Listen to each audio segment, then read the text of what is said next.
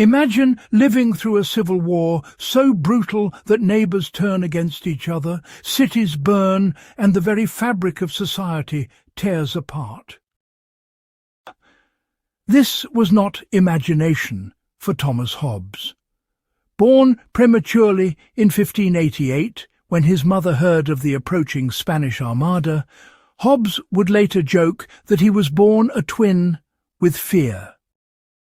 That fear, shaped by the English Civil War of 1642 to 1651, would forge one of the most influential and controversial philosophical systems in Western thought.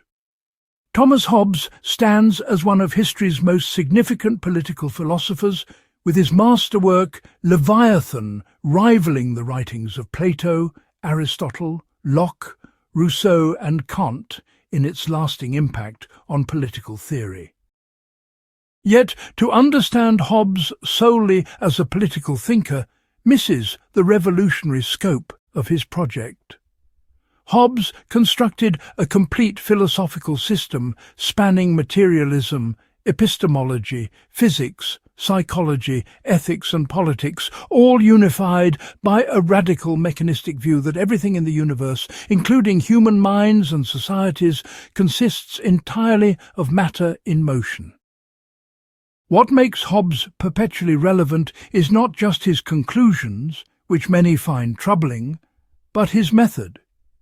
After meeting Galileo during his travels in Europe in the 1630s, Hobbes became convinced that philosophy could achieve the certainty of geometry by founding itself on clear definitions and proceeding step by step like a mathematical proof.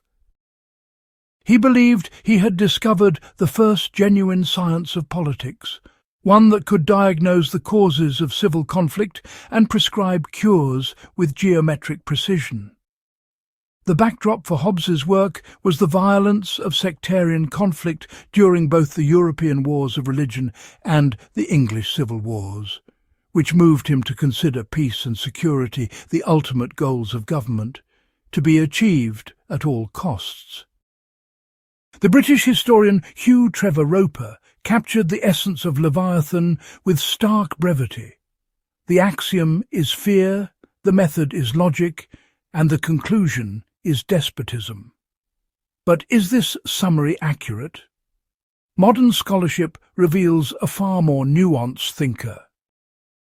Hobbes was simultaneously a materialist who denied the existence of immaterial souls and a defender of scriptural authority.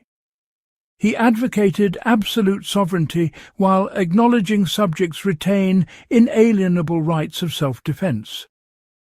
He described international relations as anarchic, yet believed rational sovereigns could maintain peaceful cooperation. These apparent contradictions make Hobbes endlessly fascinating and maddeningly difficult to pin down. Hobbes' major works form a systematic trilogy.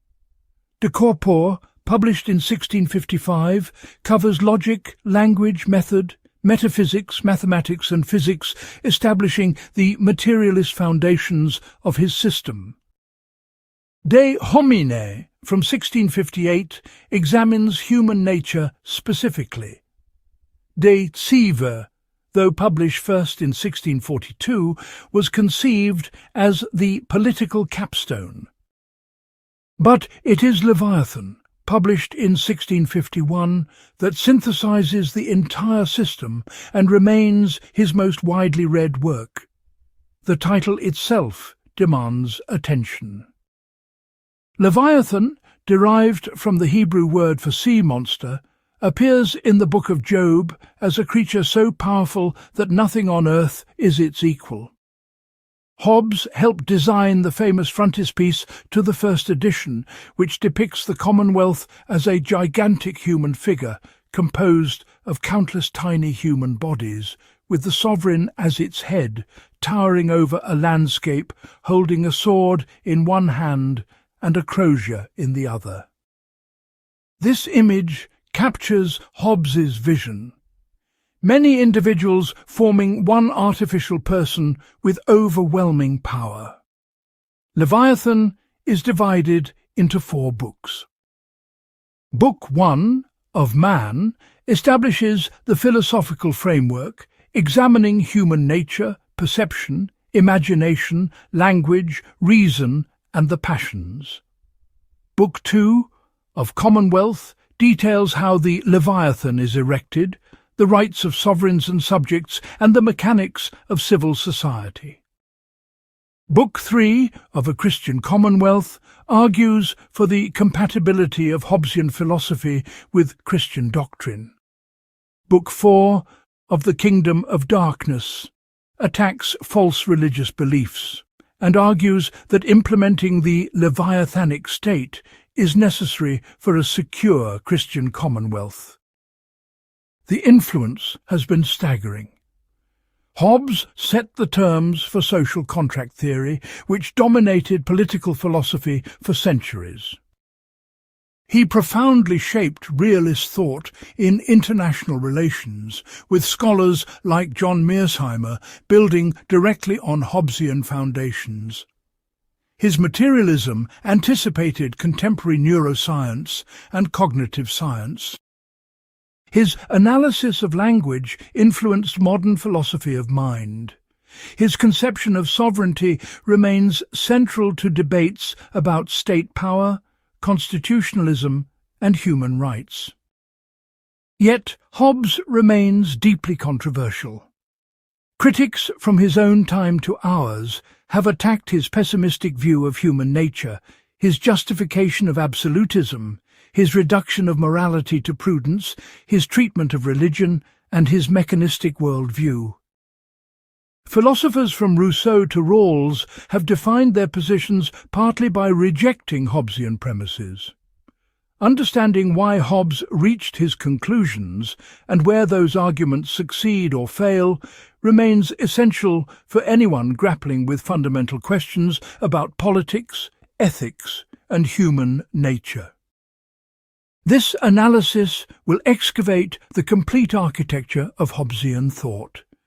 We will examine not just what Hobbes claimed, but why he claimed it, how his arguments work, where they succeed, and crucially, where they fail. We will explore how his ideas have been applied, misapplied, criticized, and adapted across nearly 4 centuries. Part 1. The Foundations, Materialism, Method, and the Mechanics of Mind. To understand Hobbes's political philosophy, we must first grasp his metaphysics, for his vision of government flows directly from his vision of reality itself. Hobbes is often regarded as the first modern materialist, and he states his position with remarkable clarity. The universe, meaning the whole mass of things that exist, is corporeal, which is to say body, and has the dimensions of magnitude, namely length, breadth, and depth. Every part of body is likewise body, and consequently every part of the universe is body, and that which is not body is no part of the universe.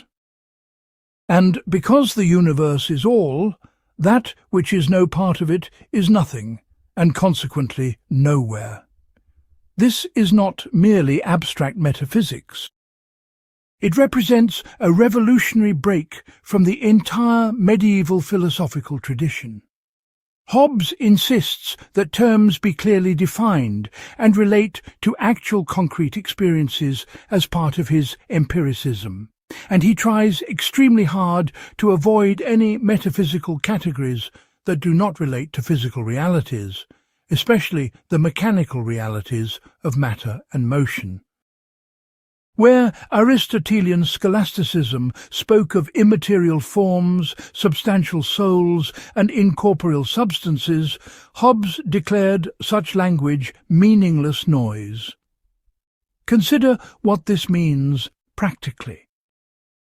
By the time of Leviathan and De Corpore, Hobbes was convinced that human beings, including their minds, were entirely material, and he later came to think that even God was a sort of material being.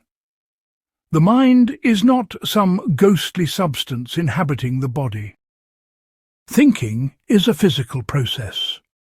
Love, hate, ambition, fear, all human passions result from material motions within our bodies. Even our sense of self reduces to patterns of matter moving according to natural laws. Why did Hobbes embrace such a radical position? The explicit arguments he offers for materialism seem rather weak. Perhaps he had confidence in the rapidly developing science of his time to proceed toward a full material explanation of the mind, just as his contemporary William Harvey had made progress in explaining biological matters through the circulation of blood. But there is also a deeper argumentative strategy at work. Hobbes seems to suggest that if he can explain all mental phenomena using only material resources, then by Occam's razor, why postulate anything immaterial? The simpler explanation is the better one. Hobbes argues that talk about incorporeal substances, such as Cartesian unextended thinking things, is just nonsense. He claims that incorporeal substance and incorporeal body are all one, meaning the phrase contradicts itself. His opponents, who believe substances need not be bodies, naturally reject this argument. This reveals both Hobbes's brilliance and his limitations. He defines substance in terms that make materialism true by definition. But this merely begs the question against dualists like Descartes, who reject those definitions. The implications cascade outward. If humans are entirely material, then free will become problematic. Contemporary philosophers grappling with materialism note that if our actions result from prior physical causes stretching back through an unbroken causal chain, then in what sense are we truly free or morally responsible? Hobbes faced this problem 3.5 centuries earlier. If our actions result from prior physical causes, are we truly responsible for them? Can there be genuine moral agency? Hobbes' materialism extends to his theory of knowledge. All sense perceptions result from material bodies colliding with our eyes, ears, nose, mouth or body, and the motions of those bodies set off chains of motions between our sensory organs and brain. Any body, once set in motion, remains in motion until acted upon by another body. Perception is literally collision. When you see this page, light particles strike your eye, causing motions in your nervous system, which your brain interprets as visual experience.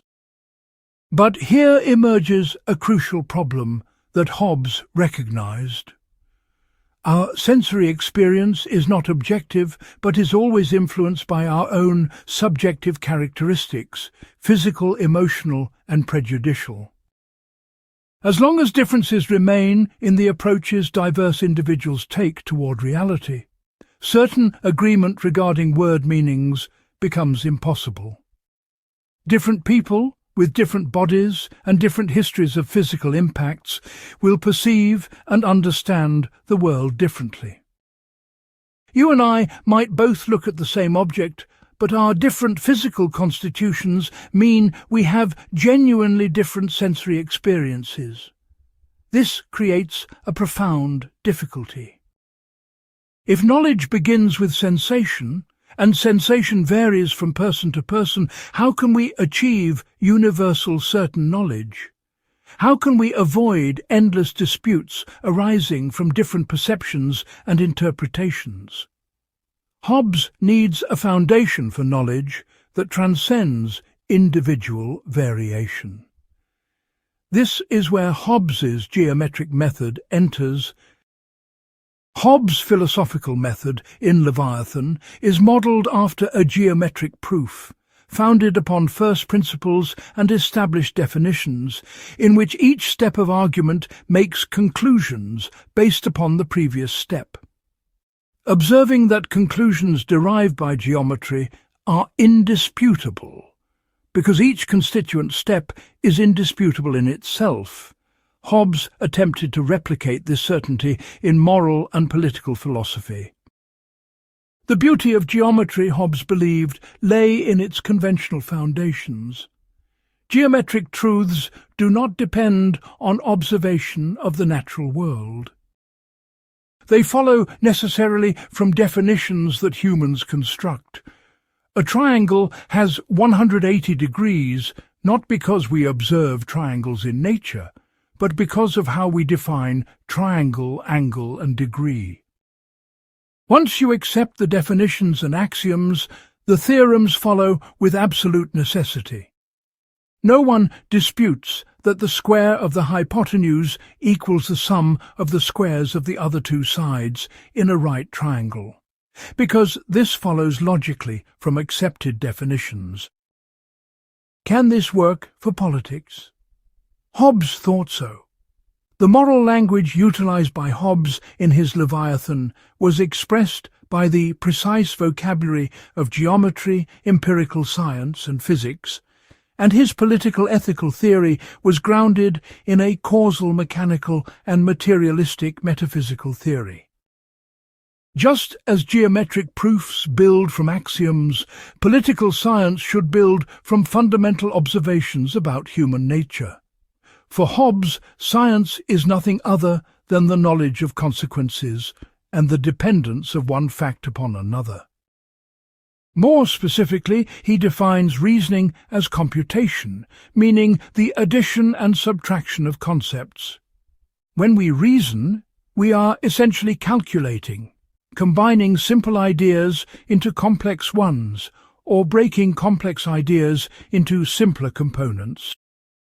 This is why Hobbes believes mathematical reasoning is the ideal method for acquiring clear and certain knowledge, and he praises geometry as a constructed and internally consistent logical system, which he attempts to replicate in social and political sciences.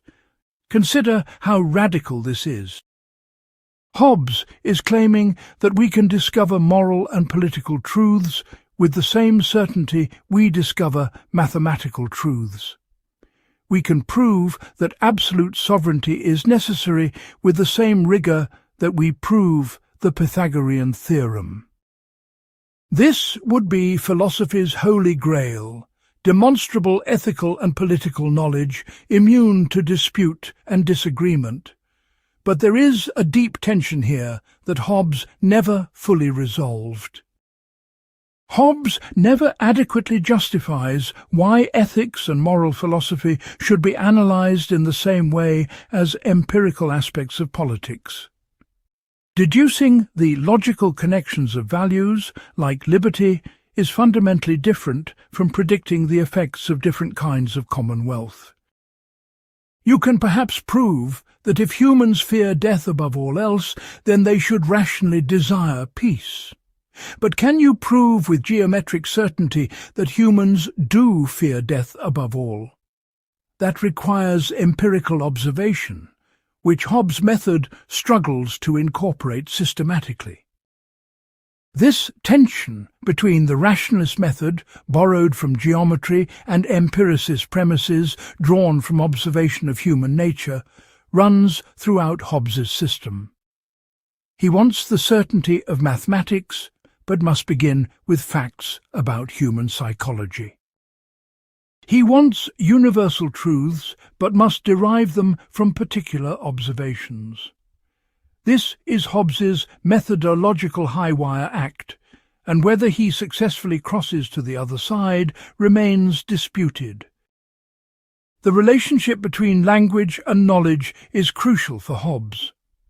Unlike many of his contemporaries who saw language as a transparent medium for expressing pre-existing thoughts, Hobbes recognized that language fundamentally shapes how we think. He defines names or words as marks used to recall thoughts to ourselves and signs used to communicate those thoughts to others. Language is a tool, an artificial device humans create for practical purposes. But language can mislead. Hobbes warns extensively about the abuses of speech, using words inconsistently, using words without clear definitions, using metaphors as if they were literal truths, and combining words in contradictory ways. Much of human disagreement, Hobbes believes, stems not from genuine differences in reality, but from confused or manipulative uses of language. When two people dispute whether an action is just, they may simply be using the word just differently, not perceiving different facts about the action itself. This leads to a crucial Hobbesian insight.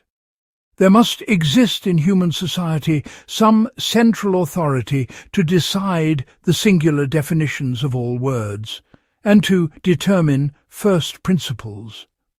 Otherwise, linguistic and conceptual chaos reigns, and with it, political chaos.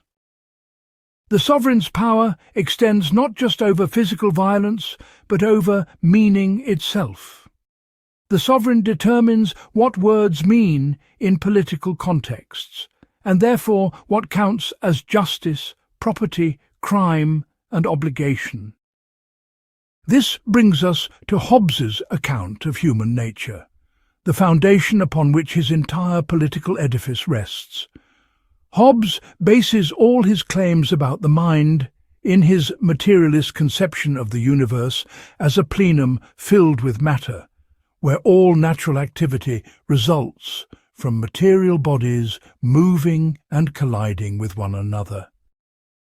He saw human beings as essentially machines, with even their thoughts and emotions operating according to physical laws and chains of cause and effect. Understanding the human machine requires introspection.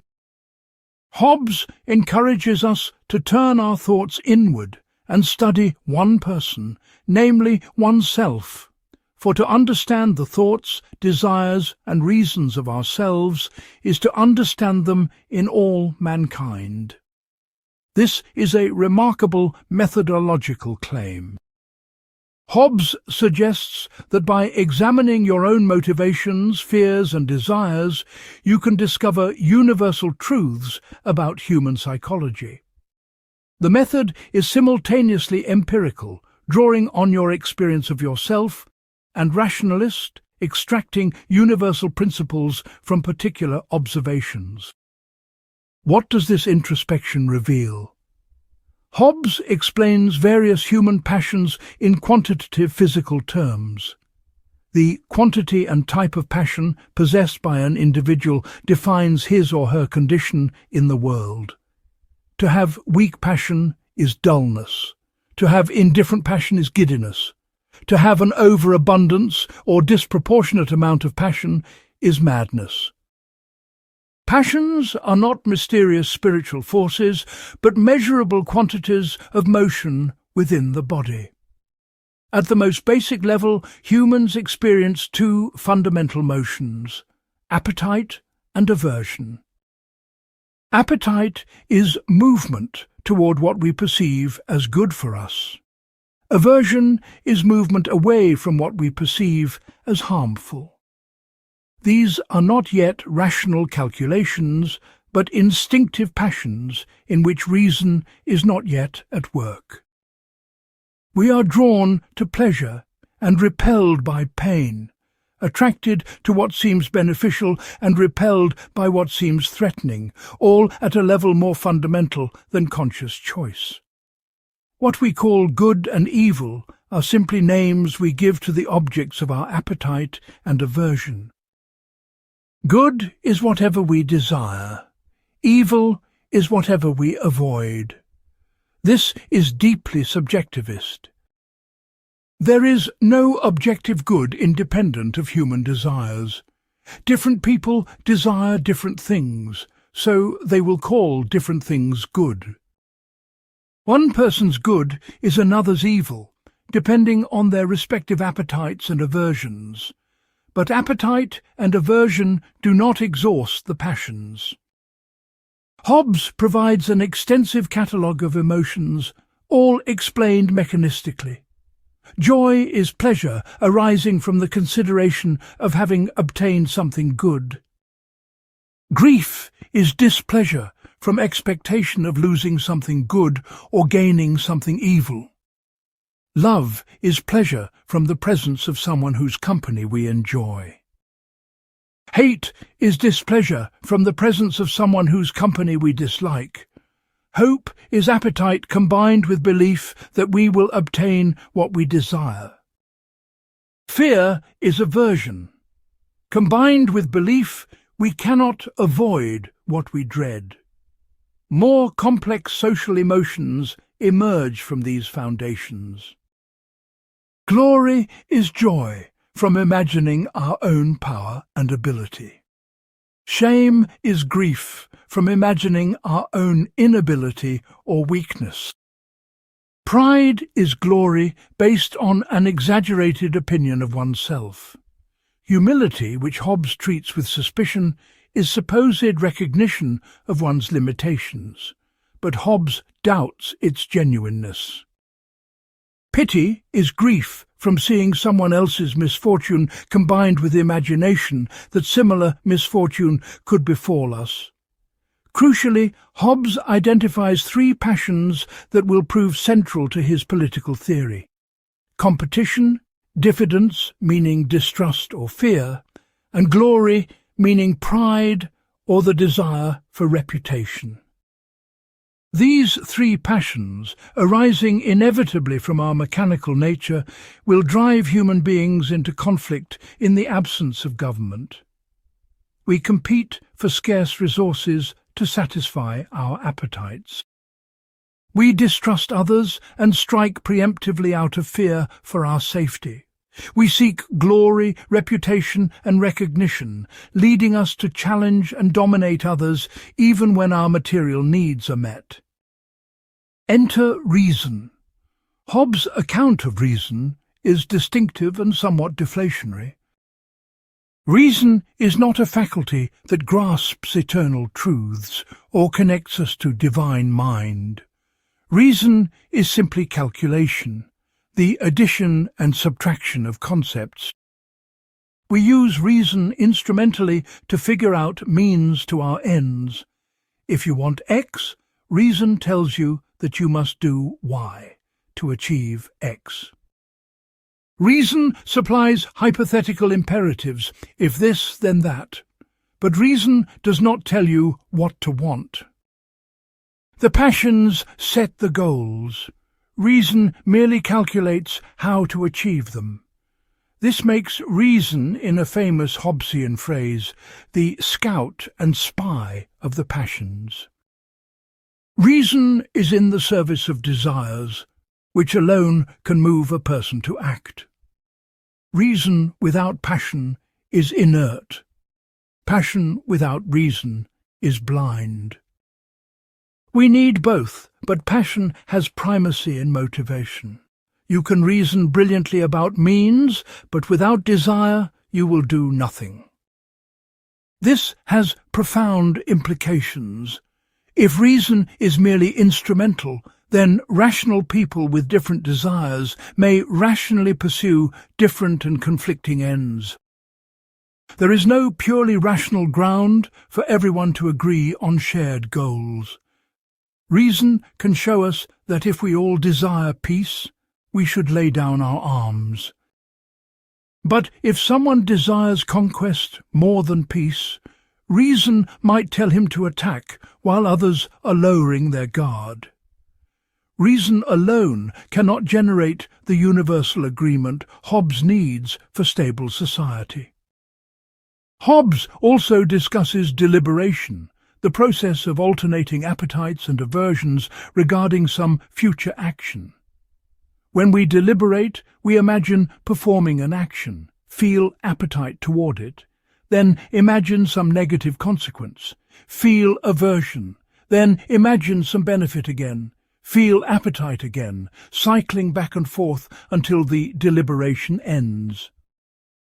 The last appetite or aversion in deliberation, the one immediately before we act or refrain from acting, is what we call will.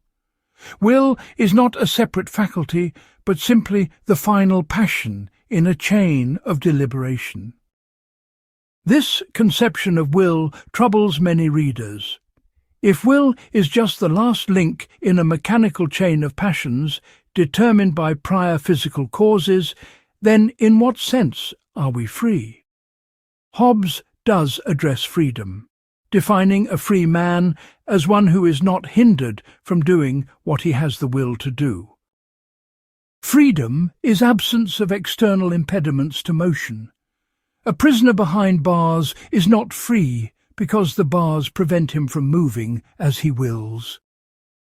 But this is compatible with determinism. The chain of physical causes that produces your will may be fully determined, yet you are still free if nothing external prevents you from acting on that will. Critics object that this makes freedom trivial. A slave might not be externally prevented from obeying his master's commands, so by Hobbesian standards he is free. But surely this misses what matters about freedom, namely autonomy, self-determination, the ability to be the ultimate source of one's actions, rather than merely an intermediate link in a causal chain stretching back to one's birth or beyond. Hobbes' mechanistic psychology seems to leave no room for the kind of freedom that grounds moral responsibility. Another crucial concept is felicity, which Hobbes defines not as a state of contentment, but as continual success in obtaining the objects of desire. Felicity is not reaching a final goal, and then resting satisfied. There is no such thing as the highest good or summum bonum in Hobbesian psychology. As soon as you obtain one desired object, new desires arise. Happiness consists in successful progress from one desire to the next, not in achieving a final satisfaction. Life is perpetual motion, and felicity is simply keeping that motion directed successfully toward ever new goals. This has a dark corollary. Since desires are endless and satisfaction temporary, humans are locked in a perpetual struggle for power. Power is simply present means to obtain future goods. Whatever helps you achieve your desires, whether strength, wealth, reputation, or alliances, counts as power. And because your future desires are unpredictable and potentially unlimited, you can never have enough power. Even if all your current needs are met, you need power to secure against future needs. Therefore, Hobbes famously claims, "There is a general inclination of all mankind, a perpetual and restless desire for power after power that ceases only in death. But this needs careful interpretation." Hobbes is not claiming everyone is a power-mad tyrant seeking to dominate others for domination's sake. Many people desire only modest security and comfort. The point is structural. Because the future is uncertain and desires continue arising, rational self-interest demands acquiring more power, even if you do not currently need it. You need power reserves to draw on when circumstances change. And since others are doing the same, you need enough power to defend against those who might use their power against you. Power-seeking becomes rational even for the moderate and peace-loving. This analysis of human nature contains remarkable psychological insight. Hobbes recognizes that scarcity is not just objective, but psychological. We overestimate our abilities and underestimate others. We assume desired objects are obtainable when they may not be. We imagine ourselves invulnerable when we are fragile. These cognitive biases, rooted in our physical constitution and shaped by our particular experiences, lead us into conflicts that cooler heads might avoid. Hobbes is not merely describing humans as selfish, but as systematically mistaken about themselves and others in ways that generate conflict. Moreover, Hobbes recognizes that much human conflict is not about material goods, but about recognition. We fight for glory, honor, reputation. We cannot tolerate being undervalued. An insult, a slight, a sign of disrespect can provoke violent retaliation even when no material interest is at stake. This psychological realism makes Hobbes's account of human nature more compelling than simplistic caricatures of Hobbesian man as purely self-interested calculator. We are calculating, but we calculate about things like honour and pride that are not reducible to material advantage. However, critics have relentlessly attacked Hobbes's account of human nature for its pessimism. Is it really true that humans are fundamentally competitive, distrustful, and glory-seeking? What about cooperation, altruism, love, friendship, and all the pro-social behaviours that evolutionary psychologists and anthropologists document across cultures? Hobbes seems to take the worst aspects of human nature, perhaps coloured by his own experience of civil war, and declare them universal and inevitable. Defenders of Hobbes respond that he is not denying that cooperation occurs or that people can be kind. The point is structural. Even if most people are mostly cooperative most of the time, it only takes some people being uncooperative some of the time to create a security dilemma. If even a small percentage of the population will use violence opportunistically, then everyone else must take defensive measures, which appear threatening to others, leading to escalating mutual suspicion. The problem is not that everyone is bad, but that no one can be certain others are good, and this uncertainty, combined with high stakes, produces the dynamics Hobbes describes. Furthermore, Hobbes's account of human nature might be understood not as descriptive psychology, but as a methodological assumption. He is asking, what would political life be like if we assume the worst about human motivation? If we build political institutions on the assumption that people will act badly when they can get away with it, those institutions might be robust enough to handle actual human behaviour, which includes both good and bad. If we assume too much goodness and build weak institutions, we leave ourselves vulnerable when people act badly. This is the logic of worst-case reasoning in constitutional design. Yet this defence has limits. If Hobbes's account of human nature is merely a methodological assumption rather than an empirical claim, then his entire argument loses force. He cannot say that absolute sovereignty is necessary to prevent civil war if the state of nature is not actually as bad as he describes. The normative conclusion depends on the empirical premise being true, or at least approximately true.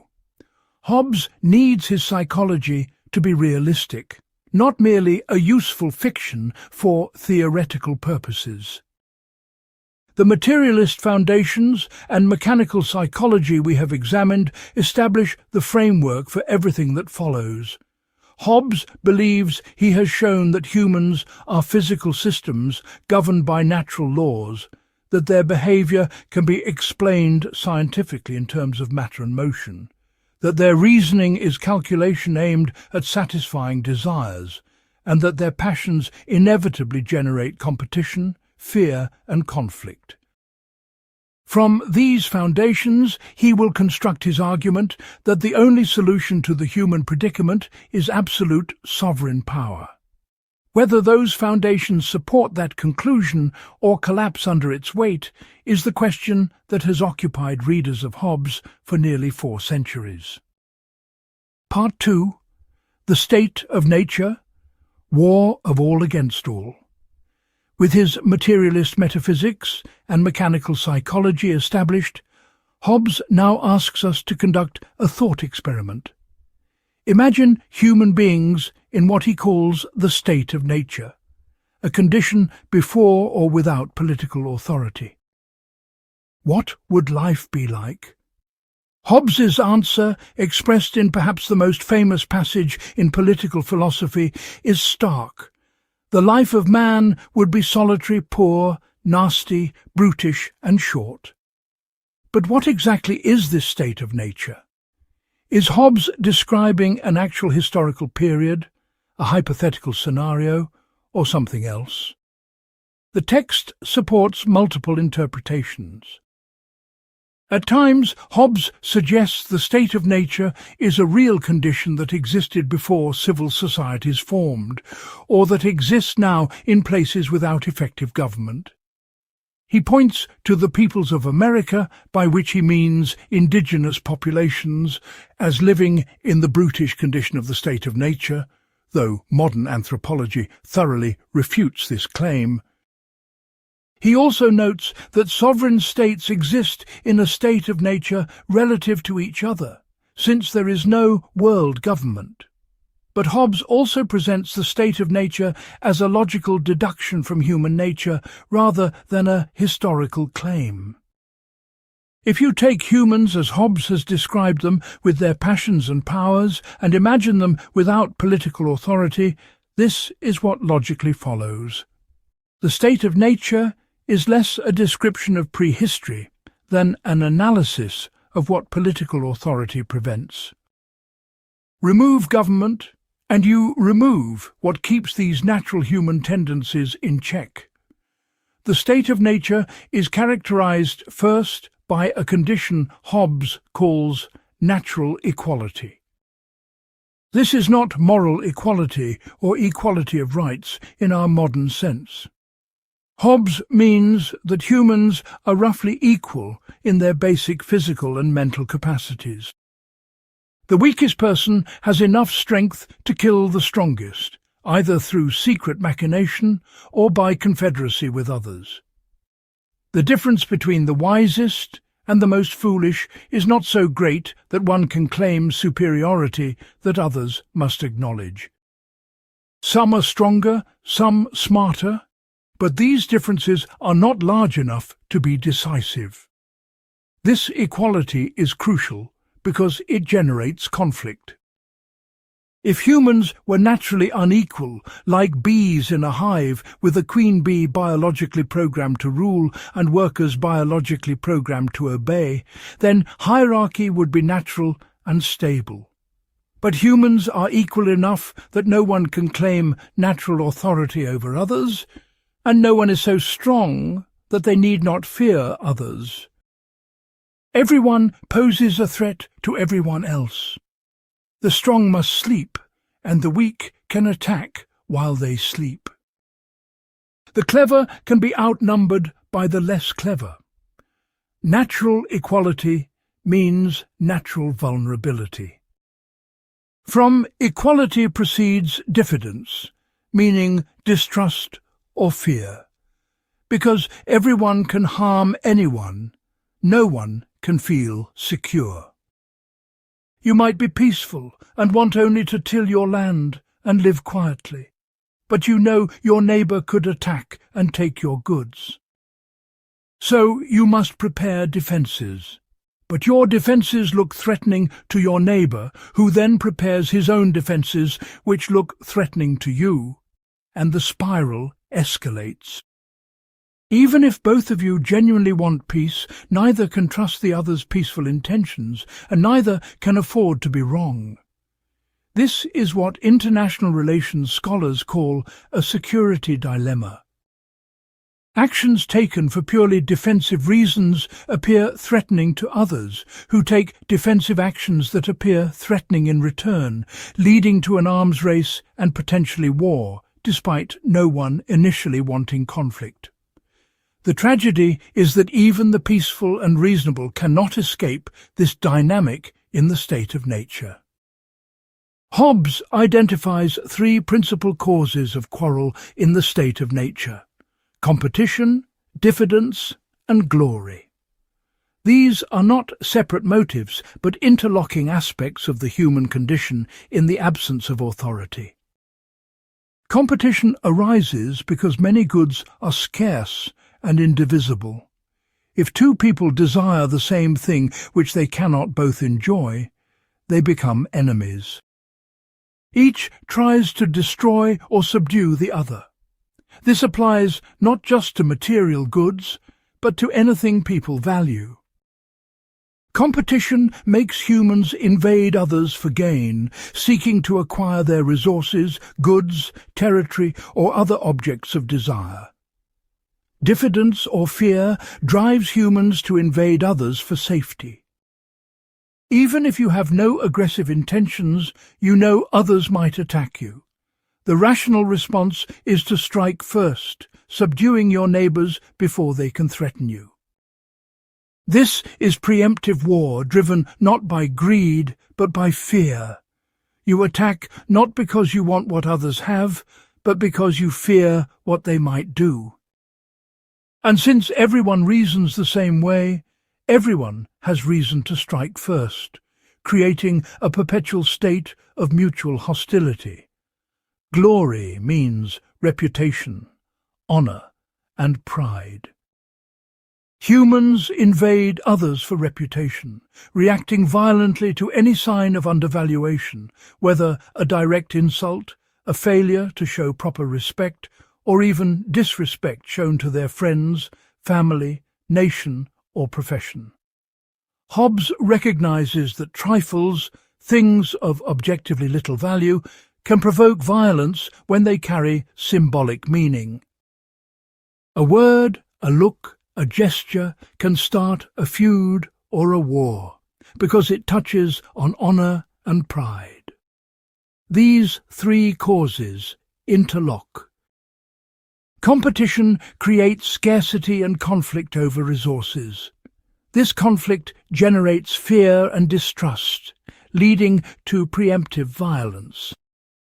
Success in competition and defense requires power, and power requires reputation, so maintaining one's reputation becomes a matter of survival, not just vanity. You must respond to challenges to your reputation because letting them pass makes you look weak, inviting further attacks. Thus, glory-seeking is not irrational, but a necessary component of security in a world without law. In such condition, Hobbes writes, there is no place for industry because the fruit of it is uncertain. No one will plant crops if they expect others to reap them. No one will build if they expect others to seize what they build. Consequently, there is no culture of the earth, no navigation, no trade, no comfortable buildings, no knowledge, no arts, no letters, no society. Everything that makes human life worth living depends on security, and security is impossible in the state of nature. Hobbes is describing not constant actual fighting, but a known disposition to fight. War consists not in battle only, but in a known inclination to battle during all the time there is no assurance to the contrary. Just as bad weather means not constant rain, but the prospect of rain, so war means the constant prospect of violence. Everyone must remain constantly armed and vigilant, trusting no one, cooperating with no one except in temporary, fragile alliances that dissolve as soon as interests diverge. This is why life is solitary, poor, nasty, brutish, and short. Solitary because trust and cooperation are impossible. Poor because productive activity cannot occur without security. Nasty and brutish because life reduces to violent competition. Short because violence is ubiquitous and medical care non-existent. Hobbes is arguing that everything we value about civilization depends on escaping this condition. A crucial and often misunderstood point. Hobbes claims that in the state of nature there is no right or wrong, no justice or injustice. The notions of right and wrong, justice and injustice have no place where there is no common power, no law, and where there is no law, there is no injustice. Force and fraud become the cardinal virtues in war. This sounds like moral nihilism, but Hobbes is making a more limited claim. He is not saying moral concepts are meaningless or that right and wrong do not exist, period. He is saying they have no application in the state of nature. Without law, there can be no illegal action. Without property, there can be no theft. Without contracts enforced by authority, there can be no breach of contract. The concepts of justice and injustice presuppose legal and political institutions that define what is owed to whom and enforce those obligations. This is actually less radical than it sounds. Many modern philosophers distinguish between moral rights and legal rights, natural justice and conventional justice, or personal ethics and political obligations. Hobbes is claiming that justice in the fullest sense, justice as an enforceable obligation, exists only within political society. This does not necessarily mean there are no moral standards at all in the state of nature, only that without enforcement mechanisms, moral standards have no binding force. Furthermore, Hobbes does not say that the state of nature is morally permissible or good. He says it is a wretched condition that rational people should want to escape. The whole point of his argument is that the state of nature is morally intolerable, precisely because moral concepts have no grip there. We need political authority not because morality is a fiction, but because morality cannot function without it. Still, critics object that Hobbes' state of nature is impossibly bleak and psychologically unrealistic. Do humans really behave this badly when there is no government? Anthropological and historical evidence suggests not. Hunter-gatherer societies, while not free from violence, often maintain peace through customs, kinship bonds, reciprocity norms, and social pressure without formal government. Small-scale societies cooperate extensively. Even in situations of state collapse or civil war, some degree of order typically emerges from informal institutions. Jean-Jacques Rousseau famously attacked Hobbes on this point in the 18th century. Rousseau argued that Hobbes was taking socialized people shaped by living in societies with property and inequality, and imagining them outside society while retaining the psychological characteristics society produced. Of course, such people would fight over property and status, but only because society created those motivations. In a true state of nature, Rousseau argued, humans would be neither good nor bad, but innocent, neither competitive nor cooperative, but merely indifferent to each other, living simple lives and only occasionally encountering one another. This critique has force.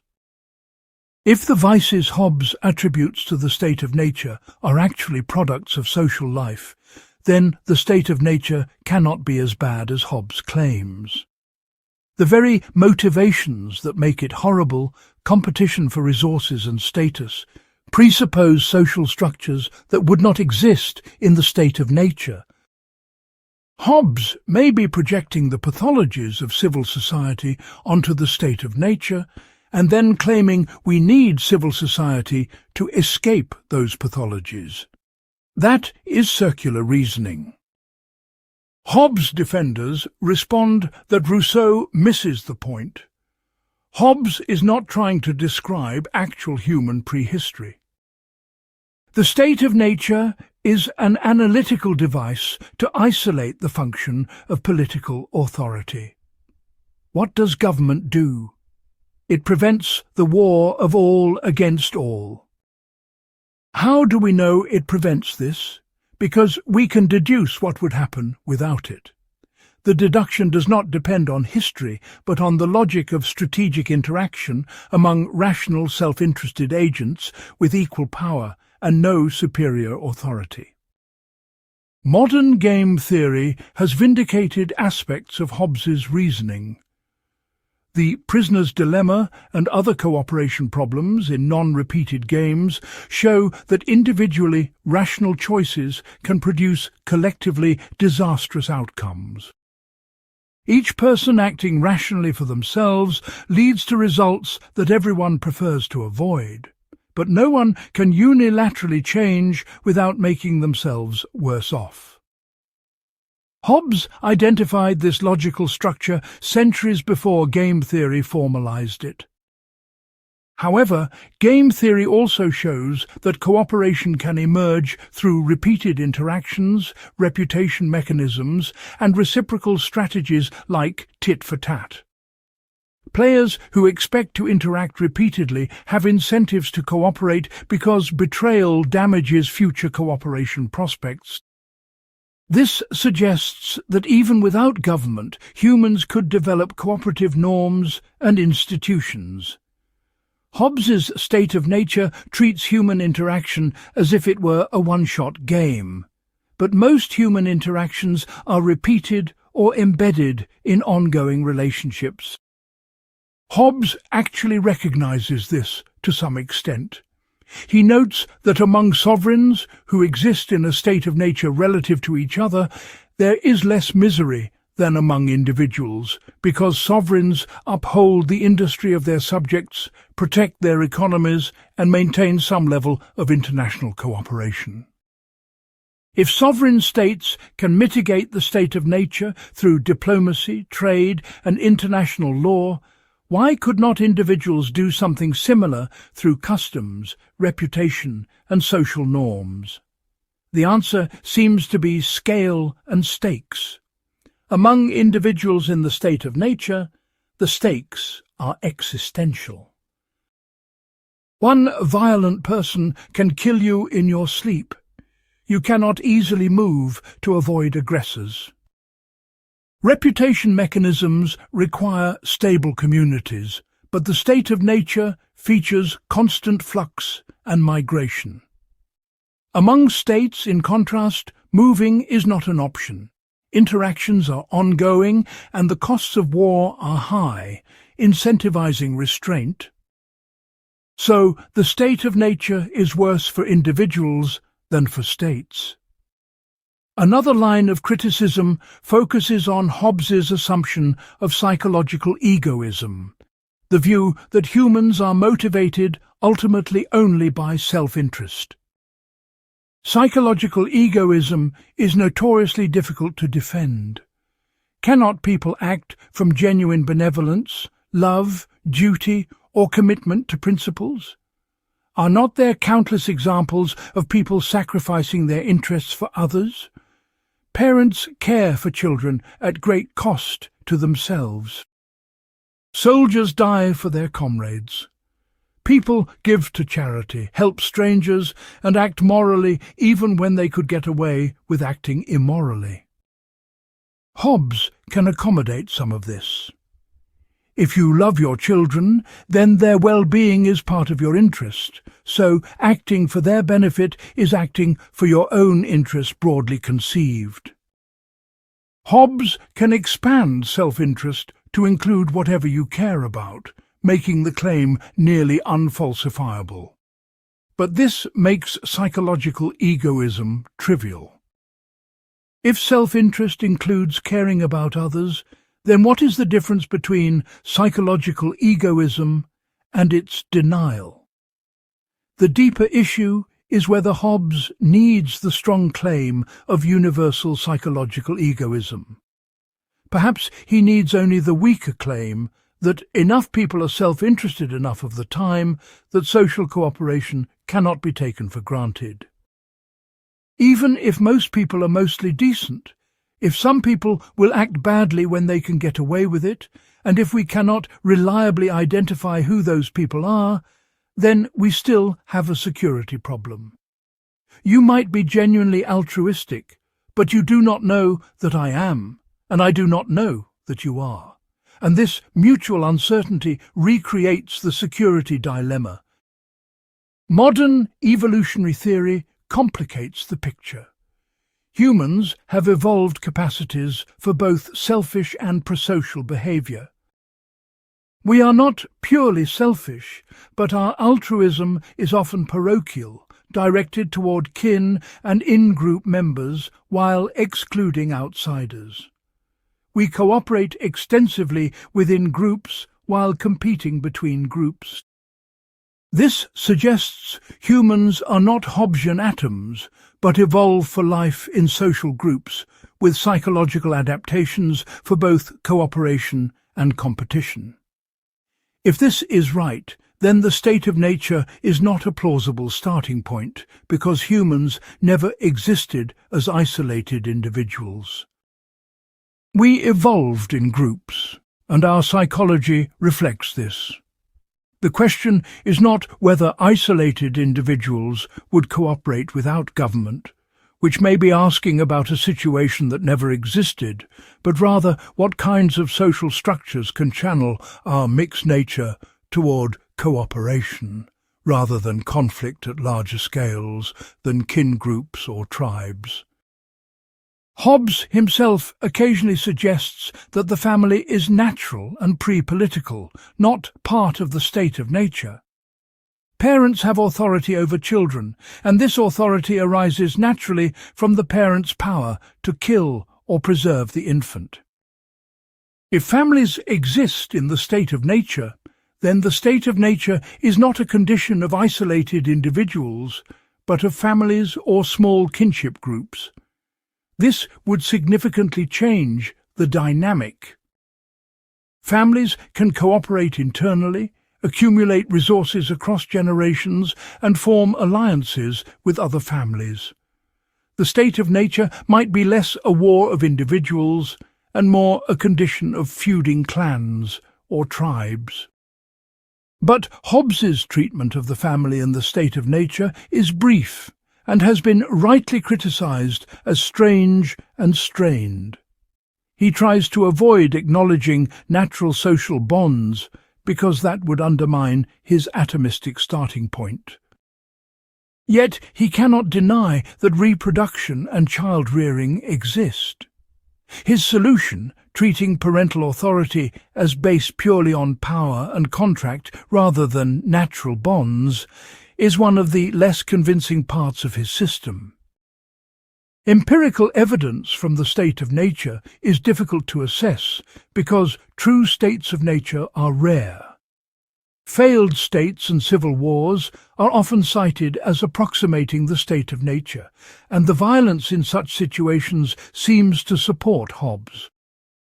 Bosnia, Somalia, Rwanda, Syria all show what happens when political authority collapses. Hobbesian dynamics of preemptive violence, ethnic cleansing, warlordism, and the breakdown of trust emerge rapidly. Life does become nasty, brutish, and short. Yet even in these situations, some forms of order emerge. Local warlords provide a kind of protection, however predatory. Militias enforce rules within their territories. Refugees develop survival strategies and mutual aid networks. Complete Hobbesian chaos is rare and brief. This could mean either that Hobbes is wrong about how bad things get without government, or that humans rapidly create proto-governmental structures, proving his point that some form of authority is necessary.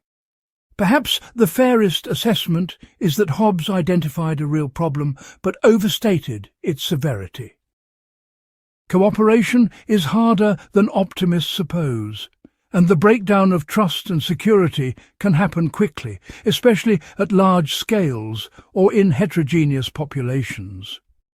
But humans are also more naturally social than Hobbes's framework suggests, and informal institutions can mitigate some of the worst dynamics. The state of nature is not as bad as Hobbes claims, but neither is it the peaceful paradise that some of his critics imagined. The truth lies somewhere between Hobbes and Rousseau. For Hobbes' argument to work, the state of nature need not be the worst possible condition imaginable. It only needs to be bad enough that rational people would consent to almost any government to escape it. If life without political authority is sufficiently miserable, insecure, and unpredictable, then even a very powerful and potentially oppressive government looks attractive by comparison. The badness of the state of nature sets the price that people are willing to pay for political order. This is a crucial move in Hobbes' reasoning. He is not claiming that absolute sovereignty is good in itself, only that it is better than the alternative. His argument is essentially comparative. Yes, absolute sovereignty could be abused. Yes, it involves giving up significant liberties. Yes, it concentrates terrifying power in one place. But all of that, Hobbes contends, is preferable to the state of nature, where you have no security at all. The state of nature provides the benchmark against which all political arrangements must be measured. Critics charge that Hobbes has rigged the game. By making the state of nature so horrible, he makes even despotism look good. But what if there are other options? What if we can escape the state of nature without submitting to absolute sovereignty? What if limited government, constitutional constraints, division of powers and democratic accountability can provide security without tyranny? Then Hobbes's argument fails because he has presented a false dichotomy: absolute sovereignty or chaos. If there is a viable middle ground, then the badness of the state of nature does not justify the specific solution Hobbes proposes. This becomes the key battleground for liberal political philosophy. Thinkers from Locke onward accept that we need to escape the state of nature, but reject that this requires absolute sovereignty. They will argue for limited government with constitutional constraints, arguing that the risk of governmental tyranny is a greater danger than the risk of returning to the state of nature. They will try to split the difference, gaining security without sacrificing liberty entirely. But Hobbes thinks this is wishful thinking.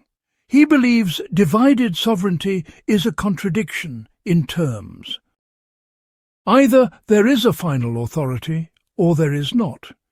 If there is not, then you are still in the state of nature, just with more steps. Disputes about the limits of government authority are themselves political disputes, and without a final judge, they lead to conflict. Constitutions do not interpret themselves. Checks and balances require someone to check the checks and balance the balances. Regress threatens, and the regress ends either in absolute sovereignty or in civil war. Who is right in this debate remains contested. The state of nature, whether historical fact, logical deduction, or rhetorical device, serves as the foundation for Hobbes' political project. Everything else builds on the claim that without political authority, human life is unacceptably miserable and precarious. If that claim fails, the entire edifice collapses. If it succeeds, then Hobbes can proceed to construct his Leviathan. Part 3. The Laws of Nature and Natural Rights. Having described the horrors of the state of nature, Hobbes now asks, is there any way out? Can reason provide guidance for escaping this condition? Hobbes answers yes, through what he calls the laws of nature. But these laws are not what traditional natural law theorists meant. Hobbes radically reinterprets natural law, stripping it of theological and teleological foundations and reconstructing it as rational rules for self-preservation. A law of nature, Hobbes defines, is a precept or general rule found out by reason, by which a person is forbidden to do that which is destructive of his life or takes away the means of preserving it, and to omit that by which he thinks it may be best preserved. This definition is crucial. Natural laws are not commands from God, though Hobbes will later claim they are consistent with God's commands. They are not moral obligations grounded in human nature's essential purposes. They are rational principles that self-interested individuals can discover through reasoning about their own preservation. The first and fundamental law of nature is seek peace and follow it. More fully, every person ought to endeavour peace as far as he has hope of obtaining it, and when he cannot obtain it, that he may seek and use all helps and advantages of war. This is the master principle from which all other natural laws derive. Reason tells us that peace is better than war for our survival and well-being. Therefore, we should pursue peace when possible. But when peace is impossible, reason tells us to use all means to defend ourselves, which is war. This might seem obvious, even tautological. Of course, people prefer peace to war, and of course they will fight if necessary. But Hobbes is establishing something important. Reason itself, not just desire or emotion, counsels peace. Even the purely self-interested calculator, caring only for self-preservation, has reason to seek peace. You do not need to care about others or about justice to want peace. You only need to care about yourself. This makes the foundation of morality simultaneously self-interested and rational. The second law of nature derives from the first, that a person be willing, when others are so too, as far forth as for peace and defence of himself he shall think it necessary to lay down his right to all things, and be contented with so much liberty against other persons as he would allow other persons against himself. This is Hobbes' version of the Golden Rule, but derived from self-interest rather than altruism. To understand this, we must first understand what Hobbes means by right. The right of nature is the liberty each person has to use his own power for the preservation of his own life. Liberty means absence of external impediments, so the right of nature is simply the absence of any restrictions on doing whatever you think necessary for self-preservation. In the state of nature, every person has right to everything, even to another's body. There is nothing you cannot do if you judge it necessary for your survival.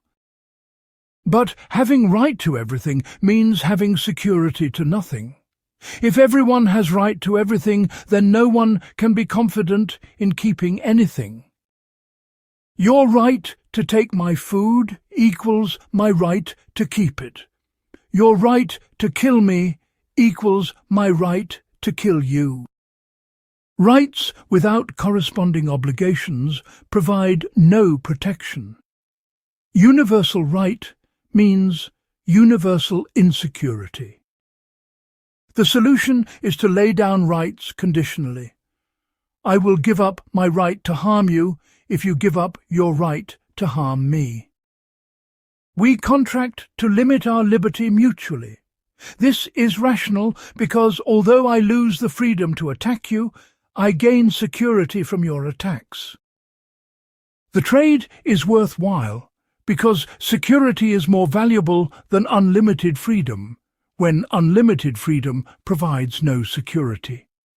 Notice the conditionality. I lay down my right only if you lay down yours. This is crucial. Unilateral disarmament is irrational. If I lay down my right to violence while you retain yours, I become your victim. The second law of nature requires reciprocity. We must lay down our rights together, or not at all, and we must all lay down the same rights. I give up exactly as much liberty against you as you give up against me, no more, no less. This reciprocal laying down of rights is what Hobbes calls covenant or contract. A covenant is a mutual transfer of rights, a promise to limit one's actions in exchange for others' promises to limit theirs. The third law of nature states that men perform their covenants made. Without this, covenants are meaningless. If people make agreements but break them when convenient, then the mutual laying down of rights accomplishes nothing. Trust requires that promises be kept. But here Hobbes confronts a devastating problem. In the state of nature, it is never rational to keep covenants if breaking them advantages you and you can get away with it. Suppose we agree not to harm each other. Then I see an opportunity to harm you when you cannot retaliate, or when I will gain more from harming you than I risk losing from your possible future retaliation. Rational self-interest tells me to break the covenant. But you, reasoning the same way, will also break covenants when advantageous. So our covenant provides no real security. Hobbes illustrates this with what he calls the fool, a person who questions whether justice, meaning keeping covenants, is really rational. The fool says, "Why should I keep my promise when breaking it benefits me? Justice is only what I can get away with. If I am clever enough to break agreements without suffering consequences, then breaking them is rational." Hobbes responds to the fool by arguing that covenant breaking is rarely truly advantageous when all consequences are considered. If you become known as someone who breaks covenants, no one will covenant with you in the future.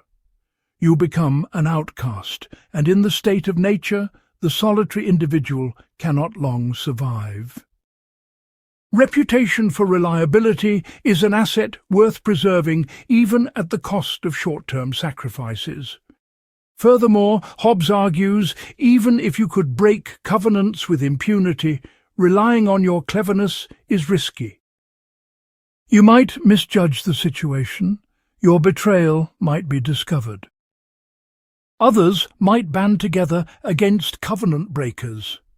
The long-term risks of breaking covenants generally outweigh short-term gains. Therefore, justice, understood as keeping covenants, is rational even for the purely self-interested. But critics immediately pounce on this reasoning.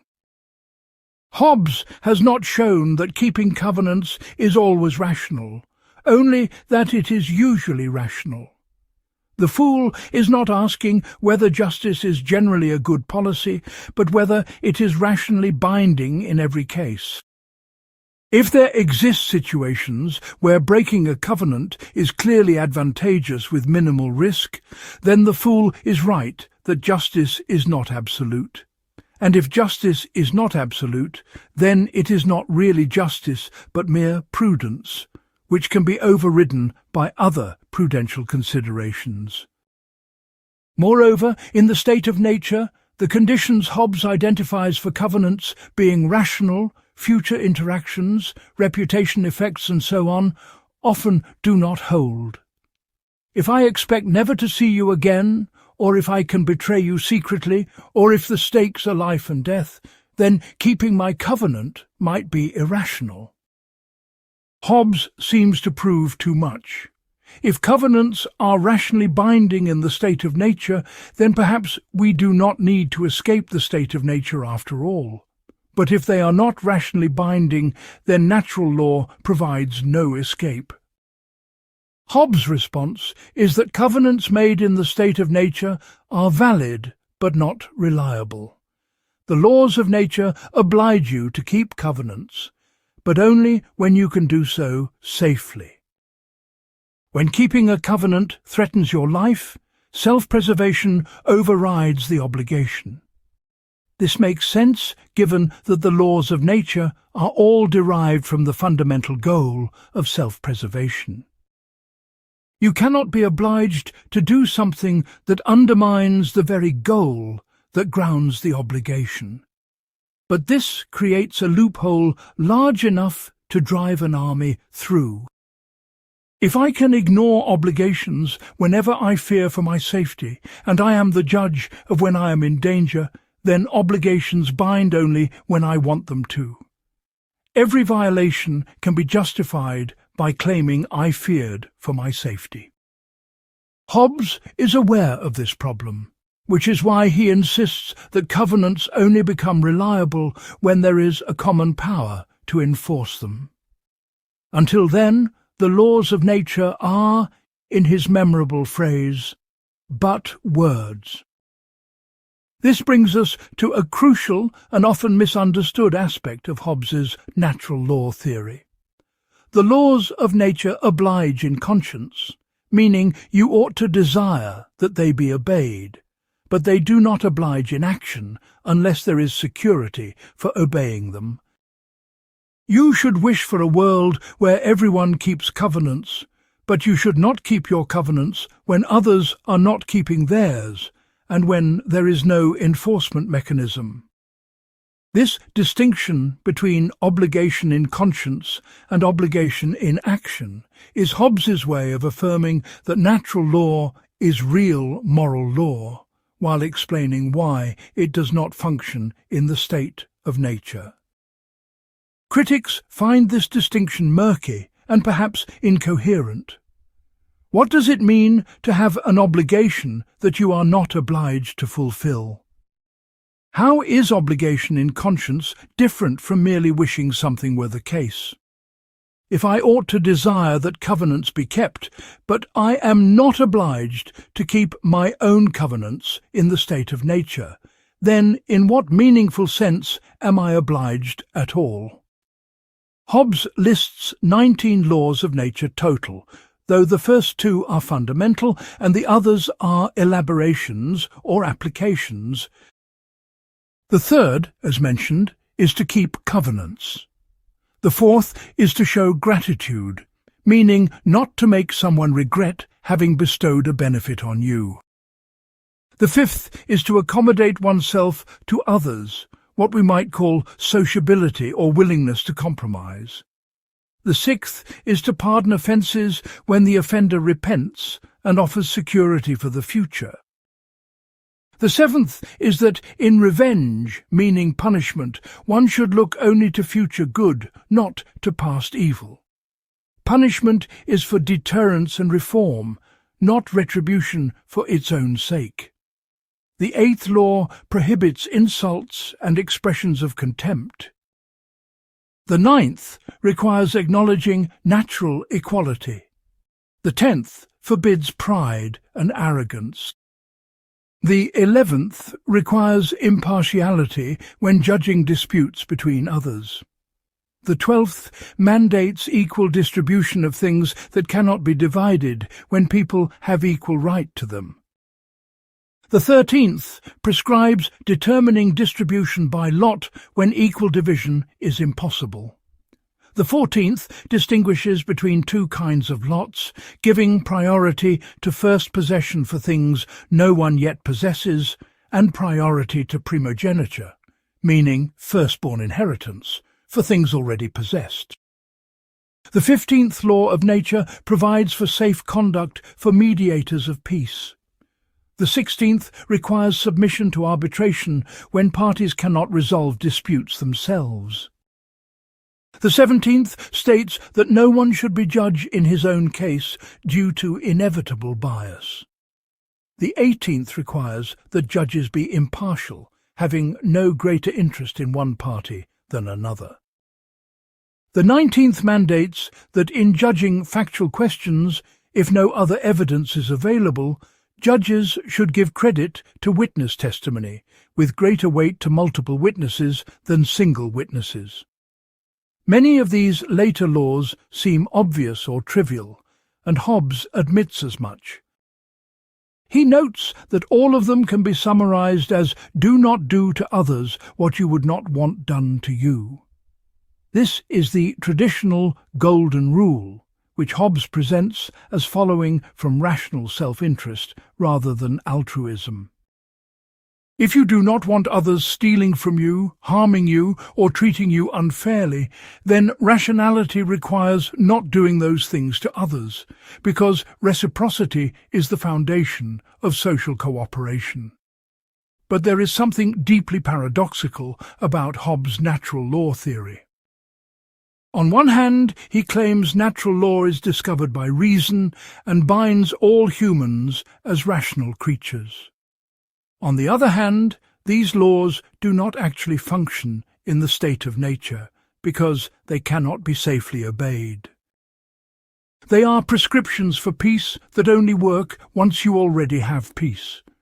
They are rational rules for cooperation that only make sense when cooperation is already possible. They tell you how to escape the state of nature, but do not actually enable escape. This is not an oversight, but reflects a deep insight. Moral rules require social conditions to function. You cannot have property rights without enforcement. You cannot have contracts without trust or enforcement. You cannot have justice without institutions. Hobbes is showing that morality in the full sense of binding obligations with real consequences is parasitic on political authority. Morality's content can be derived rationally, but its efficacy depends on power. Traditional natural law theorists like Aquinas believed that natural law obligates absolutely, regardless of consequences or enforcement. Hobbes breaks with this tradition by making natural law conditional on security. This is one of his most radical innovations. It subordinates morality to politics, or perhaps more accurately, shows that morality depends on politics. Without political authority, moral rules exist as ideals, but not as effective obligations. Critics from Hobbes's time to ours have attacked this position as moral skepticism or relativism. If moral obligations only bind when enforced, are they really moral obligations? Is not the mark of genuine morality that it binds regardless of consequences, even when inconvenient or costly? Kant would later argue that genuine moral law is categorical, not hypothetical. You ought to do your duty because it is your duty, not because it serves your interests. Hobbes seems to reduce morality to enlightened self-interest, which many philosophers think is no morality at all. Hobbes' defenders respond that he is being realistic rather than skeptical. Of course, we can articulate moral principles that apply categorically, and Hobbes does so with his laws of nature. But the hard question is how to get people to follow those principles when doing so is costly, and others are not reciprocating. Hobbes thinks the Kantian position, however inspiring, does not solve this problem. Telling people they ought to keep promises regardless of consequences does not make promise-keeping happen when keeping promises makes you a victim. The deeper issue is the relationship between prudence and morality. Hobbes tries to derive morality from prudence, showing that rational self-interest, properly understood, requires following moral rules. This has the advantage that it motivates compliance. People have reason to be moral because being moral serves their interests. But it has the disadvantage that whenever morality conflicts with interest, interest wins. Morality becomes merely a means to self-interested ends, not an end in itself. Can Hobbes escape this? Some commentators argue that he can by distinguishing between short-term and long-term interests, or between apparent and real interests. Breaking covenants might seem to serve your interests in the moment, but considering long-term consequences and systemic effects, keeping covenants serves your real, properly understood interests. The person who pursues short-term gain by breaking covenants is like the person who eats poisoned food because it tastes good, failing to consider the full consequences of his actions. This defense has force, but also limits. For it to work, Hobbes must show that acting morally always serves your long-term interests when all consequences are considered. This is an empirical claim, and it seems false. Sometimes doing the right thing costs you. Sometimes the wicked prosper and the good suffer. Martyrs and heroes often sacrifice their interests for principle. If Hobbes's theory cannot accommodate this, it seems inadequate as a moral theory. One possible response is that Hobbes is offering a theory of political obligation specifically, not a comprehensive moral theory. He is asking what obligations people owe to political authority and why. For this purpose, showing that political obligations serve individuals' interests might suffice. You do not need a complete account of morality, only an account of why rational self-interested people would authorize and obey a sovereign. The laws of nature, understood as rules for escaping the state of nature, serve this purpose. But this narrow reading sits uncomfortably with Hobbes's presentation.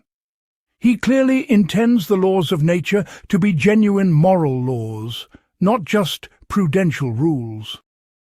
He calls them God's commands, albeit commands we can discover through reason. He says they oblige in conscience, not merely in external action. He seems to want them to have moral weight beyond mere prudence.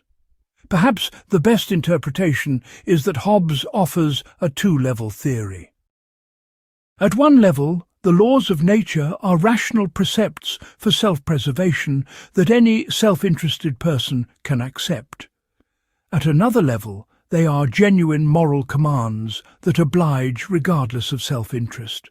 But Hobbes thinks the two levels coincide. What reason requires for self-preservation is also what morality requires for its own sake, and what God commands. The three foundations, reason, morality, and religion, all support the same rules. But if they conflict, which takes priority? Hobbes is often unclear. Sometimes he suggests that self-preservation is absolute, overriding all other considerations.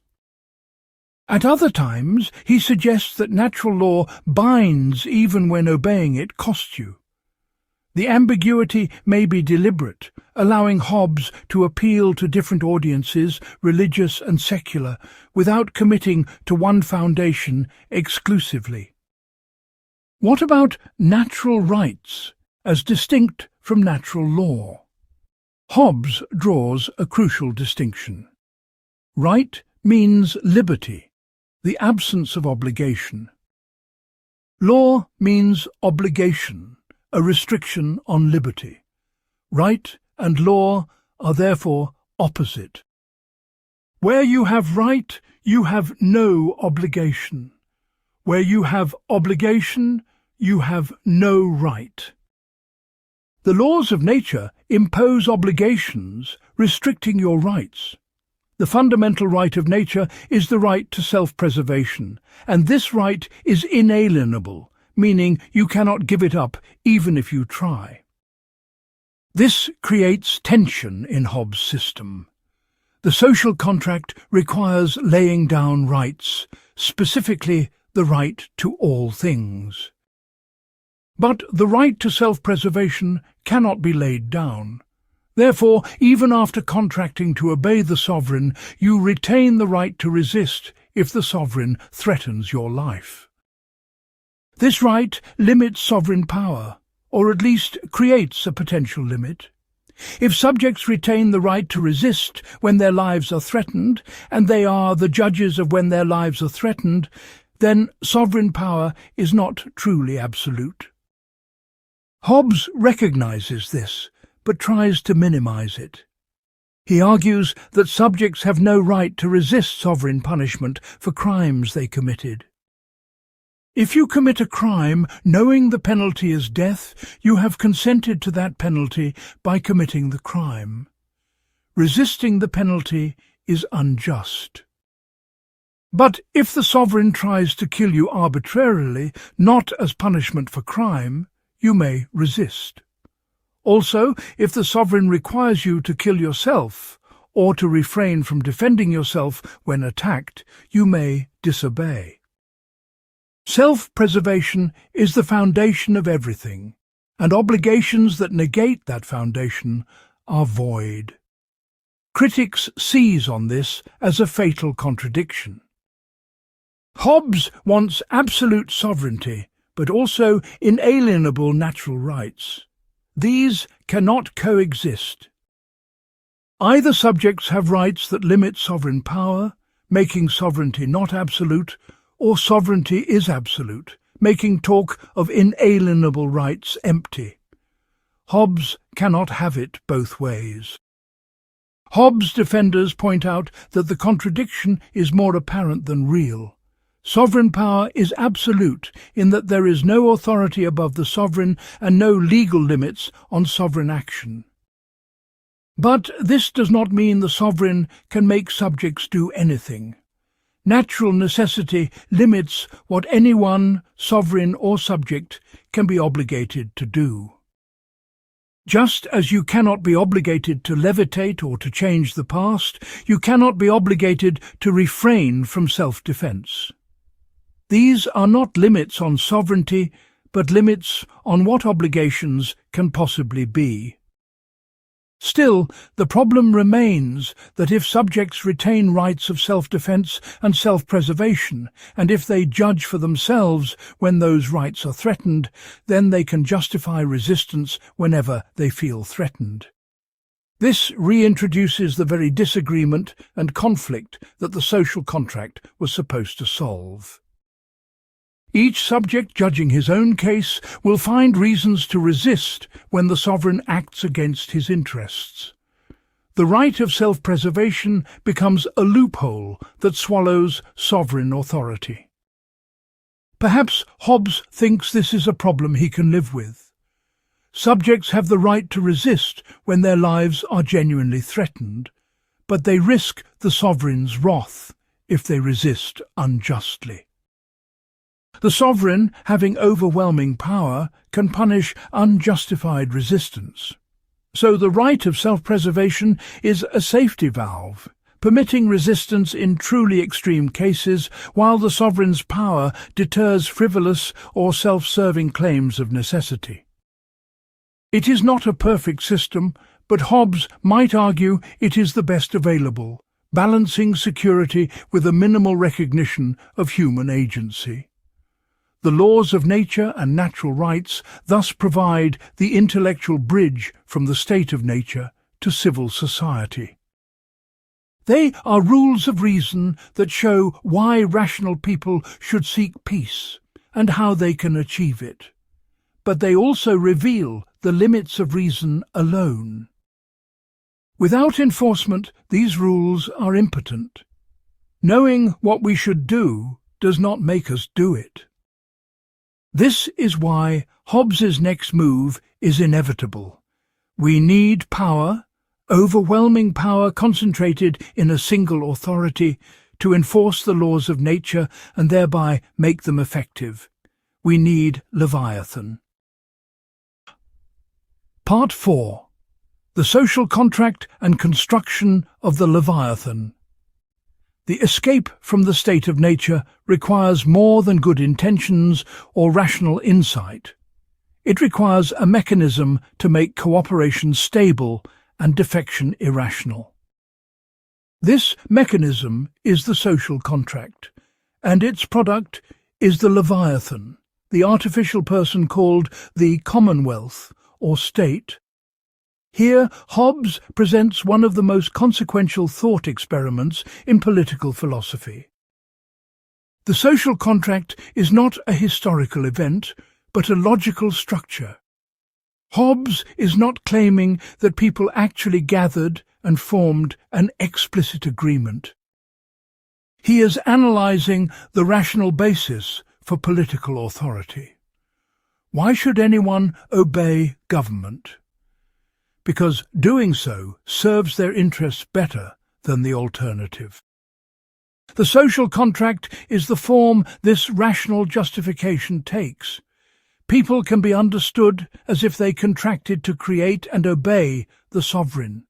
What exactly do people contract to do? Here, Hobbes' account contains a surprise. The social contract is not a contract between subjects and sovereign, as in some earlier theories where the king and people mutually agree to respective duties.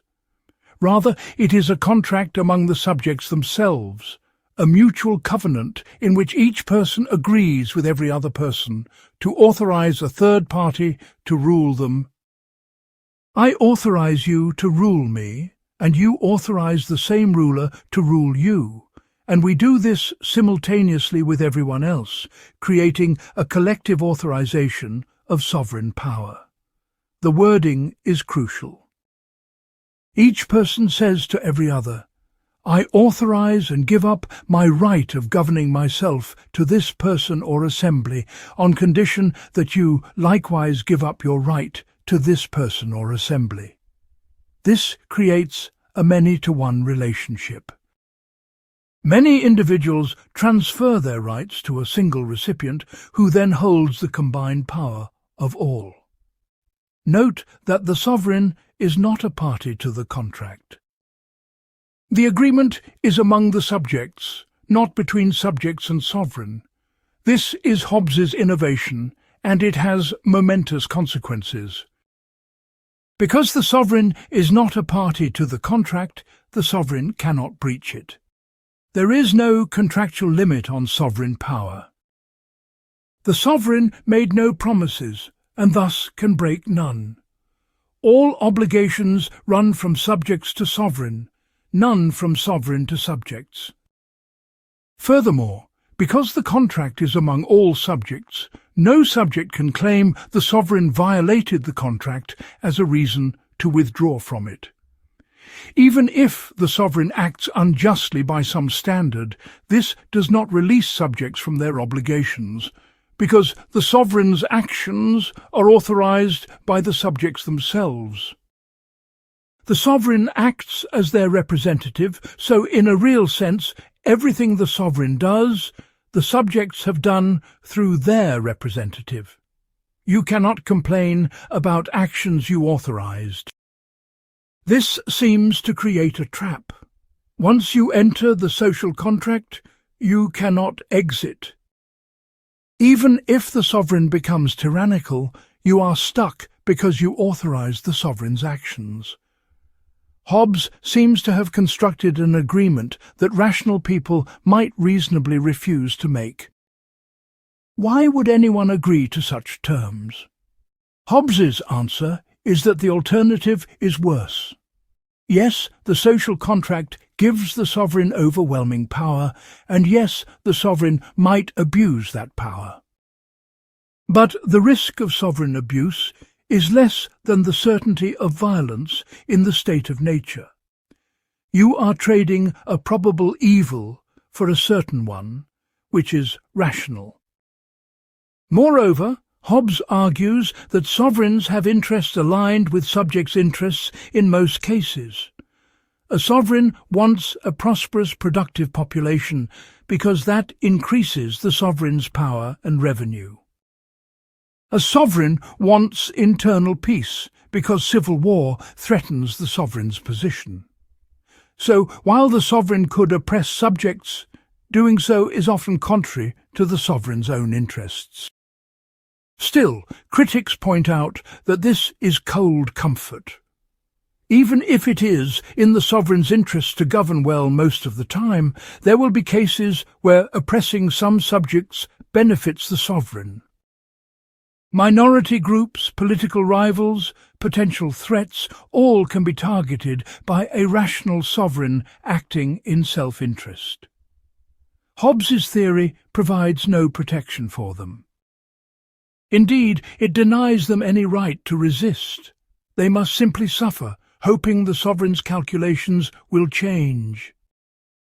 The formation of the Commonwealth transforms everyone who parties to the contract. Before the covenant, they were a multitude, many separate individuals with separate interests. After the covenant, they become a unified body, a single artificial person called the Commonwealth or Leviathan. This unification is key to Hobbes' conception. The many become one not just metaphorically, but in a meaningful sense. They speak with one voice, the sovereign's voice. They act with one will, the sovereign's will. They are represented as a single agent in a way they could not be as a mere aggregate.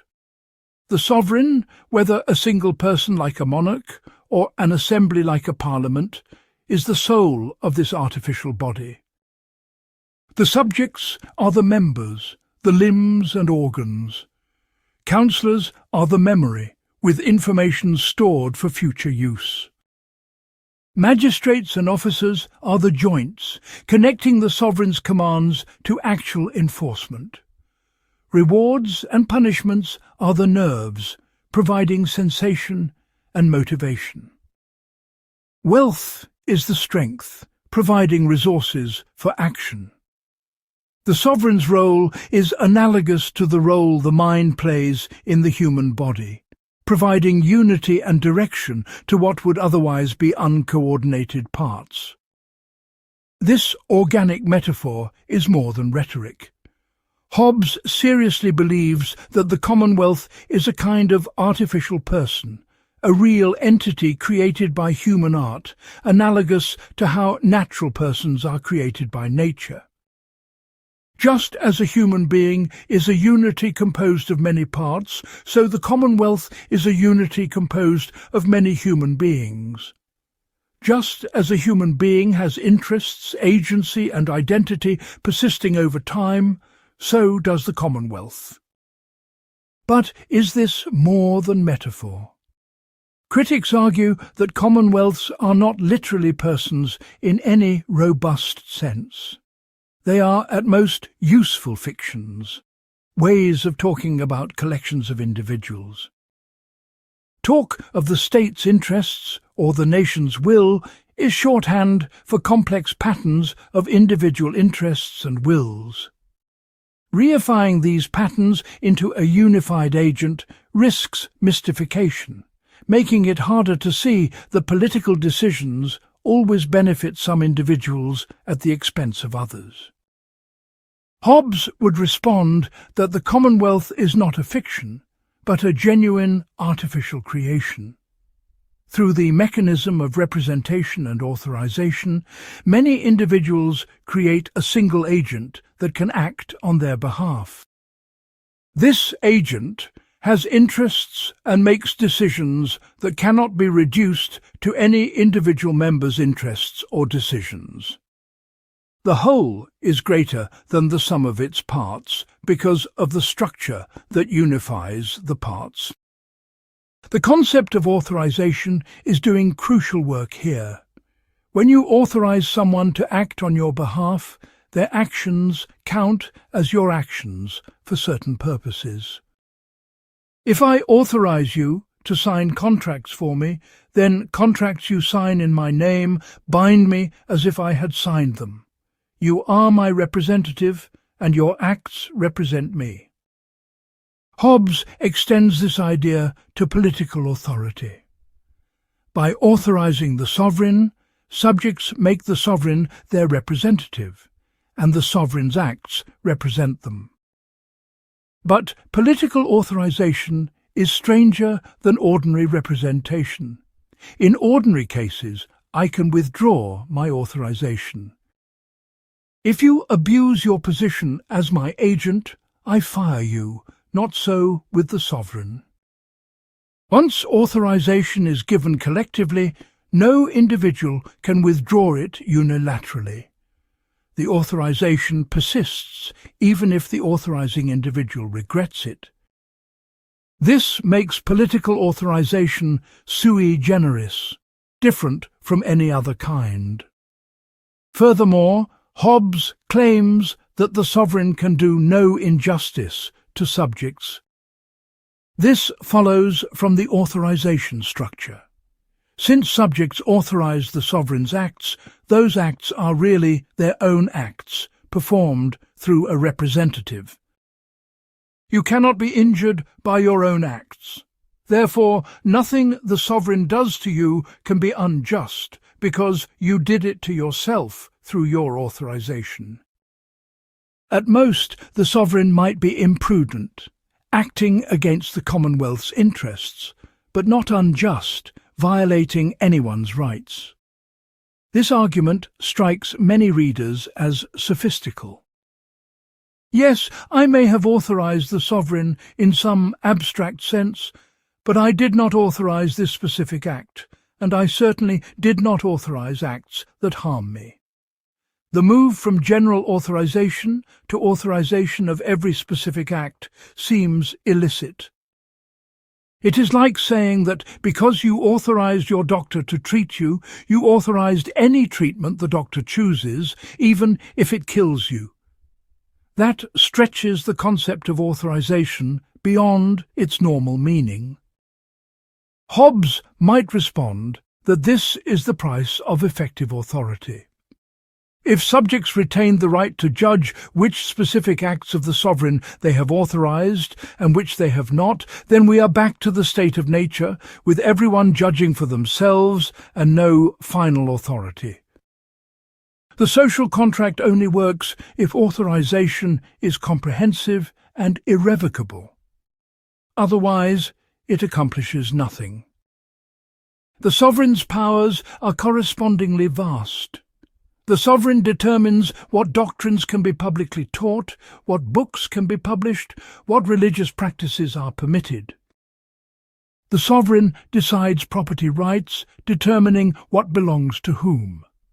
The sovereign makes laws, judges cases, punishes criminals, wages war, makes peace, and appoints ministers and magistrates. Most controversially, Hobbes insists these powers cannot be divided. Sovereignty is absolute in the sense of undivided. You cannot split legislative, executive, and judicial functions among different bodies, because then disputes about their respective jurisdictions become themselves political questions with no authority to resolve them.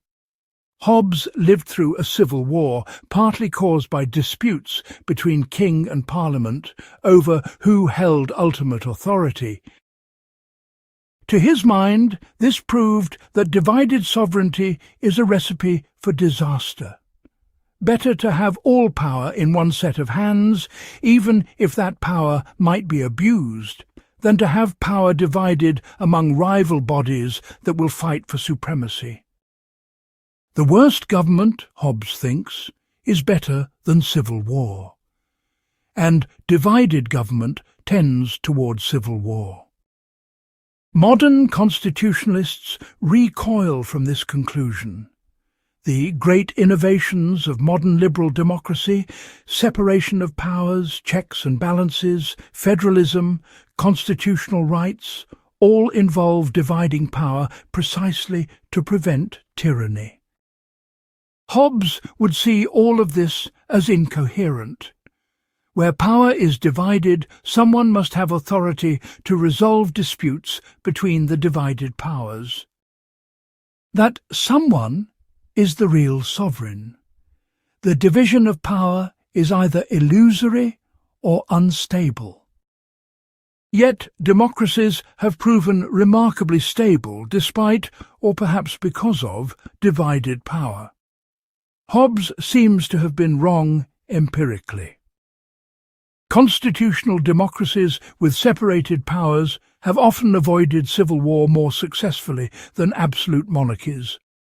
The question is whether this refutes Hobbes's theory, or whether these regimes have hidden Hobbesian sovereigns, ultimate authorities that exercise power behind constitutional forms.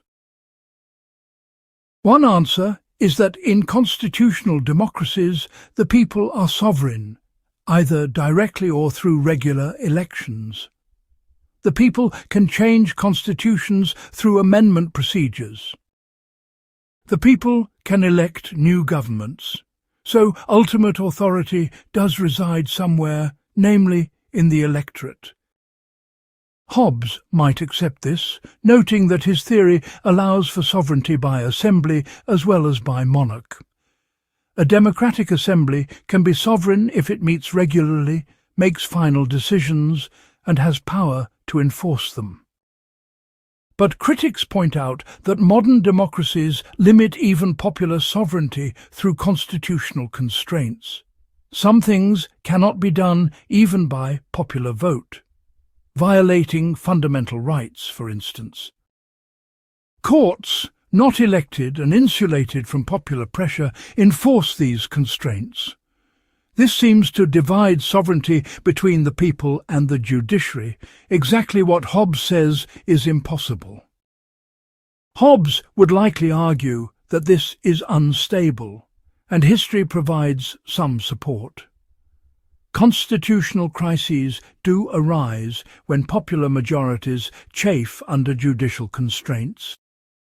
What happens when the people's elected representatives pass a law and the courts strike it down? Who decides whether the courts correctly interpreted the Constitution?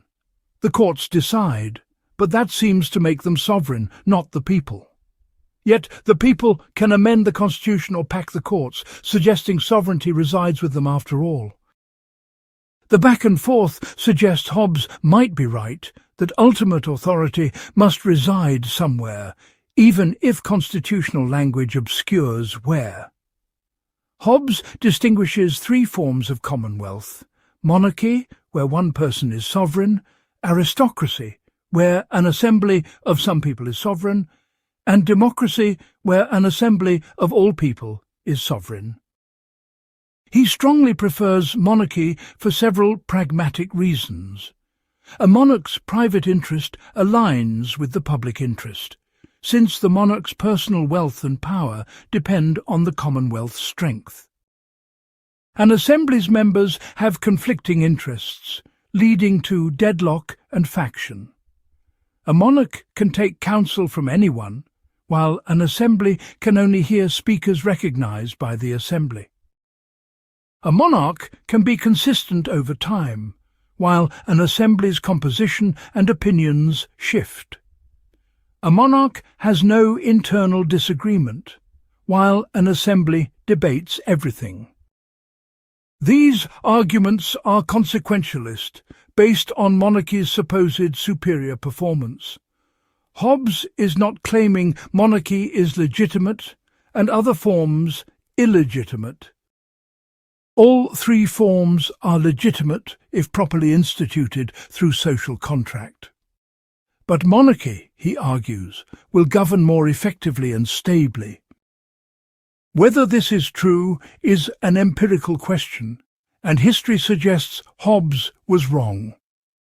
Successful modern states are far more often democratic than monarchical, and hereditary absolute monarchy has nearly disappeared.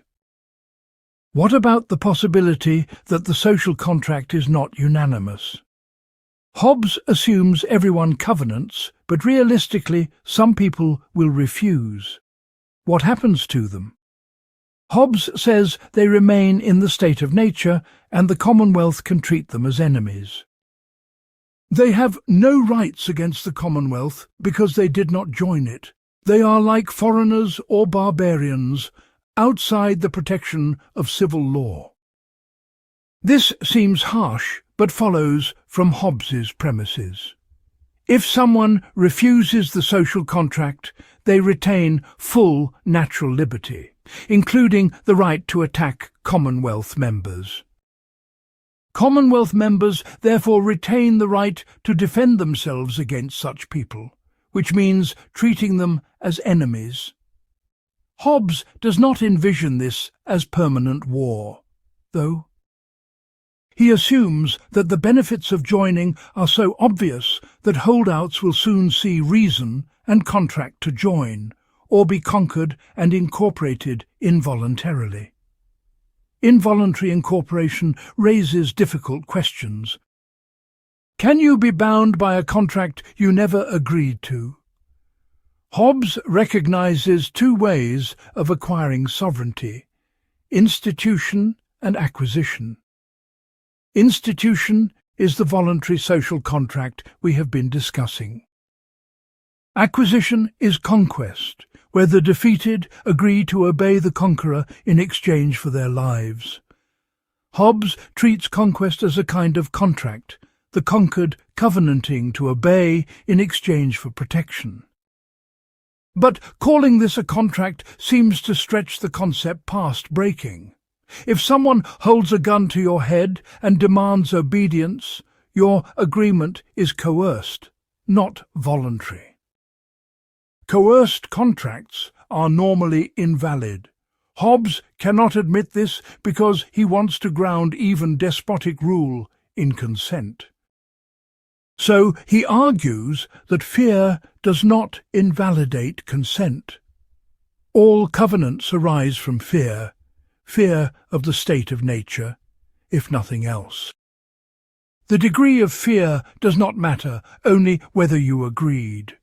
This is one of Hobbes's most criticized positions.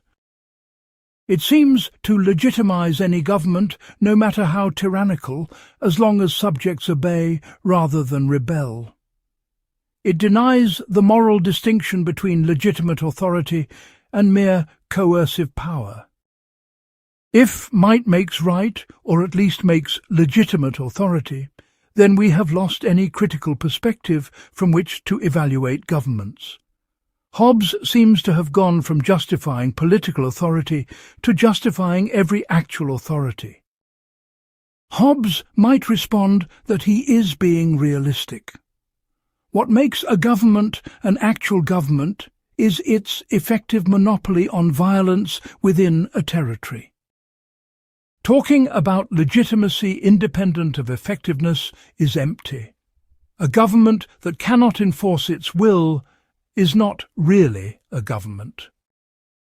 A government that can enforce its will is a government, and subjects have reason to obey it because disobedience invites punishment. This does not mean might makes right in a moral sense, only that might makes authority in a practical sense. But this seems to abandon the entire social contract framework.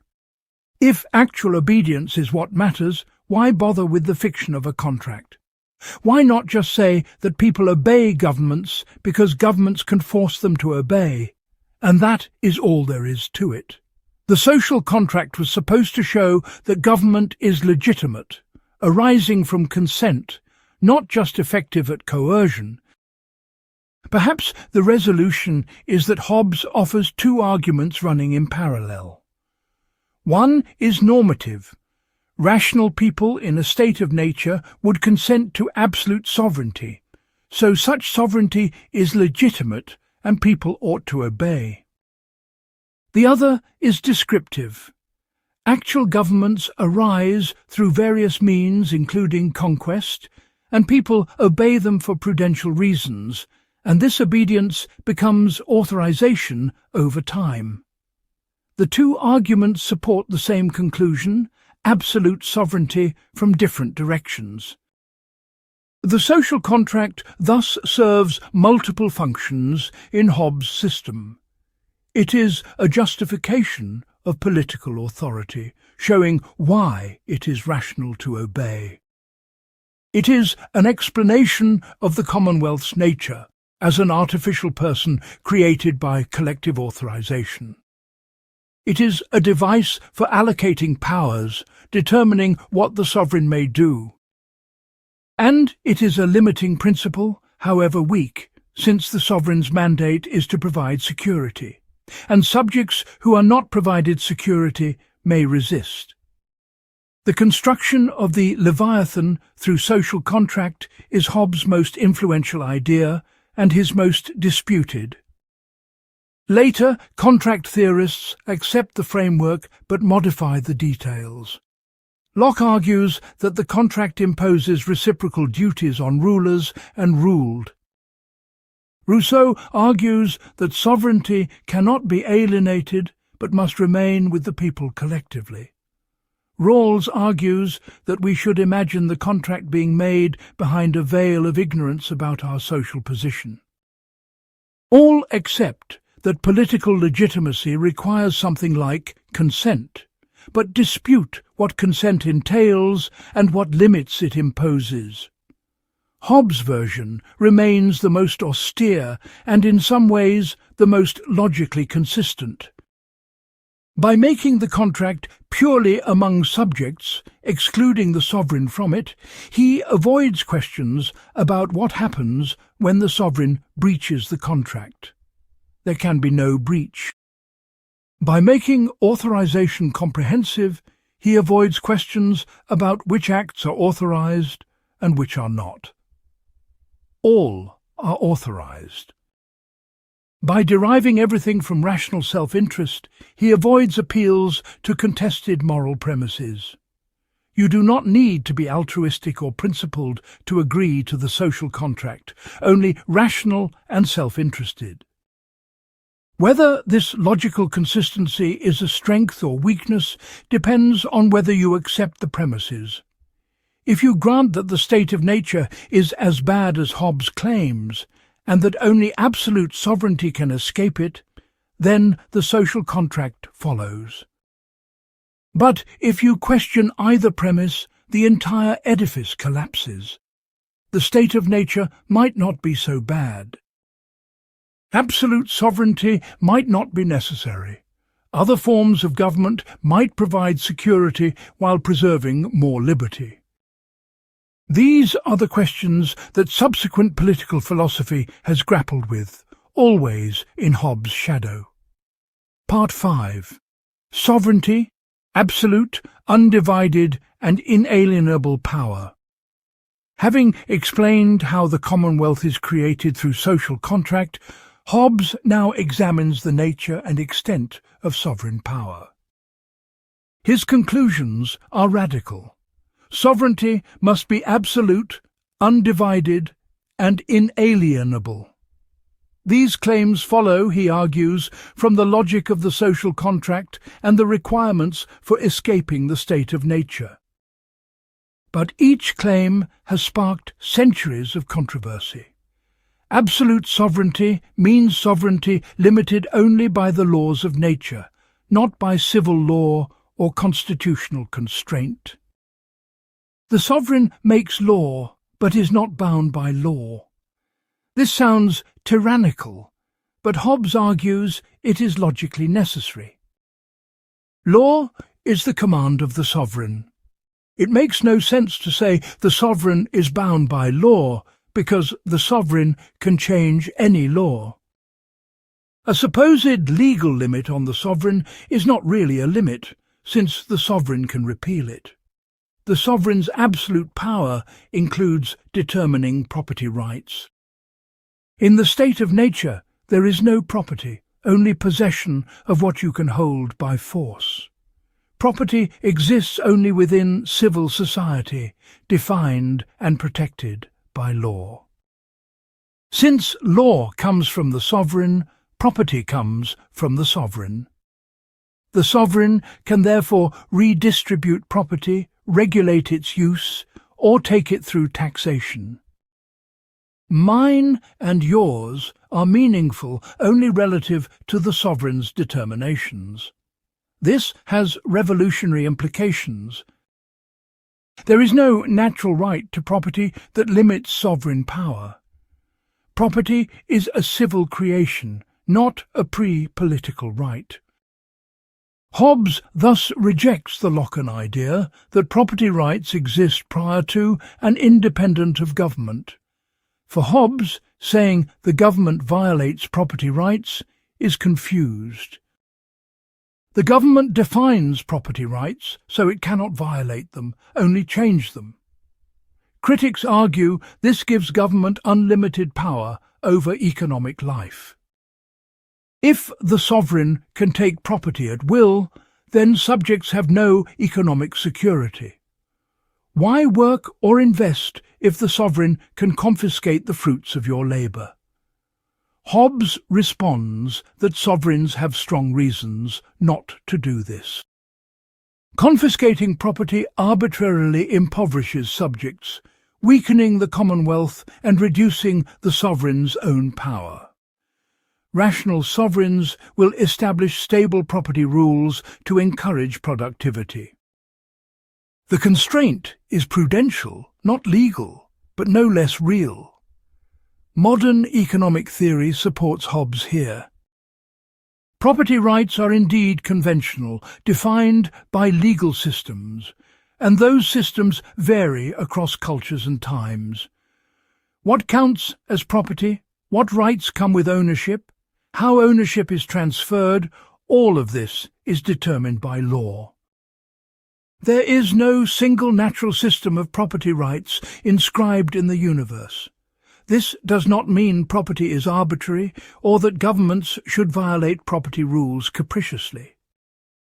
It means property institutions are human creations that can be evaluated by how well they serve human needs.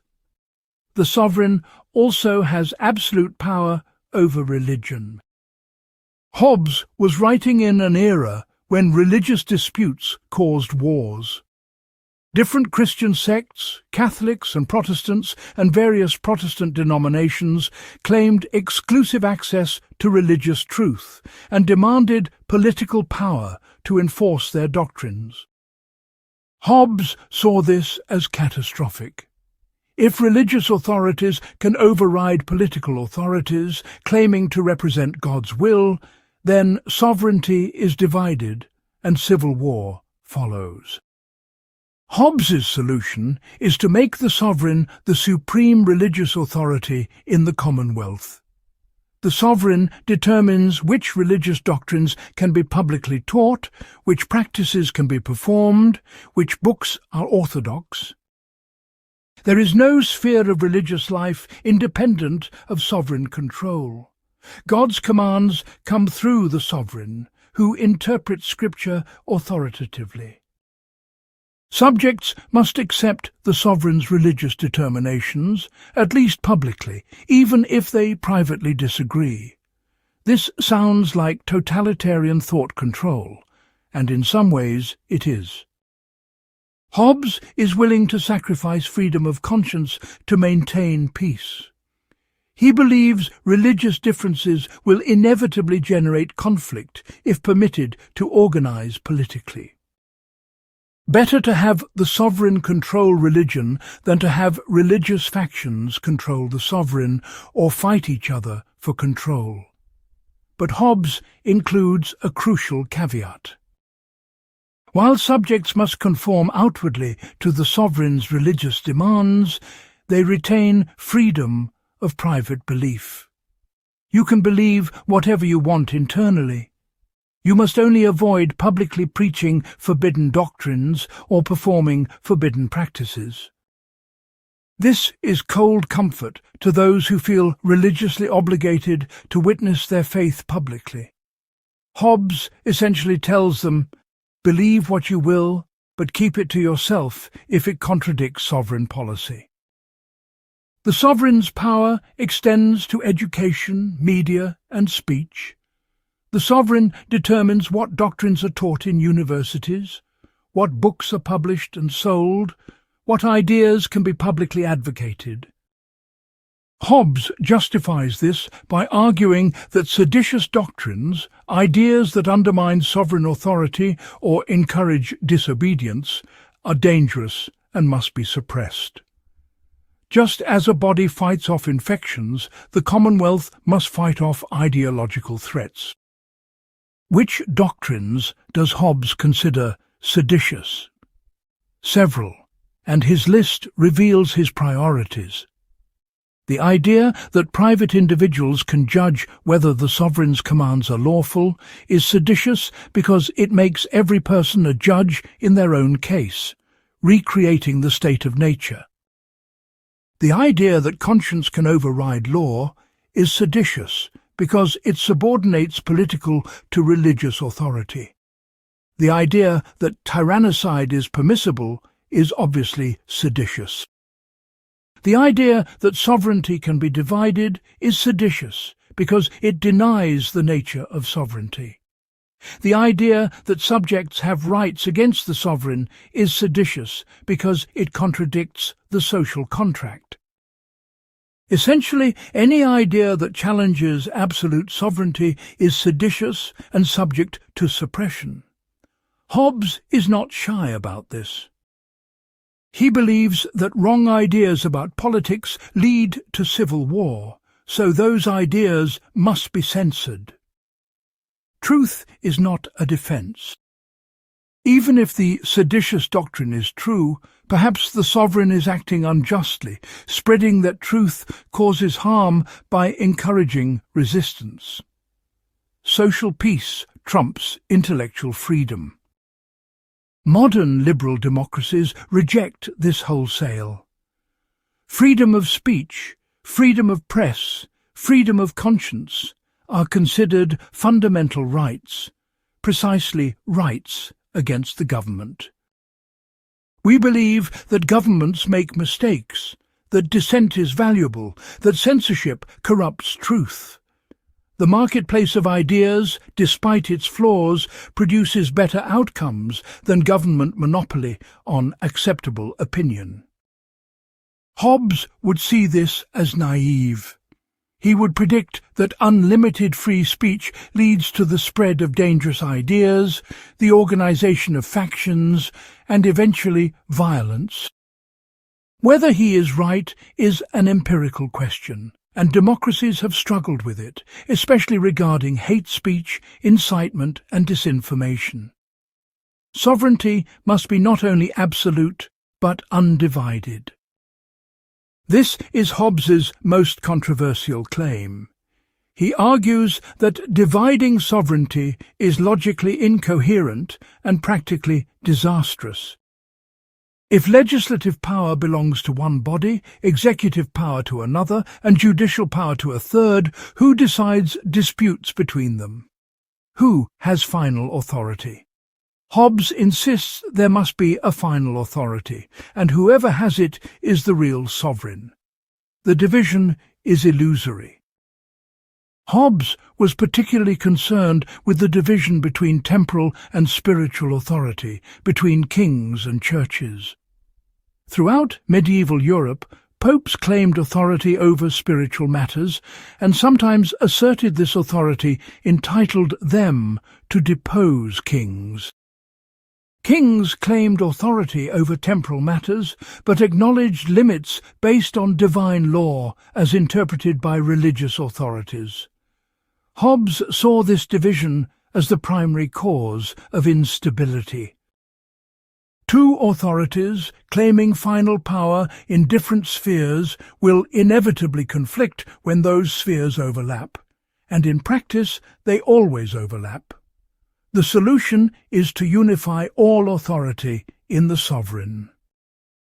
There is no spiritual authority independent of political authority. The sovereign is head of the church as well as head of state. Religion becomes a department of government, not a rival power centre. Hobbes was an early advocate of what is sometimes called Erastianism, the doctrine that the state should control the church. Modern democracies have addressed this through separation of church and state, but not in the way medieval theorists conceived it.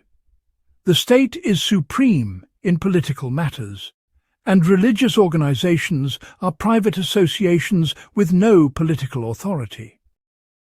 They can advocate and organize politically, but they hold no official power. Citizens are free to be religiously observant or not, but religious law does not bind anyone except voluntarily. This solution depends on widespread religious pluralism and secular governance, conditions that did not exist in Hobbes's England. The other division Hobbes opposed was between king and parliament. In the English constitutional conflicts leading to civil war, parliamentarians claimed to share sovereignty with the king. They argued that the king could not tax, legislate or govern without parliamentary consent. Hobbes saw this as a recipe for deadlock and war. If king and parliament disagree, who decides? If they are truly co-equal, then no one decides, and you have civil war. Hobbes thought the Civil War proved his point. England descended into chaos because sovereignty was divided, and only restoring undivided sovereignty could restore peace. Modern constitutional theory has developed sophisticated responses to this challenge. Constitutional systems specify procedures for resolving conflicts between branches. Courts interpret ambiguous constitutional provisions. Amendment procedures allow for peaceful change. Elections permit replacing officials and changing policies. None of this requires a single final authority in Hobbes' sense. Instead, authority is diffused through multiple institutions checking each other with no single point of control. Hobbes would insist this only pushes the question back. Who enforces the constitutional procedures? Who decides how courts should interpret the Constitution? Who determines whether elections were fair? Ultimately, someone must have the power to decide these meta-questions, and that someone is sovereign. Constitutional democracies hide this behind procedural complexity, but the sovereign power exists perhaps in the electorate, perhaps in an informal coalition of powerful institutions, perhaps nowhere and everywhere. The empirical question is whether divided power leads to instability, as Hobbes predicted. The answer seems to be no, at least not inevitably. Stable democracies function with divided power. But Hobbes might respond that these democracies are not truly divided, that ultimate power resides in the people who can change everything through constitutional amendment and electoral replacement. So democracy is not divided sovereignty, but popular sovereignty, which Hobbes would accept as a coherent option. Sovereignty is also inalienable, meaning it cannot be given away or limited by the sovereign's own acts. The sovereign cannot promise to be bound by a constitution, or to respect certain rights, or to consult with a parliament, or to share power with co-sovereigns. Any such promise is void because the sovereign retains the power to break it. This follows from the nature of sovereignty. If the sovereign could bind himself, he would no longer be sovereign. Someone who cannot break a rule is not the rule-maker, but the rule-follower. This creates practical problems. How can a sovereign make credible commitments? If subjects know the sovereign can break any promise with impunity, they will not trust promises. But trust is necessary for cooperation. Subjects will not invest, lend money, or undertake long-term projects if they expect the sovereign to confiscate the returns. Investors will not provide capital if they expect arbitrary expropriation. Foreign powers will not ally with a sovereign who breaks treaties casually. Hobbes is aware of this. His solution is that rational sovereigns will cultivate reputations for keeping promises, even though they legally could break them. The sovereign's interest in future cooperation provides incentive to honour commitments now. But this is a prudential constraint, not a legal one. The sovereign remains inalienably able to break promises, but chooses not to because doing so would be imprudent. This is parallel to the situation of individuals in the state of nature regarding laws of nature. They ought to keep covenants, but cannot be legally compelled to do so. Sovereigns ought to keep promises, but cannot be legally compelled to do so. Both face prudential incentives to cooperate. The difference is that for individuals, the state of nature makes prudential incentives insufficient, necessitating sovereign enforcement. For sovereigns, there is no higher enforcement mechanism, so prudential incentives must suffice. Critics argue this makes sovereignty incoherent. If the sovereign cannot bind himself, then constitutional government is impossible. But constitutional government exists and often works well. Therefore, Hobbes must be wrong about sovereignty.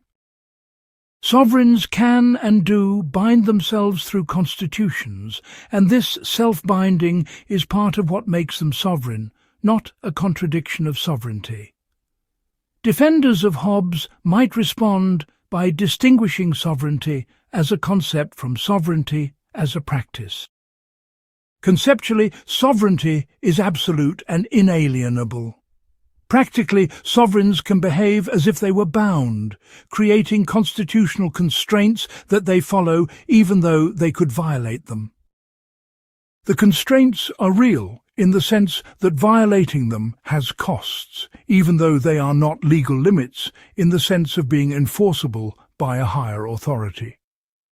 A different line of criticism accepts Hobbes's conceptual point, but denies its practical significance. Even if ultimate authority must reside somewhere, it need not be actively exercised. A constitution can specify procedures such that the sovereign power, perhaps the people, is rarely invoked. Most political activity occurs at lower levels, with conflicts resolved through established processes. The sovereign power exists but remains dormant, except in crises. This is compatible with Hobbes's logic while avoiding tyranny. Hobbes also addresses the succession problem. What happens when the sovereign dies? In a monarchy, sovereignty passes according to succession rules the sovereign established. In an assembly, sovereignty continues in the assembly despite membership changes. But what if the sovereign dies without establishing succession rules? Or what if there is civil war over succession? Then the Commonwealth dissolves, and everyone returns to the state of nature until a new sovereign is established. This points to a vulnerability in Hobbes's system. The Commonwealth is only as stable as the sovereign's ability to maintain power. If the sovereign weakens, if succession is disputed, if rivals contest for sovereignty, then civil war erupts. Hobbes has not eliminated conflict, but displaced it to fights over who holds sovereign power. This is perhaps progress, since such fights are fewer and less frequent than the constant low-level conflicts of the state of nature. But it means Hobbesian peace is precarious, always threatened by succession crises or usurpation. Can the sovereign do wrong? Hobbes' answer is complex. The sovereign cannot do injustice to subjects, because subjects authorized the sovereign's acts. But the sovereign can act imprudently against the Commonwealth's interests or against God's laws. The sovereign is accountable to God, if not to subjects, and will be judged in the afterlife. This provides a moral constraint on sovereignty, even if not a legal one. Additionally, Hobbes suggests that sovereigns who fail to provide security lose their subjects' obedience. The social contract's purpose is security, so a sovereign who cannot or will not provide security has failed the contract's implicit condition. Subjects may then legitimately seek a new sovereign who can provide security. This is not rebellion in the usual sense, since the original sovereign has already failed and the Commonwealth has dissolved. It is more like transferring allegiance to a successor after the previous sovereign's effective death. This provides a minimal standard for legitimacy, providing security. A sovereign who does this, however badly in other respects, retains legitimacy. A sovereign who fails this, however well-intentioned, loses legitimacy. Hobbes is unconcerned with how the sovereign treats subjects in other respects. Justice, fairness, respect for rights, all of these are secondary to security. As long as the sovereign maintains peace and protects subjects from violence, the sovereign's other failings are tolerable. Modern political philosophy rejects this prioritization. We believe there are things worse than disorder, tyranny, genocide, totalitarianism. We believe rights matter intrinsically, not just as means to security. We believe justice is not reducible to order, and an orderly but unjust society is not good enough. Hobbes would see this as luxurious moralizing by people who have not experienced civil war. He lived through it, saw its horrors, and concluded that almost anything is preferable. The worst tyranny is better than war, because at least under tyranny some people survive and prosper, while war destroys everyone. The disagreement is partly empirical and partly normative. Empirically, is it true that limiting sovereignty risks civil war? Or can limited government be stable? History suggests limited government can be stable, though it requires specific conditions: rule of law, institutional restraints, cultural norms of tolerance and compromise.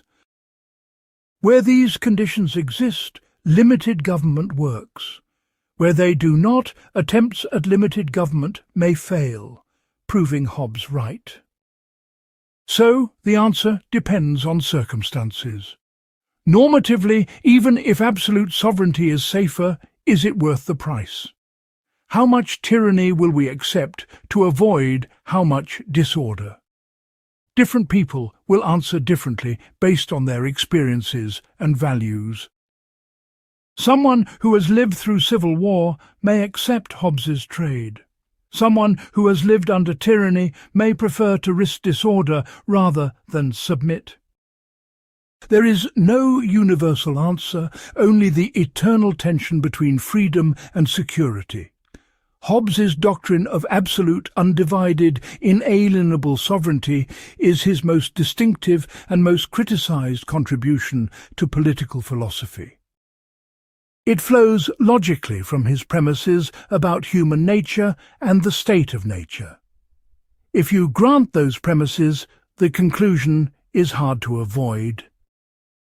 But the premises are contestable, and the conclusion is unpalatable. This is why Hobbes remains a foil for political philosophy rather than a foundation. Everyone must respond to him, but few follow him all the way. Part 6. Civil Law, Justice and the Rights of Subjects. Having established the sovereign's vast powers, Hobbes now examines how those powers are exercised through civil law, and what limits, if any, constrain sovereign action. Surprisingly, given his absolutism, Hobbes acknowledges meaningful rights for subjects and places practical constraints on sovereignty.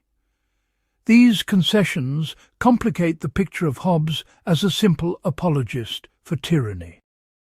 Civil law is defined by Hobbes as the command of the sovereign, made known to subjects, directed at those who would otherwise follow their own judgments.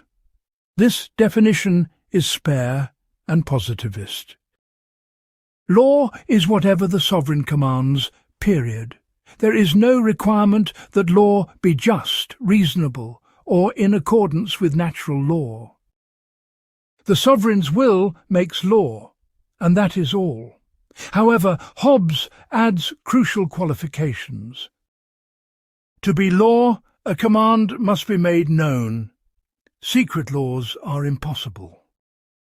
If subjects do not know what the sovereign commands, they cannot be obligated to obey.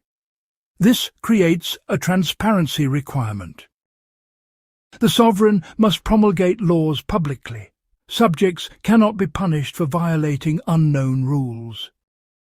Additionally, civil law does not extend to actions about which the law is silent. Hobbes embraces the principle that whatever is not forbidden is permitted. In areas where the law says nothing, subjects retain their natural liberty. This is important because it means the sovereign cannot regulate everything. Practical limits on the sovereign's attention and enforcement capacity mean many areas of life remain unregulated. In those areas, Hobbes famously notes, the liberty of subjects depends on the silence of the law. This creates space for civil society independent of state control, at least in practice. The sovereign legally could regulate everything, but chooses not to or cannot manage to. Subjects' freedom exists in the gaps of law, not as a right against law, but as a factual consequence of law's incompleteness. Hobbes is describing freedom as a practical reality, without making it a normative constraint on sovereignty. The relationship between civil law and natural law is complex. Hobbes insists that natural law and civil law are not separate but the same thing in different forms. Natural law consists of rational principles for peace and cooperation. Civil law consists of the sovereign's commands, specifying how those principles apply in the Commonwealth. The two are not separate bodies of law, but different aspects of one legal system. This contradicts traditional natural law theory, which saw natural law as a higher law that civil law must conform to. For Aquinas and other medieval thinkers, unjust civil laws are not true laws and need not be obeyed. Hobbes rejects this utterly. Civil law is law, regardless of its justice. There is no higher law that can invalidate it. The sovereign determines what counts as just, so civil law cannot be unjust. But Hobbes softens this by arguing that rational sovereigns will make civil laws that accord with natural law because doing so promotes peace and prosperity. The sovereign's interest aligns with making good laws. Bad laws, laws that violate natural law's principles, will harm the Commonwealth and ultimately harm the sovereign. So, while the sovereign legally can make any laws, Prudence suggests making laws that track natural law. This is another prudential rather than legal constraint. The sovereign ought to make just laws, but cannot be legally compelled to do so. Subjects must obey even unjust laws, though they can hope the sovereign will realize the imprudence of injustice and reform. This is thin protection, but Hobbes thinks it is the best available without risking civil war. Justice for Hobbes is defined as keeping covenants, more specifically as rendering to each person what is their due. But what is due to someone is determined by law, which is determined by the sovereign. So justice reduces to obedience to civil law. There is no standard of justice independent of law by which law can be judged. Law defines justice, not the reverse. This sounds circular, and in a sense it is, but Hobbes thinks this is a virtue, not a vice. Disputes about justice are political disputes.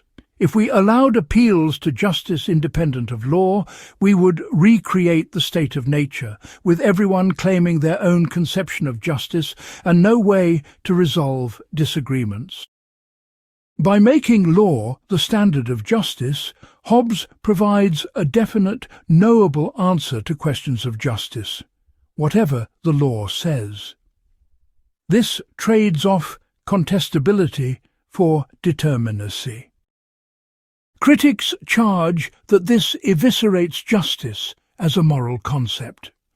Justice becomes whatever the sovereign says it is, which is morally unacceptable. If a tyrannical sovereign commands genocide, is that just simply because the sovereign commanded it? Hobbes seems committed to saying yes, at least within the framework of civil justice. This makes justice a thin concept, merely formal, emptied of substantive moral content. It becomes a synonym for legality, losing its critical force. Hobbes might respond by distinguishing between justice in the Commonwealth and justice absolutely. Within the Commonwealth, justice means following the law, but sovereigns are still bound by natural law, at least in conscience, and ultimately accountable to God. A sovereign who commands genocide violates natural law and sins against God, even if subjects must obey the command. The action is civilly just, since legally commanded, but naturally unjust, violating the laws of nature. This is not satisfying to victims, but it preserves some moral ground for criticizing sovereign injustice. Property illustrates the same structure. In the state of nature, there is no property, only possession by force. Property exists only in civil society, defined by law. The sovereign creates property rights by law and can modify or revoke them by law.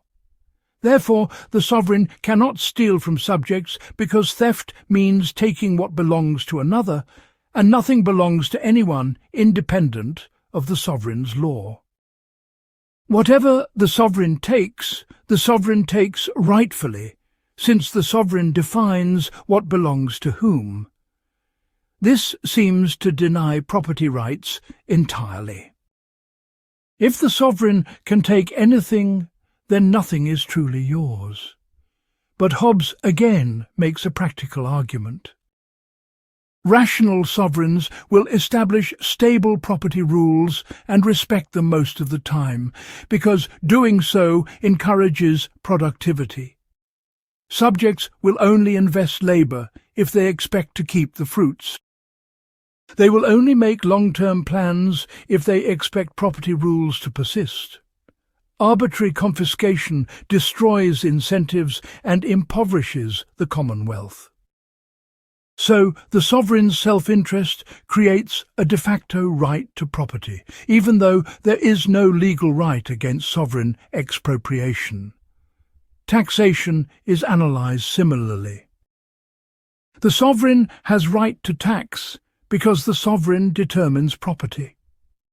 No one can claim the sovereign is taking what is theirs, since what is theirs is determined by the sovereign. However, the sovereign should tax fairly and moderately, because excessive or unfair taxation reduces productivity and generates resentment. Again, prudence constrains what law permits. Hobbes' account of punishment reveals another facet of his thinking.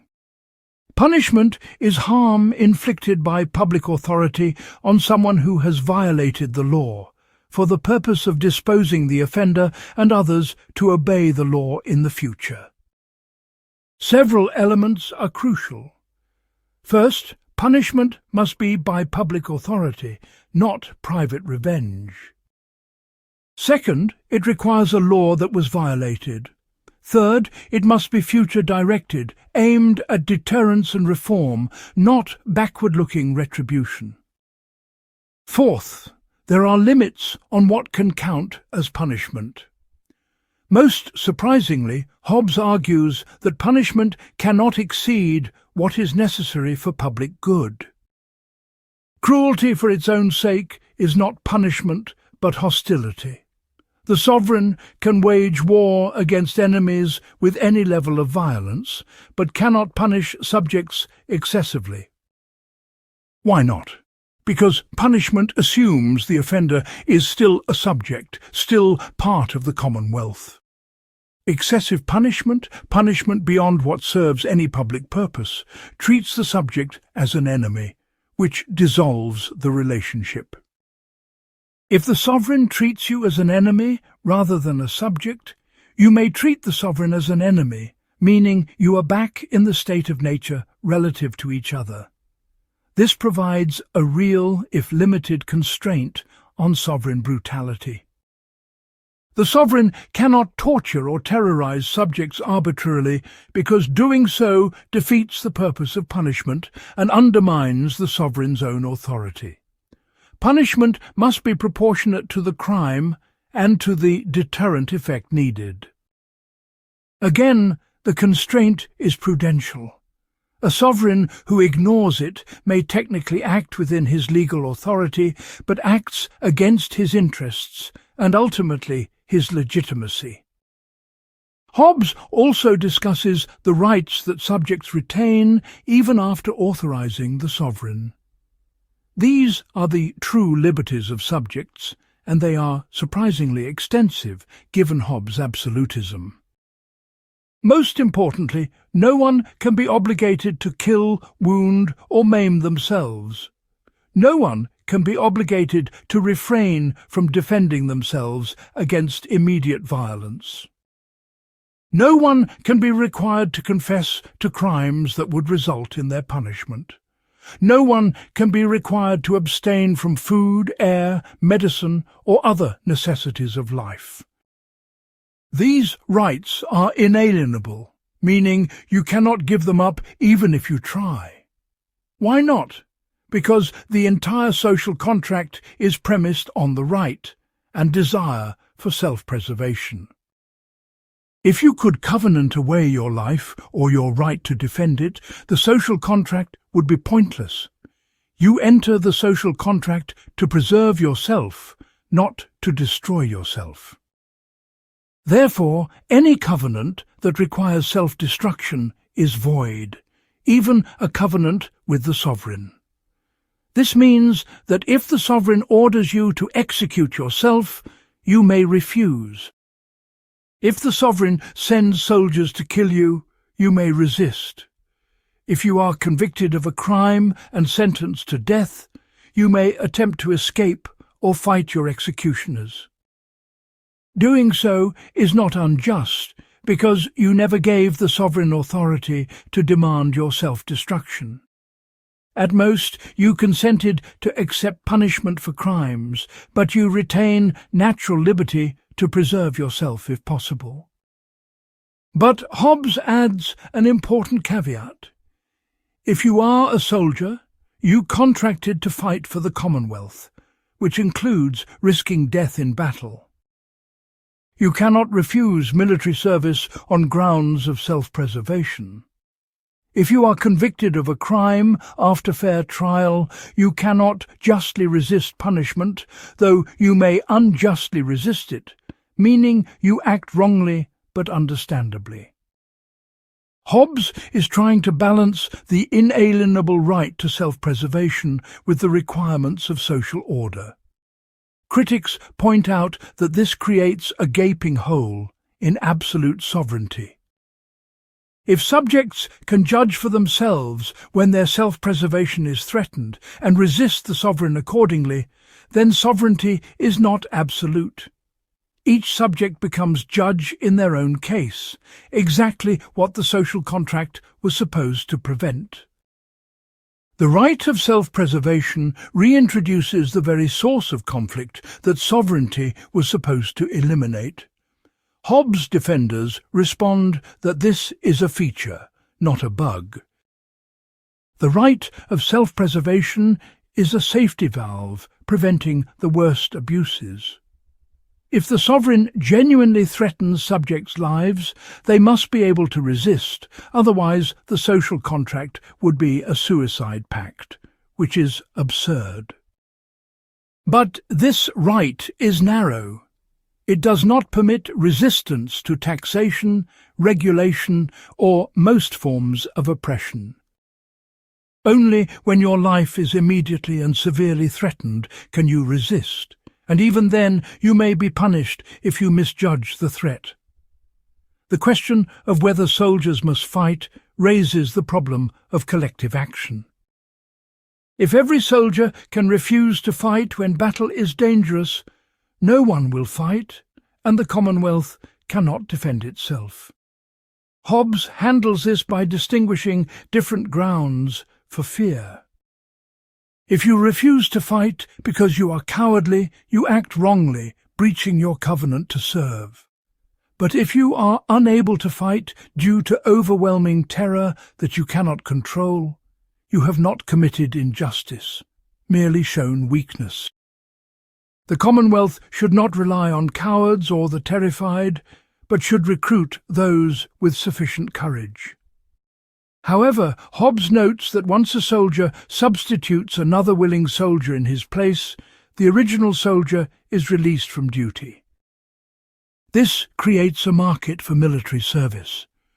Those willing to risk death for pay can substitute for those unwilling, and this is perfectly acceptable. Hobbes is describing something like mercenary armies or military service as a specialized profession, not universal conscription. Those who choose military service have consented to the risk, while others need not serve. Family relations provide another area where Hobbes discusses rights and duties. Parents have authority over children based on the parent's power to preserve or destroy the infant. This sounds harsh, but Hobbes is deriving parental authority from the same principle as political authority. Whoever has power over your life and chooses to preserve rather than destroy you becomes your sovereign, and you owe them obedience in return for preservation. Originally, Hobbes argues, mothers have authority over children because the mother's identity is certain while the father's is uncertain, and the mother has immediate physical control over the newborn.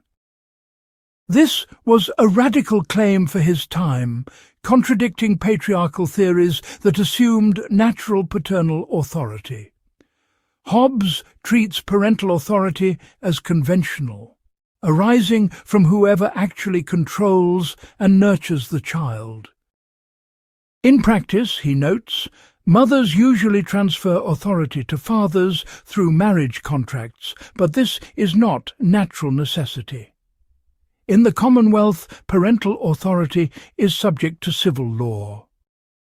Parents cannot harm children beyond what law permits.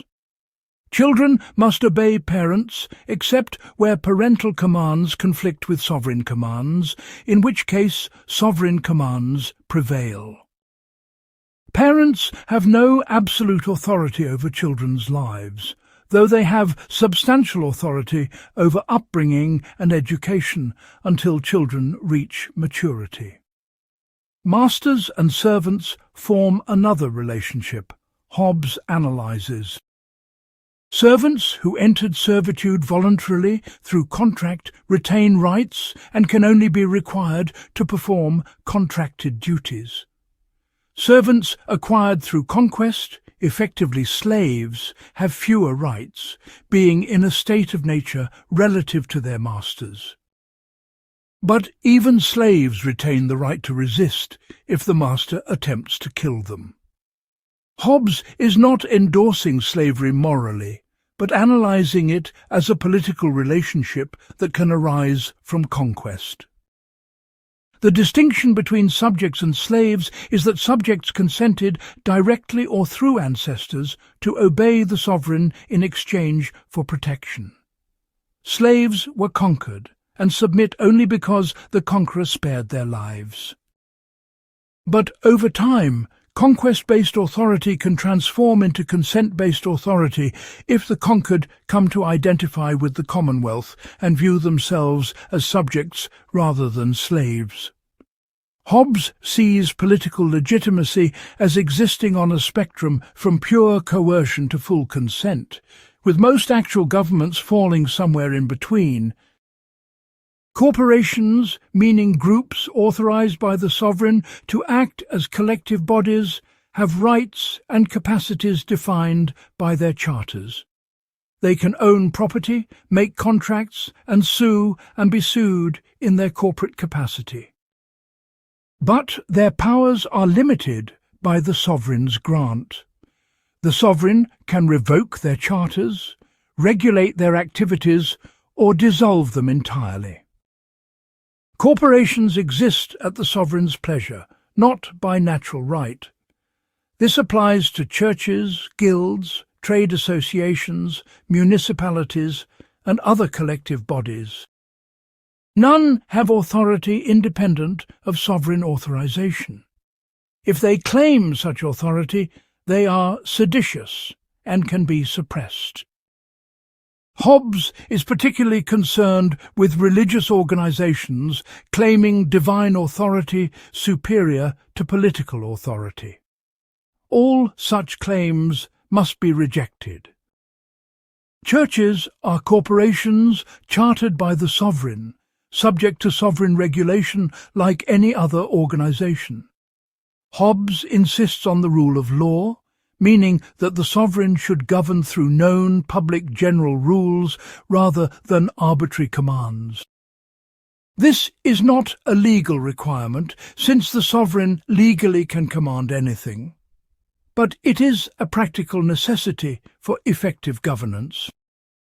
Subjects cannot plan their lives if they do not know what the law requires. They cannot cooperate if rules are constantly changing. They cannot trust the government if it acts arbitrarily. Stable, predictable law is in the sovereign's interest because it promotes prosperity and social order. Additionally, Hobbes argues for equity, meaning fair application of law to similar cases. The same law should apply to all, without favoritism or discrimination. This follows from natural law, which requires impartiality. A sovereign who plays favorites generates resentment and undermines loyalty. Equal treatment under law is both just and prudent. These practical constraints, respect for property, moderation in punishment, rule of law, equity in application, add up to something resembling limited government, even though Hobbes denies legal limits on sovereignty. The sovereign should govern well, and good governance means following these principles. A sovereign who ignores them will face practical consequences: reduced prosperity, increased resistance, and potential overthrow. So, while sovereignty is legally absolute, it is practically constrained by the requirements of effective rule. Critics remain unsatisfied. Practical constraints are not the same as rights. If the only reason the sovereign should not oppress you is that oppression is imprudent, not that oppression is unjust or violates your rights, then you have no real protection. The sovereign might calculate that oppressing you is worth the costs. Minority groups, dissidents, foreigners, all can be rationally oppressed if the benefits to the majority or to the sovereign exceed the costs. Hobbes provides no principled ground for objecting. Defenders might respond that Hobbes provides what is actually achievable given human nature and political realities. Absolute moral principles sound nice, but do not protect anyone when they conflict with powerful interests. Practical constraints based on self-interest are more reliable because they align incentives. A system that works with human nature as it is, rather than as we wish it were, may be more humane in practice than systems based on ideals that no one follows. The debate reflects a fundamental divide in political philosophy. Do we design institutions assuming humans will be virtuous and hoping to encourage virtue? Or do we design institutions assuming humans will be selfish and trying to channel selfishness toward good outcomes? Hobbes firmly takes the latter approach. His subject may have fewer formal rights than liberal theory grants, but those rights might be more secure because they are based on interests rather than principles. Whether this trade-off is worthwhile remains contested. Hobbes' account of civil law, justice, and subjects' rights is thus more nuanced than his reputation suggests. Yes, he grants the sovereign legal absolutism, but he constrains that absolutism through prudential reasoning, inalienable rights to self-preservation, and advice about effective governance. The result is a system that could be tyrannical in the wrong hands, but need not be in the right hands. Everything depends on whether the sovereign governs rationally in the Commonwealth's interest or irrationally for short-term gain. Hobbes thinks rational governance is more likely than not because it serves the sovereign's interests, but he provides little protection when it fails. Part 7. Religion, Church and State, the Theological-Political Problem.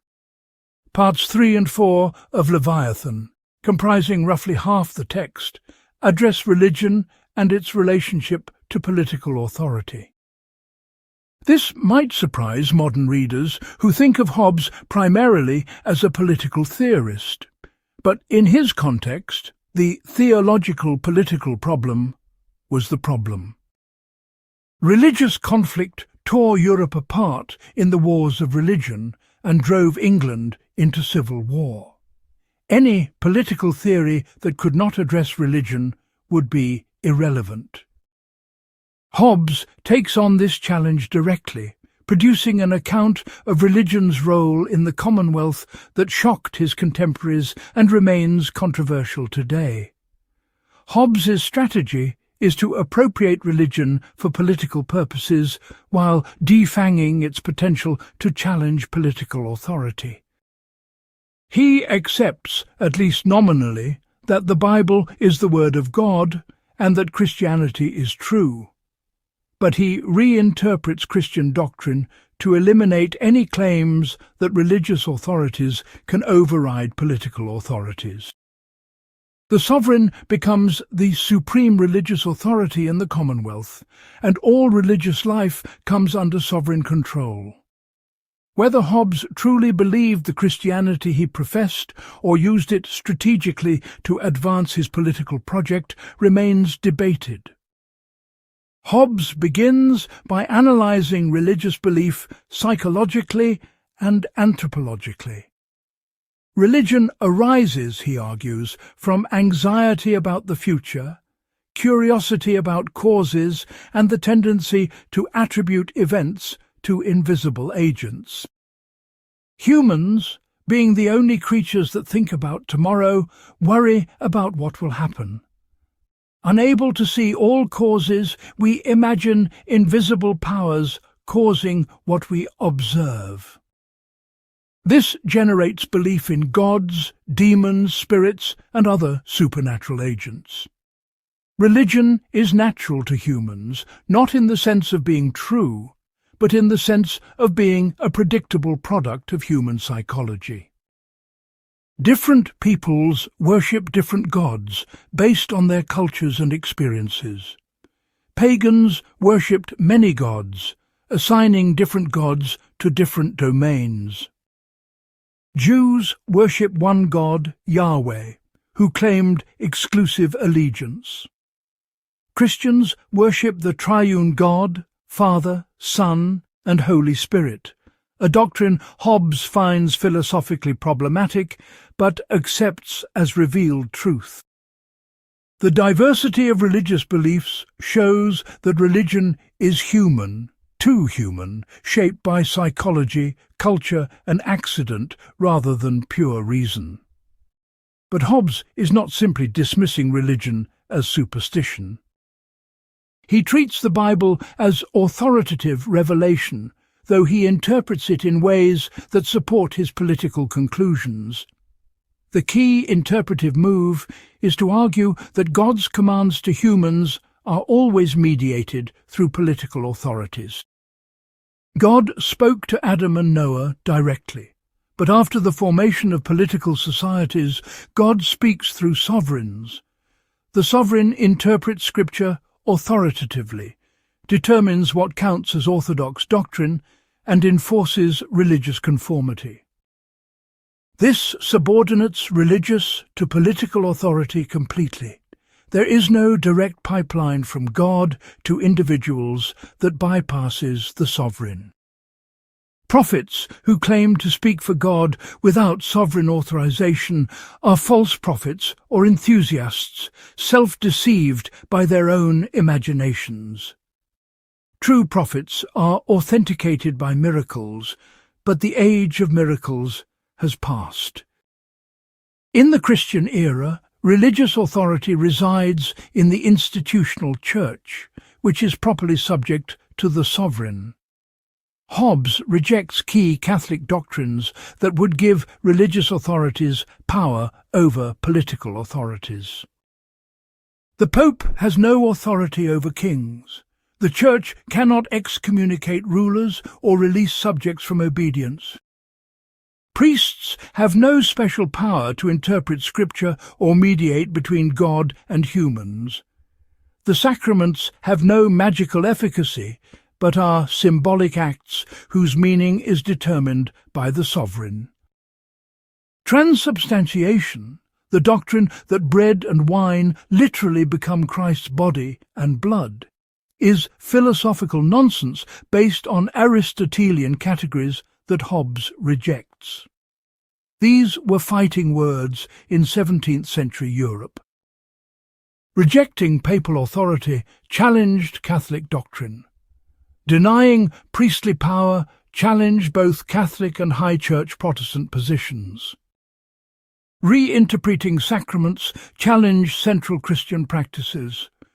Hobbes was accused of atheism, heresy, and undermining Christianity, accusations he denied while continuing to press his revisionist interpretations.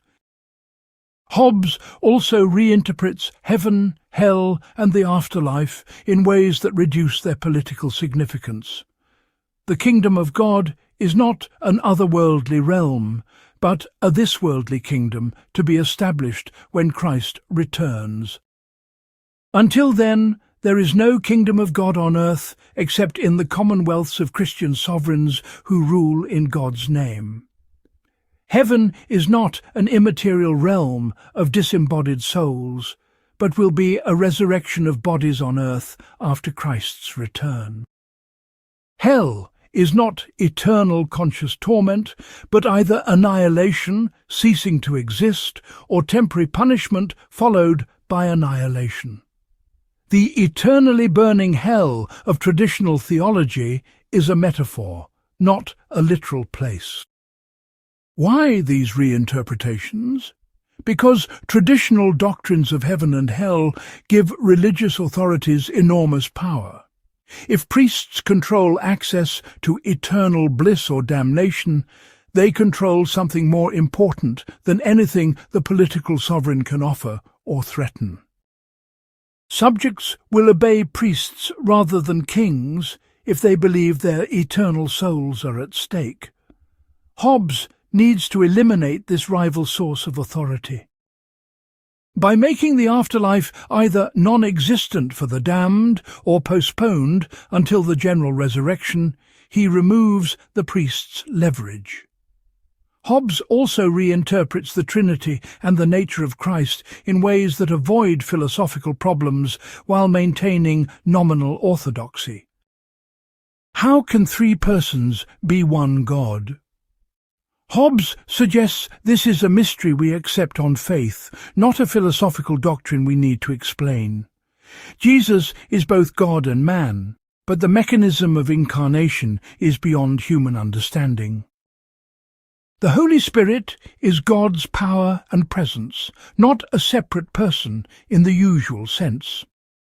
These formulations allow Hobbes to affirm Trinitarian Christianity while avoiding the metaphysical commitments that he finds problematic.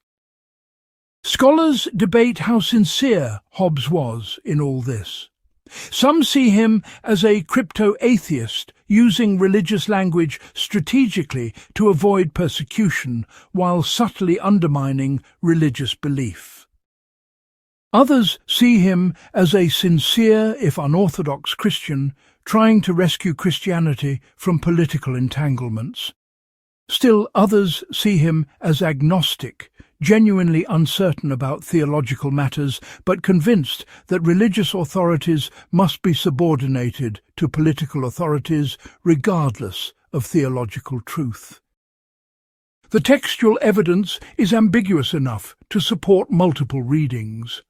Hobbes affirms biblical authority, but his interpretations are so revisionist that they seem designed to empty religion of independent authority. He professes Christian belief, but his materialism seems incompatible with key Christian doctrines about the soul, angels, and God's nature. He discusses Scripture extensively, but often to show that it does not mean what traditional interpreters claim. Perhaps the fairest assessment is that Hobbes was deeply concerned with religious conflict and convinced that subordinating religion to politics was necessary for peace. Whether he personally believed Christian doctrines mattered less to him than ensuring those doctrines could not justify rebellion or civil war.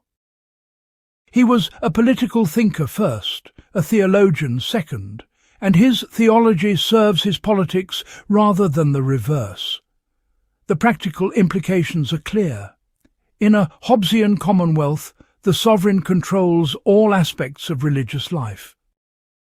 The sovereign determines which doctrines can be taught, which practices can be performed, which books are permitted, which religious organizations are recognized.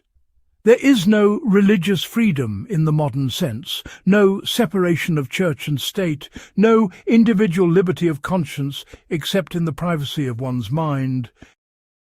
Religious conformity is required outwardly, though private belief remains free. You must attend the state church, participate in state-approved worship, and avoid publicly advocating forbidden doctrines.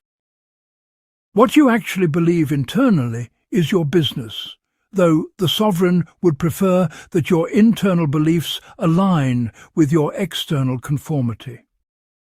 Hobbes thinks this is a small price to pay for peace.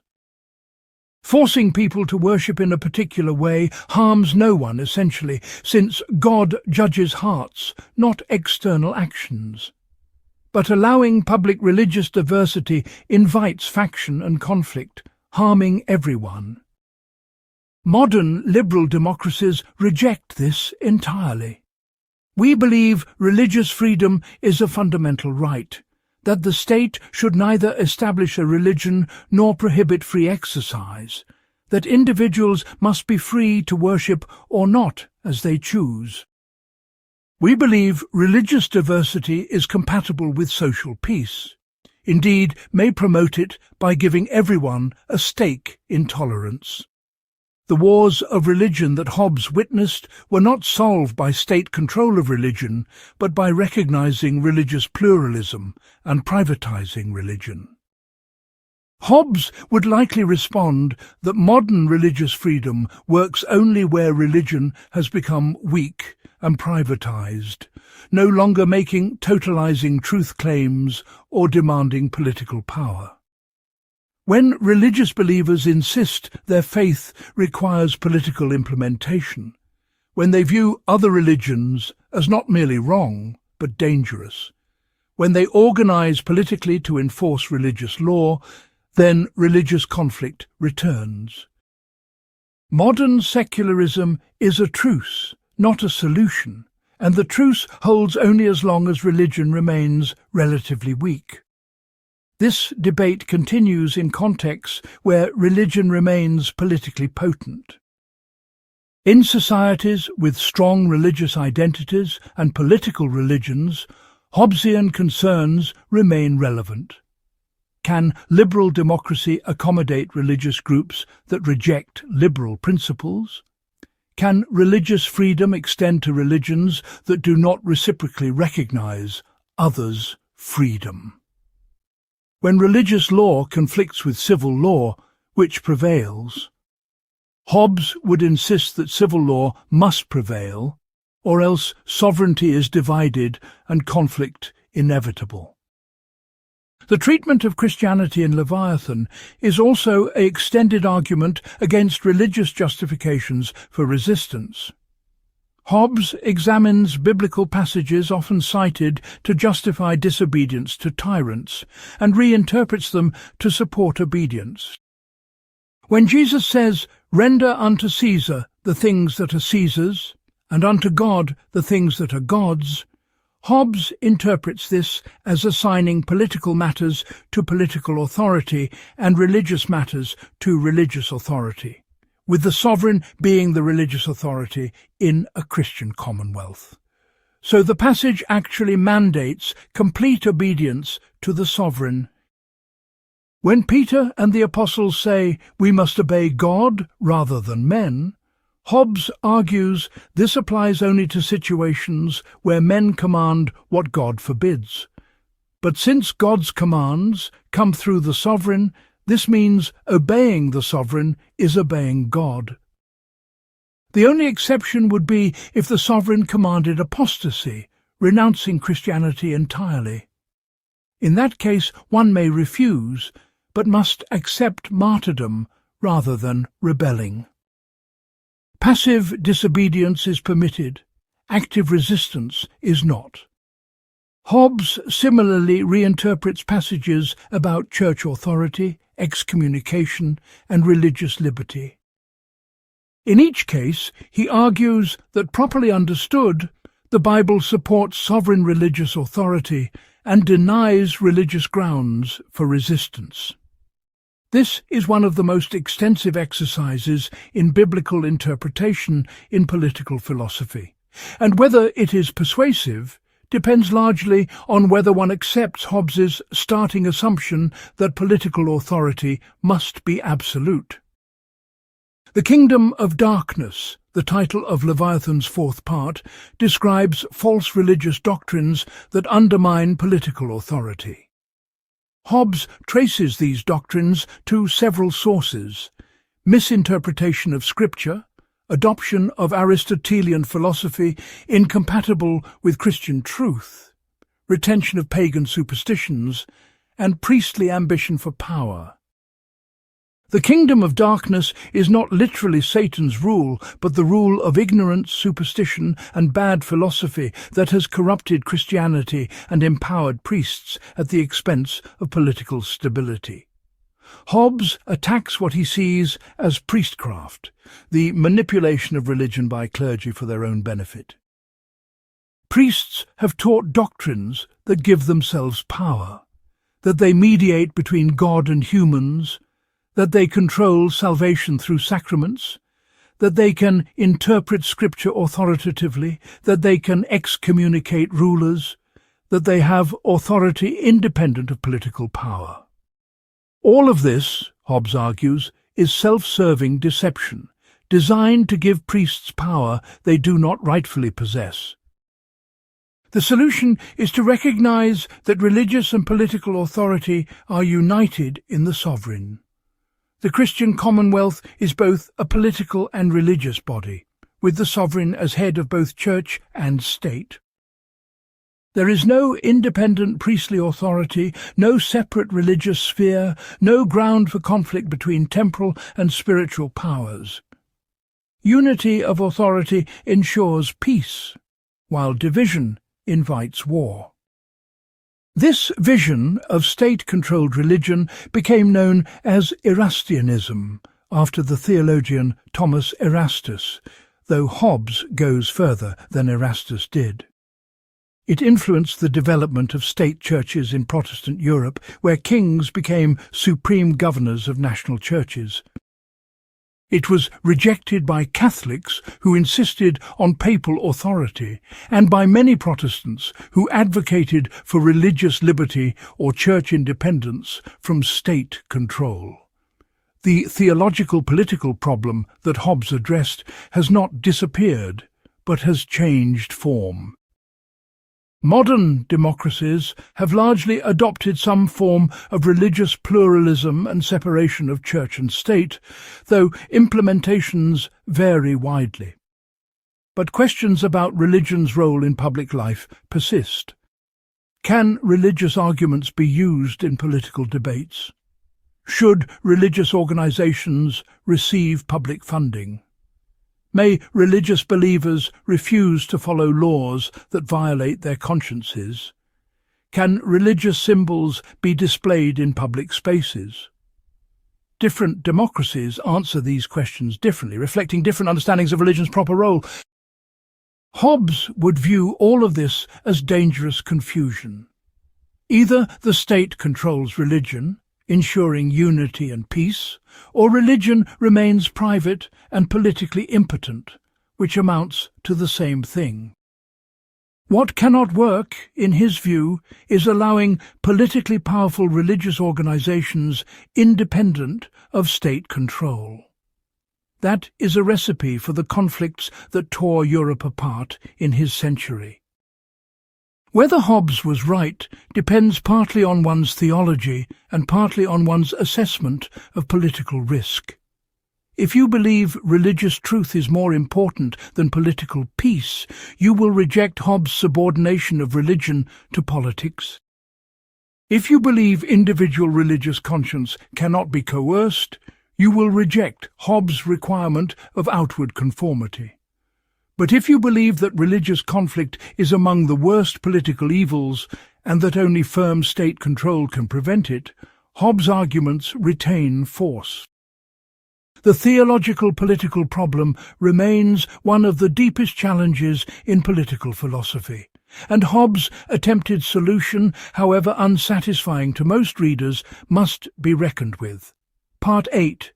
International Relations and the State of Nature Among Nations. Having analysed political authority within the Commonwealth, Hobbes briefly but significantly addresses relations between commonwealths. Sovereign states, he argues, exist in a state of nature relative to each other, facing the same problems individuals faced before creating civil society.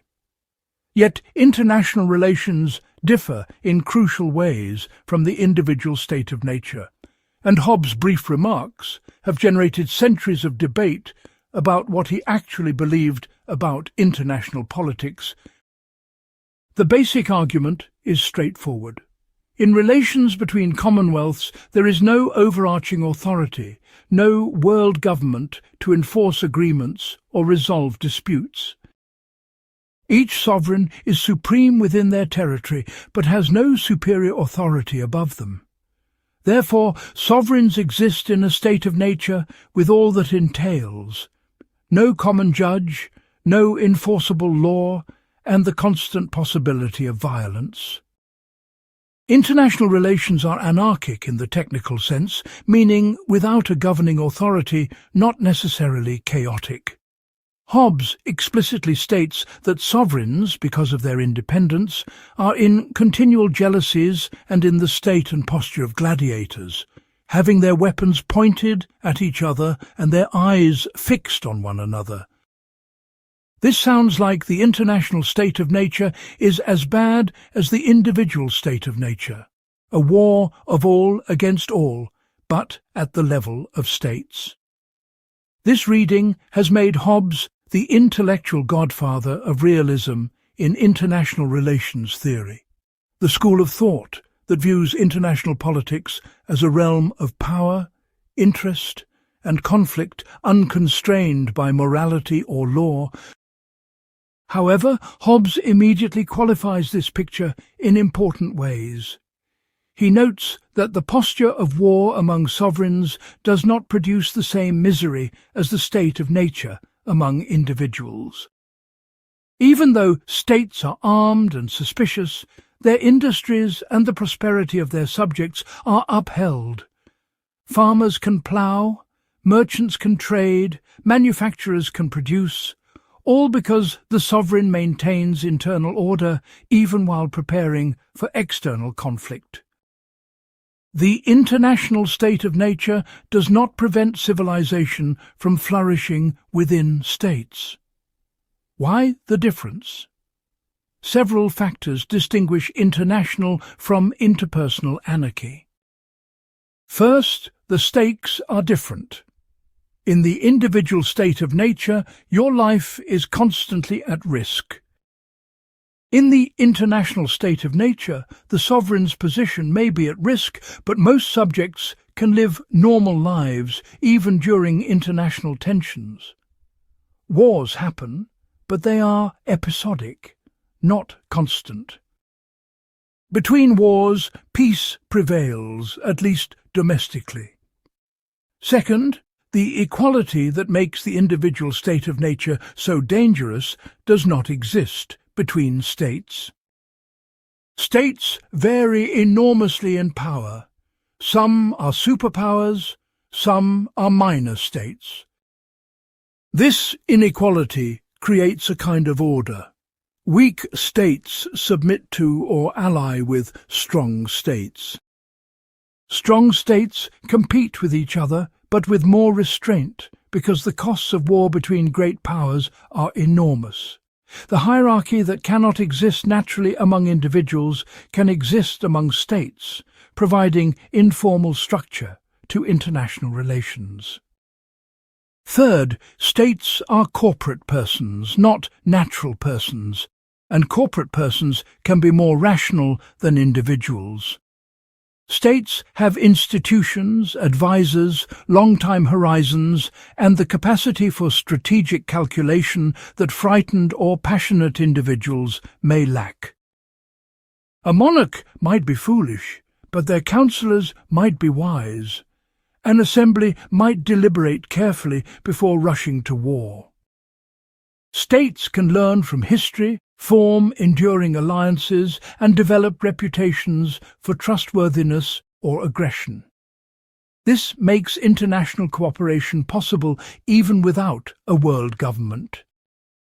Fourth, the laws of nature apply to states as they do to individuals, counselling peace when possible and restraint in war. A sovereign who launches aggressive wars risks retaliation, coalition building by threatened neighbours, and depletion of resources. Rational sovereigns will pursue peace when it serves their interests, and will fight only when necessary for security or when potential gains clearly outweigh costs. The laws of nature, operating through state interests, produce a kind of international order even in anarchy. Hobbes thus presents a more nuanced picture of international relations than is often recognized. Yes, states exist in a condition of anarchy. Yes, war is always possible. Yes, power matters enormously. But no, this does not mean constant war or the impossibility of cooperation. States can and do cooperate through alliances, treaties, trade, and diplomacy. International law, while lacking a sovereign enforcer, can shape behavior through reciprocity, reputation, and coordinated enforcement by multiple states. This reading aligns Hobbes not with the most pessimistic realism, but with a more moderate position, sometimes called rationalism, or the English school in international relations theory. This school, which includes thinkers like Martin White and Hedley Bull, argues that even in anarchy, states can form an international society with shared norms, institutions, and practices that regulate conflict without eliminating it. Hobbes can be read as an early theorist of international society, showing how rational actors can cooperate for mutual benefit despite lacking a common authority. However, other passages suggest a darker view. Hobbes notes that sovereigns maintain spies and fortifications on their frontiers, signs of mutual distrust. He suggests that sovereigns may legitimately wage preventive war, attacking potential threats before they materialize.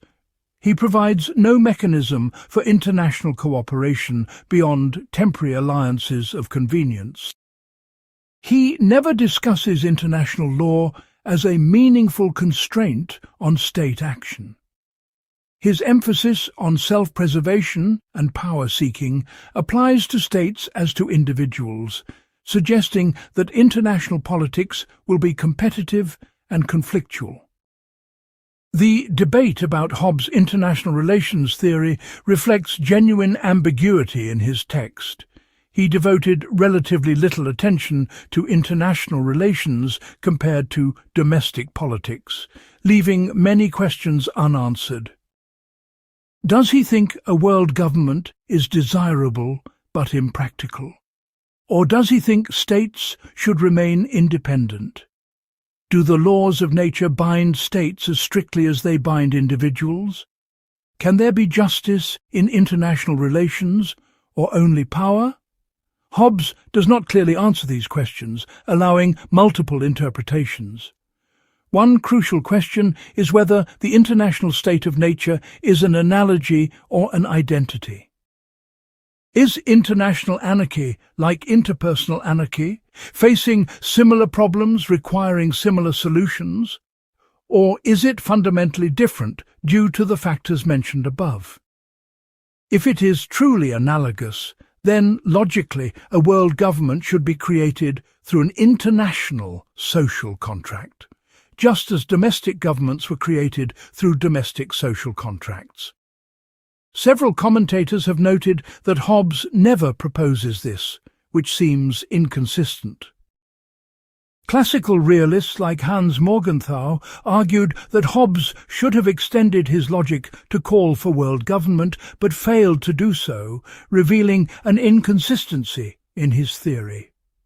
Neo-realists like Kenneth Waltz argue that the absence of overarching authority and the prevalence of anarchy in international relations is the cornerstone of their theory, but they do not follow Hobbes in proposing a solution.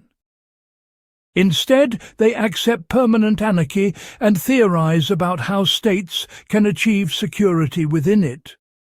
Why did Hobbes not propose world government? Several explanations are possible. First, he may have thought it impractical. Creating a domestic sovereign from a state of nature is difficult but possible because people can communicate, assemble, and create institutions. Creating a world government from independent sovereign states is vastly more difficult because states are already organized for self-defense, have conflicting interests, and cannot easily be brought together for collective decision-making. The practical barriers are insurmountable. Second, Hobbes may have thought world government undesirable. Competition between states, while risky, may promote good governance by allowing subjects to compare their rulers with foreign rulers and potentially migrate if oppressed. It may encourage innovation and cultural diversity. It may prevent global tyranny, since even a bad domestic government is limited in the harm it can do by the existence of foreign rivals. A world government would be an absolute sovereign with no external check, which could become monstrous. Third, Hobbes may not have seen international anarchy as sufficiently problematic to require solution. As he notes, the international state of nature does not produce the same misery as interpersonal anarchy. States can prosper, and subjects can flourish even when international relations are anarchic. War between states is terrible, but it is occasional, not constant, and affects soldiers more than civilians in Hobbes' era. The costs of international anarchy may not justify the enormous risks of attempting to create world government. Fourth, Hobbes may have thought that well-ordered commonwealths governed by rational sovereigns following natural law would achieve sufficient international cooperation without needing world government. His vision is not of isolated states in constant conflict, but of multiple states trading, forming alliances, respecting treaties, and only occasionally fighting when interests clash irreconcilably. This is international society, not international government, but it may be good enough. Modern international relations continue to grapple with Hobbesian themes. The United Nations was an attempt to create something like an international sovereign, an authority that could enforce peace and resolve disputes. But the UN lacks the crucial feature of Hobbesian sovereignty, the power to compel obedience. The Security Council can authorize force, but it cannot compel powerful states to obey its resolutions. The International Court of Justice can judge disputes, but only if states consent to its jurisdiction. International law binds states only to the extent they choose to be bound, which is to say, hardly at all when vital interests are at stake. This vindicates Hobbes' skepticism about international law. Without a sovereign to enforce it, international law is mere words, binding in conscience perhaps, but not in practice, when obeying would be dangerous. States follow international law when it serves their interests and violate it when necessary for survival or major advantage. The laws of war, prohibiting certain weapons or protecting civilians, are frequently violated with impunity by powerful states. Treaties are broken when circumstances change. International institutions lack independent power and depend entirely on state cooperation.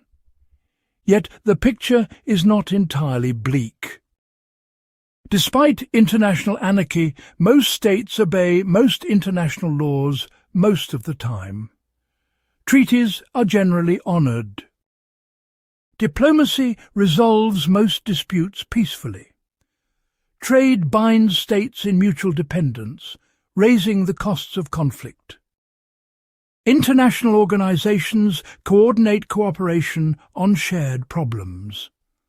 Nuclear weapons have made great power war catastrophically costly, creating a kind of forced peace among nuclear states. The post-World War II international order, while imperfect and contested, has produced the longest period without great power war in modern history. How do we explain this? Hobbesians would point to changes in state interests.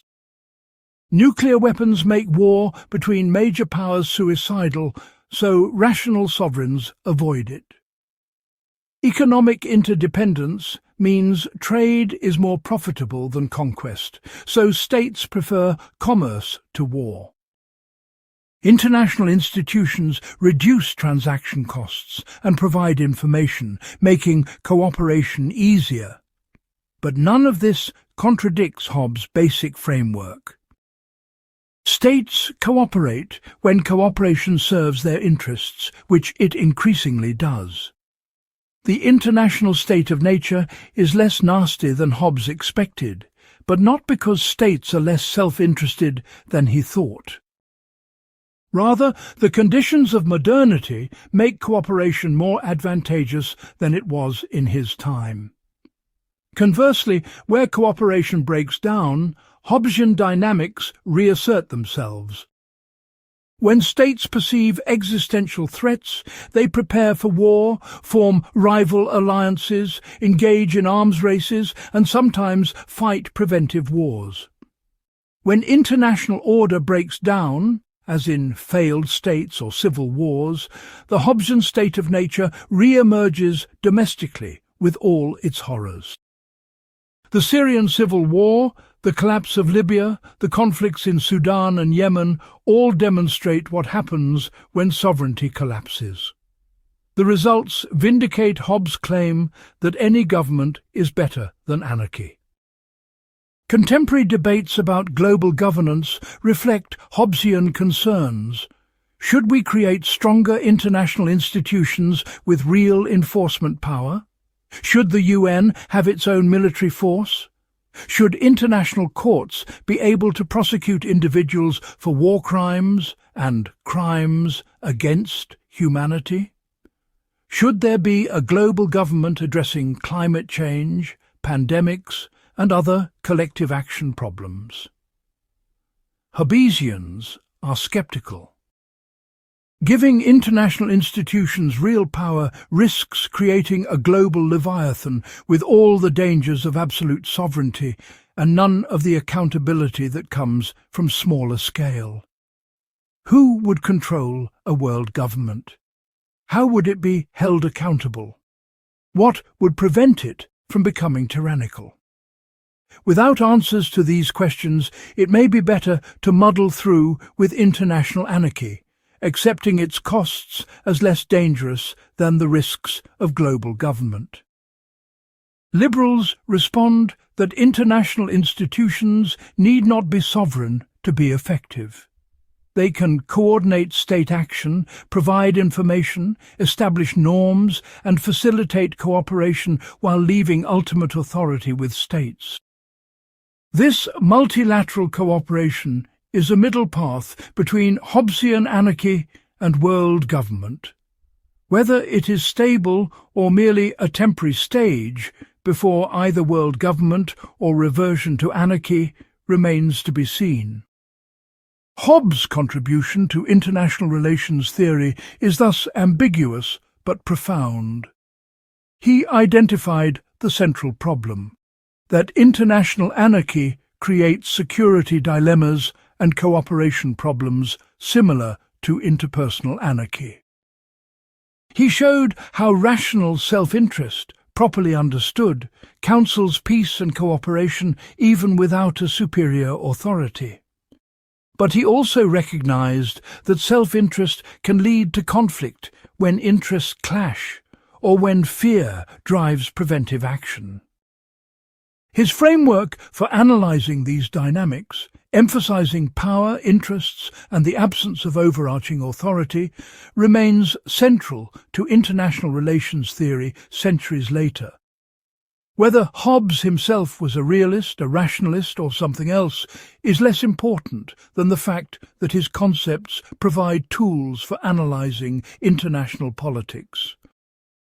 The state of nature, laws of nature, security dilemma, social contract, and sovereign authority all have applications to international relations, even if Hobbes did not fully develop those applications. Later, theorists have taken his ideas and run with them in various directions, some toward pure power politics, others toward international society and cooperation. Hobbes' legacy in international relations is not a single theory, but a framework that continues to generate insight and debate. Part 9. Contemporary applications, game theory, rational choice, and political science. Hobbes wrote in the 17th century, but his ideas have found new life in 20th and 21st century social science. Game theory, rational choice theory, evolutionary psychology, and behavioral economics all provide frameworks for testing, refining, and applying Hobbesian insights. These modern disciplines vindicate some of Hobbes' arguments while challenging others, showing where he was prescient and where he was mistaken. Game theory, the mathematical study of strategic interaction, formalizes Hobbesian problems with remarkable precision. The state of nature is essentially a multiplayer prisoner's dilemma, a situation where individual rationality produces collective disaster. Each person, acting rationally to maximize their own security, contributes to a situation where everyone is insecure. Cooperation would benefit all, but cooperation is individually irrational without enforcement. The classic prisoner's dilemma involves two criminals interrogated separately. Each can cooperate with the other by remaining silent or defect by confessing. If both cooperate, both get light sentences. If both defect, both get moderate sentences. If one defects while the other cooperates, the defector goes free while the cooperator gets a harsh sentence. The rational choice for each prisoner is to defect regardless of what the other does. But this produces the mutually defective outcome where both get moderate sentences, worse than if both had cooperated.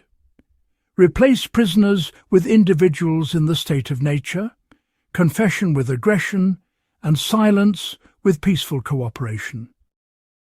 Each person faces the same incentive structure. Aggression is individually rational because if the other person is peaceful, you gain advantage, and if the other person is aggressive, you must defend yourself. But if everyone reasons this way, everyone is aggressive, and everyone suffers the war of all against all. This is Hobbes's insight, formalized. The game theoretic solution is exactly what Hobbes proposed, an external enforcer who changes the payoffs.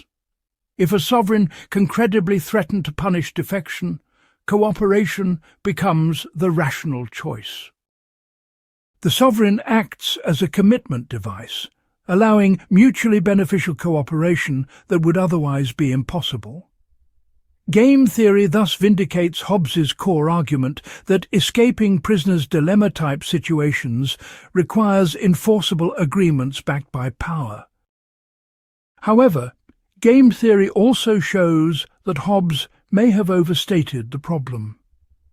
Repeated prisoners' dilemmas can produce cooperation without external enforcement through strategies like tit for tat. Cooperate initially, then do whatever the other player did last round. This strategy succeeds because it is nice, never defecting first, retaliatory, punishing defection, forgiving, returning to cooperation after the other player cooperates, and clear, making the pattern easy to recognize. In repeated interactions, tit for tat and similar strategies can sustain cooperation. This suggests that the state of nature might not be as inescapable as Hobbes claimed. If people interact repeatedly and can observe each other's behavior, they can develop reputations for cooperation or defection. Cooperators can preferentially interact with other cooperators, excluding defectors from beneficial exchanges. Over time, norms of cooperation can emerge without central enforcement. This is essentially how much of civil society actually functions, through informal norms, reputation, and social pressure rather than state coercion. Hobbes might respond that repeated games require certain conditions: stable populations, reliable information about others' past behavior, expectations of future interaction, and relatively low stakes. In the state of nature, these conditions may not hold. Population is mobile, information is scarce, interactions may be one-shot, and stakes can be life or death. Under these conditions, cooperation collapses, vindicating Hobbes's pessimism. Moreover, even when repeated game cooperation works, it is fragile. A few defectors can destabilize cooperative equilibria. New entrants who have not built reputations can defect opportunistically. Misunderstandings can trigger retaliation spirals.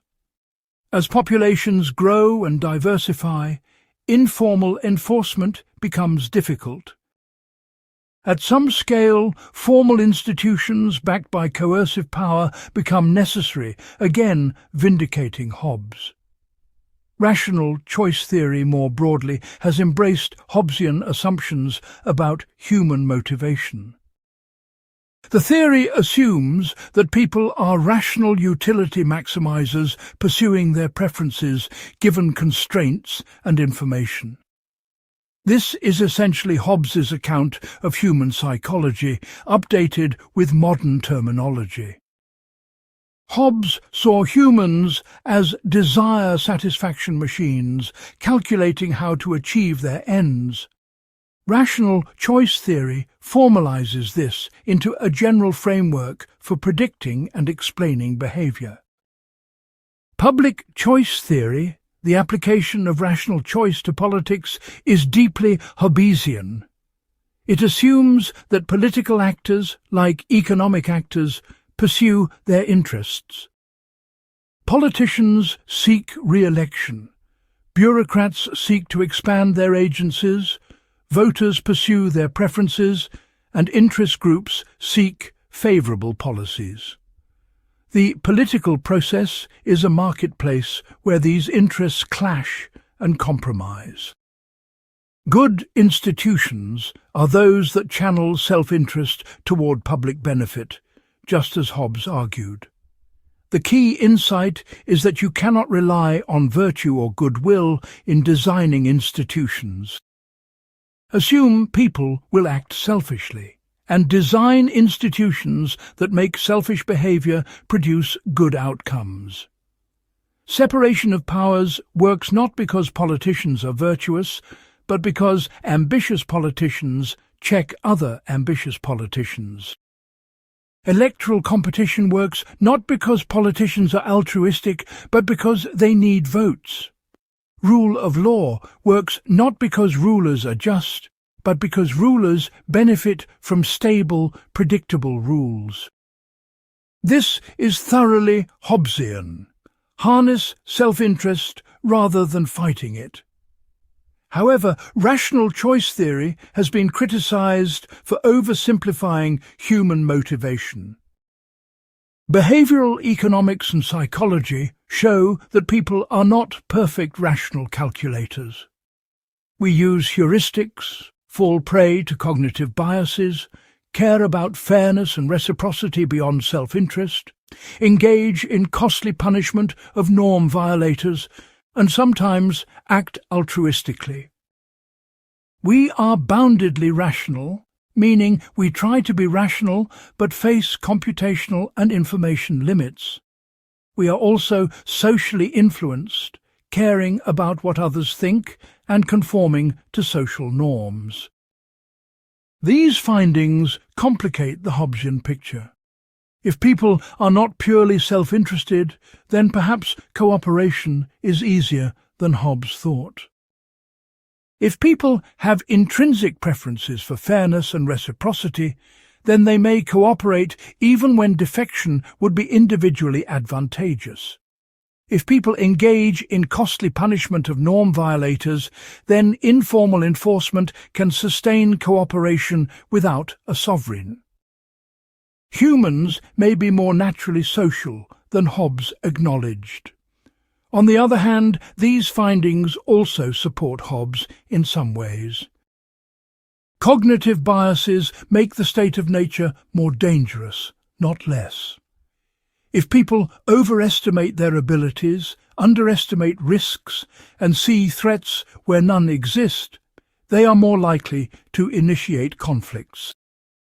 If people care intensely about honor and reputation, they will fight over insults and slights. If people conform to group norms, then tribes and factions form, creating in-group cooperation but out-group hostility. Human psychology is complex, but the complexities do not obviously make the state of nature more manageable. Evolutionary psychology offers another lens on Hobbesian themes. Natural selection shaped human psychology to solve adaptive problems faced by our ancestors. Many of these problems involve cooperation and conflict, forming alliances, deterring aggression, punishing free riders, distributing resources, attracting mates, raising offspring. We evolved psychological mechanisms for navigating these situations, capacities for empathy and aggression, cooperation and competition, trust and suspicion. This supports Hobbes's naturalism.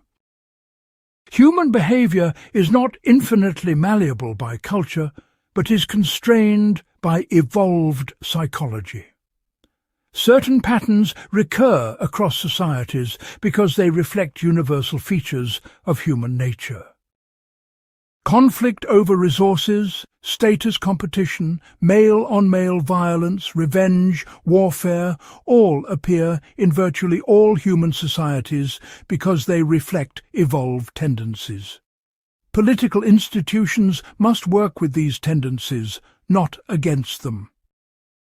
However, evolution also produced capacities for cooperation, altruism, and morality that extend beyond narrow self-interest. Humans evolved in small groups where reputation mattered and cooperation paid off. We have emotional mechanisms, shame, guilt, empathy, moral outrage that motivate pro-social behavior. We engage in reciprocal altruism, helping others who help us. We even exhibit genuine altruism toward kin and sometimes toward strangers. These capacities make humans less Hobbesian than pure egoism suggests. The debate reflects a deeper question. Is human nature fundamentally selfish or social? Hobbes emphasized selfishness, competition, and fear. Critics emphasize cooperation, empathy, and morality. The truth is probably that humans have capacities for both, and which dominates depends on circumstances. In situations of scarcity, danger, and anonymity, selfish tendencies dominate. In situations of abundance, safety, and repeated interaction, cooperative tendencies dominate. Institutions matter because they create circumstances that bring out our better or worse natures. Contemporary political science also grapples with Hobbesian questions about the origins and functions of the state. Why do states exist? What makes them legitimate? How do they maintain order? Comparative politics examines these questions across different countries and historical periods, testing whether Hobbesian logic holds universally or only in specific contexts. One finding is that states do indeed emerge primarily to solve collective action problems and provide security, vindicating Hobbes. Hunter-gatherer bands lack states because they are small enough for informal governance. Agricultural societies develop proto-states to coordinate irrigation, defend territory, and collect taxes. Modern states provide security, enforce contracts, supply public goods, and manage economies. While the specific functions vary, the core security and coordination functions are universal. However, the process of state formation is more varied and contingent than Hobbes suggested. States did not arise from rational social contracts, but from conquest, gradual institutionalization, external competition, and historical accidents. Many states are predatory, extracting resources from subjects without providing much security. Weak states exist in a twilight zone, neither fully collapsed nor fully functional. State capacity varies enormously, with some states highly effective and others barely functioning. Hobbes' theory better explains why we need states than how states actually form, or why they vary so much. Failed states provide natural experiments testing Hobbesian predictions. When states collapse in places like Somalia, South Sudan, or parts of Syria, what happens? Generally, Hobbesian dynamics emerge. Warlords fight for control, militias prey on civilians, trade collapses, production declines, life becomes nasty, brutish, and short.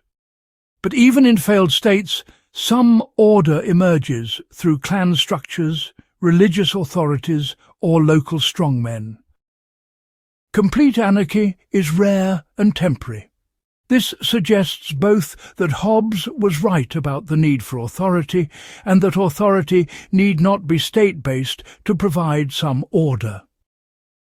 Democracy poses interesting challenges for Hobbesian theory. Can the people be sovereign, or does sovereignty require a unified decision-maker? Hobbes allowed for sovereignty by assembly, suggesting democracy is possible within his framework. But he worried about the inefficiency and instability of assemblies. Modern democracies have addressed these concerns through representation, constitutional constraints, and regular elections. The people are sovereign in the sense that government ultimately depends on popular consent, but day-to-day governance is delegated to elected representatives and appointed officials. However, democracies face Hobbesian problems internally. Majority tyranny can oppress minorities. Electoral competition can become so bitter that losers refuse to accept results, threatening civil conflict. Constitutional crises arise when different branches claim authority, and no one can definitively resolve the dispute. Polarization can make compromise impossible, paralyzing government. These are all Hobbesian problems about how to achieve collective decision-making without descending into conflict. The solutions involve institutional design that limits what government can do even with majority support, constitutional rights that cannot be overridden, judicial review that enforces constitutional limits, and norms of democratic restraint where winners do not exploit their power fully. These mechanisms address Hobbes's concerns about sovereignty being divided or limited by creating complex systems that appear divided but ultimately function as unified decision-makers on most issues. Whether these systems are truly stable or merely have not yet faced sufficiently severe tests remains an open question. Hobbes's influence on contemporary social science is thus pervasive but contested. His assumptions about human nature, the necessity of authority, and the dangers of anarchy shape how political scientists, economists, and international relations scholars think about politics. His emphasis on incentives, interests, and institutional design guides policy analysis and reform efforts. His skepticism about idealism and his insistence on realism about power inform strategy and statecraft. At the same time, modern social science has identified limits to Hobbesian logic. Cooperation is more achievable than he thought, human nature is more prosocial, informal institutions can do much of what he assigned to the state, and democracy can be stable despite divided power. Yet, in each case, the conditions that make these alternatives to Hobbesian absolutism work are specific and fragile. Remove those conditions, and Hobbesian dynamics reassert themselves. The state of nature is always lurking beneath the surface of civilization, held at bay by institutions that must constantly be maintained and defended. That insight remains Hobbes' enduring contribution. Part 10. Comprehensive Critiques, where Hobbes fails and scholarly debates. After surveying Hobbes' philosophy and its applications, we must now confront its failures, contradictions, and limitations. No philosophical system is perfect, and Hobbes is no exception. Critics from his own time to ours have identified numerous problems with his arguments, assumptions, and conclusions. Understanding these critiques is essential for appreciating both Hobbes's contributions and his blind spots. The most fundamental critique attacks Hobbes's account of human nature as empirically false and methodologically flawed. Is it really true that humans are fundamentally selfish, competitive, and glory-seeking? Anthropological evidence suggests not. Small-scale societies exhibit extensive cooperation, sharing, and altruism.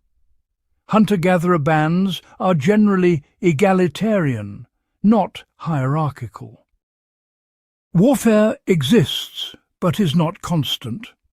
Many societies emphasize harmony, consensus, and collective welfare over individual competition. Rousseau argued that Hobbes projected the vices of civilized humans onto natural humans. Greed, ambition, and vanity are products of social comparison and inequality, not original human nature. In a true state of nature, before property and social hierarchy, humans would be neither good nor bad, but simply concerned with immediate survival and reproduction, occasionally encountering other humans, but not systematically competing with them. Modern evolutionary theory supports a middle position.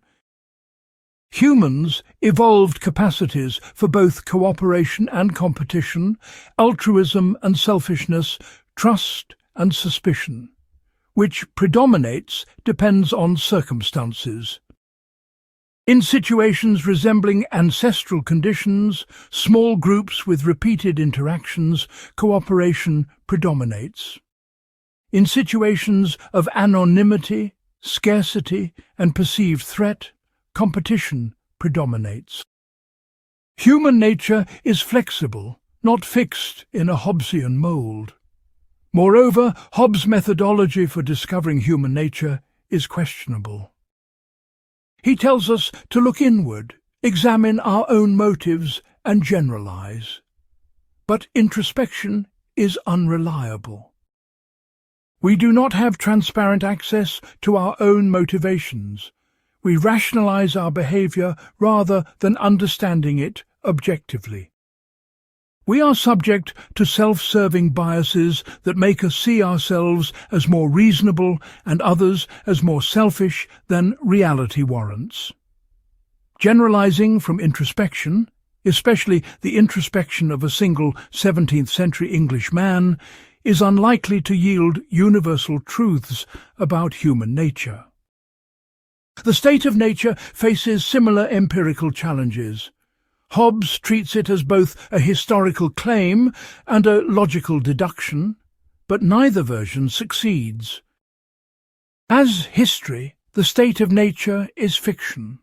Humans have always lived in social groups with norms, customs, and structures of authority. The war of all against all never existed. Isolated individuals in pure anarchy are a philosophical thought experiment, not a description of human prehistory. As logical deduction, the state of nature rests on questionable assumptions. Hobbes assumes that without government there is no law, no property, no justice. But law can exist without government through custom and social norms. Property can exist through recognition and defense by communities. Justice can exist through reciprocity and reputation. Stateless societies are not necessarily lawless or chaotic. They have different forms of order based on kinship, tradition, and decentralized enforcement. Hobbes' critics also attack the social contract as incoherent or implausible.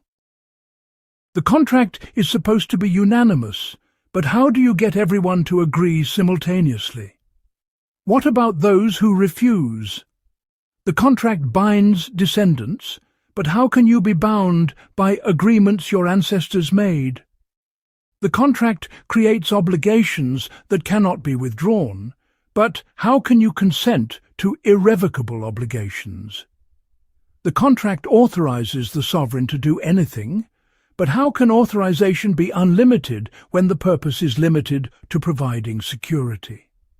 These problems suggest the social contract is a fiction, perhaps a useful fiction for thinking about political legitimacy, but not an actual historical event or even a plausible hypothetical agreement. Actual governments arose through conquest, tradition, gradual institutionalization, and other non-consensual processes. Calling them products of contract stretches the concept of consent beyond recognition. Hobbes seems to be using social contract language to legitimate whatever governments actually exist, which evacuates the contract of normative force. The doctrine of absolute sovereignty generates its own set of problems. Hobbes claims sovereignty cannot be limited without creating the problems it was meant to solve. But this seems empirically false. Constitutional democracies have limited governments with divided powers, yet they are often more stable than absolute monarchies.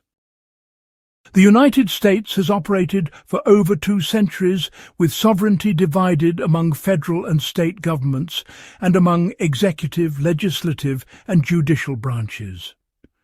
Far from producing chaos, this division seems to prevent tyranny while maintaining order. Hobbes might respond that these systems have hidden sovereigns, ultimate decision-makers who resolve disputes. In the U.S., perhaps the Supreme Court is sovereign, or perhaps the people through constitutional amendment. But this response seems ad hoc. If we must torture the concept of sovereignty to fit constitutional democracy, perhaps sovereignty is not the right concept. Perhaps we should abandon talk of absolute sovereignty and instead analyze the distribution of power, the mechanisms of accountability, and the norms that sustain constitutional order. The internal contradictions in Hobbes's system pose another set of problems. He argues for absolute sovereignty, but acknowledges inalienable rights of self-preservation. These cannot coexist coherently. If subjects retain the right to resist when their lives are threatened, and they judge for themselves when this condition obtains, then sovereignty is not absolute. Each subject becomes judge in their own case, recreating the very problem sovereignty was meant to solve. Hobbes tries to minimize this by making the right of resistance very narrow, but the contradiction remains. Either sovereignty is absolute, in which case subjects have no rights against it, or subjects have rights, in which case sovereignty is limited. Hobbes wants both, but the two positions are logically incompatible. He needs inalienable rights to make the social contract non-suicidal, but those rights undermine absolute sovereignty. Similarly, Hobbes argues that the sovereign determines justice, but also that natural law binds the sovereign. Which takes precedence? If natural law binds absolutely, then the sovereign is not absolute.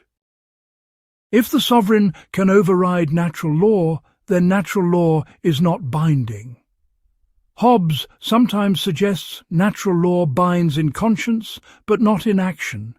But this distinction is murky. What does it mean to have an obligation you need not fulfill? The relationship between authorization and responsibility creates further problems. Hobbes claims that because subjects authorize the sovereign's acts, the sovereign cannot injure subjects.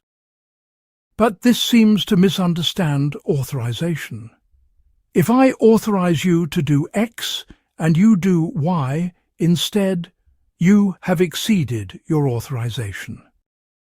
You cannot claim I authorized Y merely because I authorized you generally.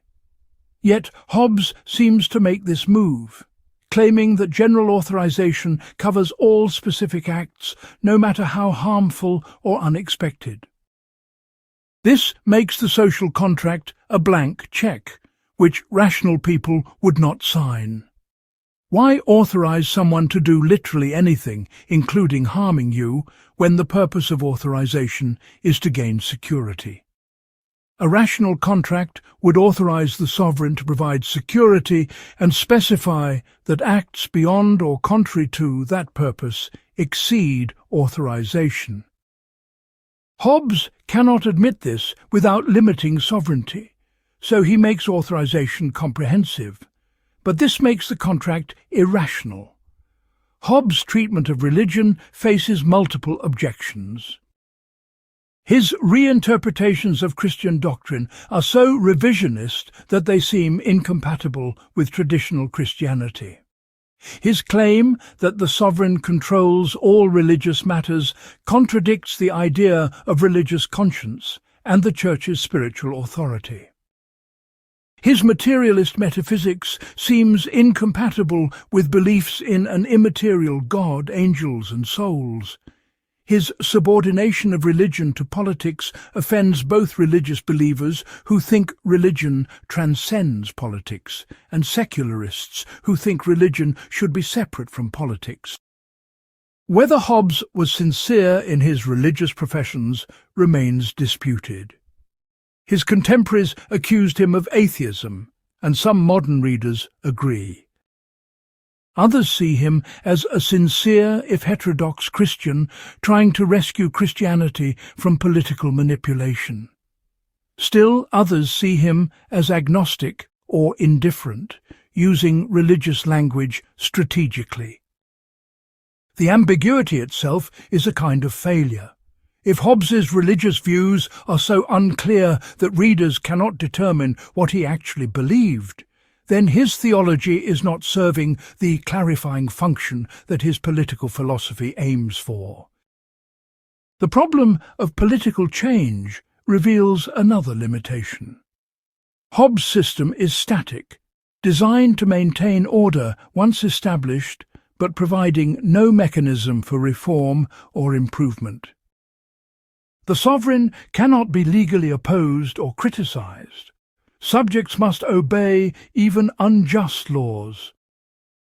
There is no process for peaceful political change beyond hoping the sovereign will voluntarily reform.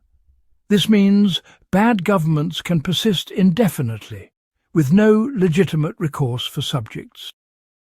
Hobbes might respond that subjects can replace a failing sovereign, but only if the sovereign has already failed to provide security, meaning the Commonwealth has effectively dissolved.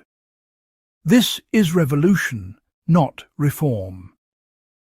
There is no middle ground where subjects can pressure the sovereign to govern better without rebellion. This makes Hobbesian regimes brittle, able to maintain order when strong, but collapsing into anarchy when they weaken, with nothing in between. Constitutional democracy addresses this by providing peaceful mechanisms for political change: elections, legislative oversight, judicial review, constitutional amendment. These allow for reform without revolution, criticism without sedition, and accountability without anarchy. They show that political change need not mean civil war.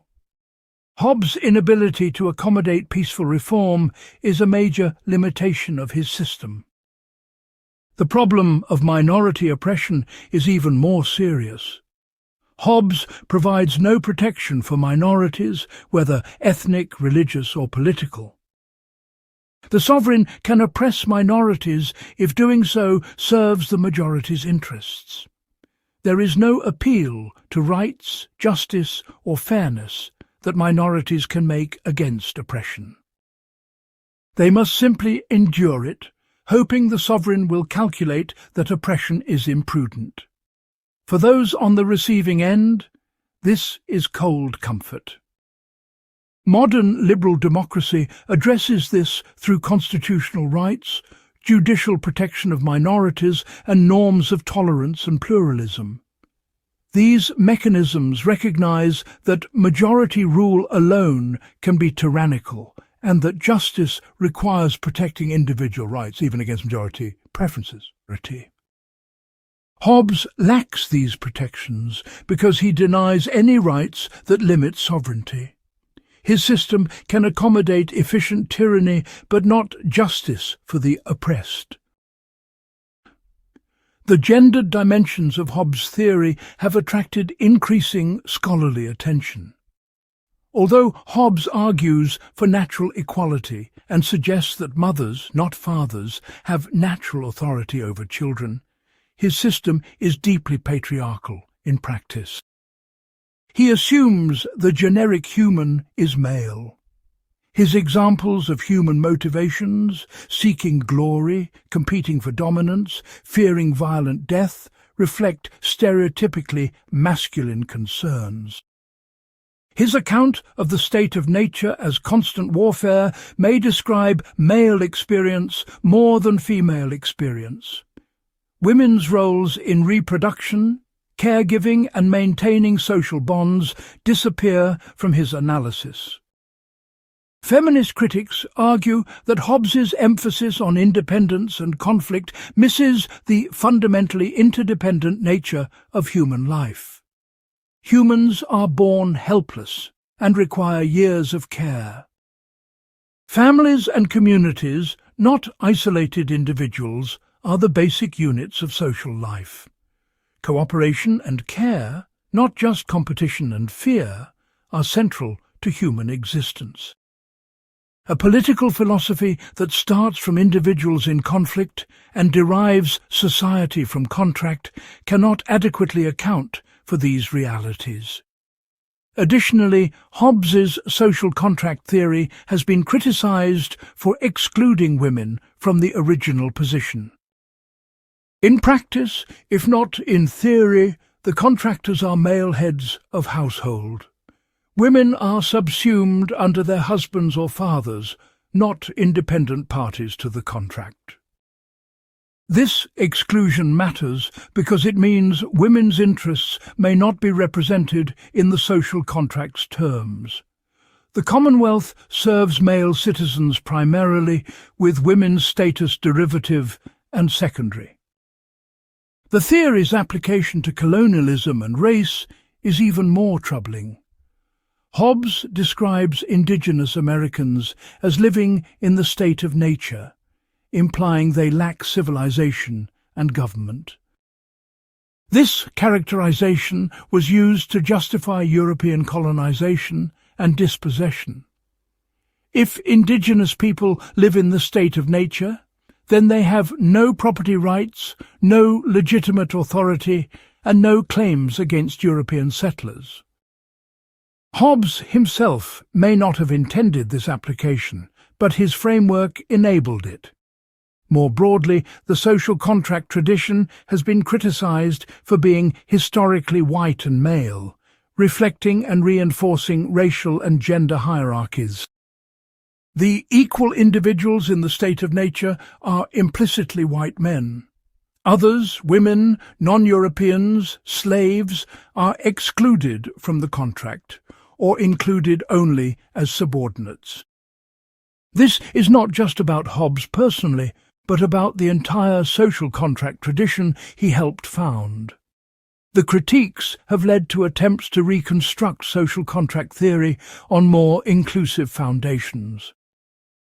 Hobbes' psychology has been challenged as overly simplistic. Reducing human motivation to appetite, aversion, and the passions ignores the complexity of human mental life. What about abstract reasoning, aesthetic appreciation, intellectual curiosity, moral commitment, spiritual yearning? Hobbes can perhaps accommodate these as forms of desire, but this seems to stretch the concept. Not everything we care about reduces to pleasure, pain, or self-preservation. Moreover, Hobbes's account of rationality as purely instrumental is too narrow. Reason does not just calculate means to ends. It can also evaluate ends, criticize desires, and recognize obligations that transcend self-interest. Practical reasoning is not just cost-benefit analysis, but involves interpreting situations, weighing values, and making judgments that cannot be reduced to calculation. Hobbes's mechanical model of mind misses this dimension of human agency. The methodology of Leviathan has also been criticized. Hobbes aims for geometric certainty, building political conclusions from indisputable premises through rigorous deduction. But political and moral questions are not amenable to geometric proof. The premises are contestable, the concepts are vague, and the conclusions do not follow with logical necessity. Hobbes achieves apparent rigor through overly simplistic assumptions and equivocation on key terms. The geometric method is more rhetorical device than genuine demonstration. Additionally, Hobbes mixes incompatible methods.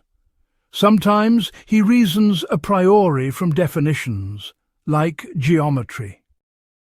Sometimes he appeals to introspective psychological observation. Sometimes he makes empirical historical claims. These methods pull in different directions, and Hobbes does not adequately integrate them. The resulting system is less coherent than its geometric presentation suggests. The normative status of Hobbes's theory is deeply ambiguous. Is he describing how politics actually works, or prescribing how it should work? Is he justifying political authority, or merely explaining it? Is he defending absolute sovereignty as ideal, or as least bad? Hobbes sometimes seems to argue normatively that we ought to obey absolute sovereigns because they are legitimate.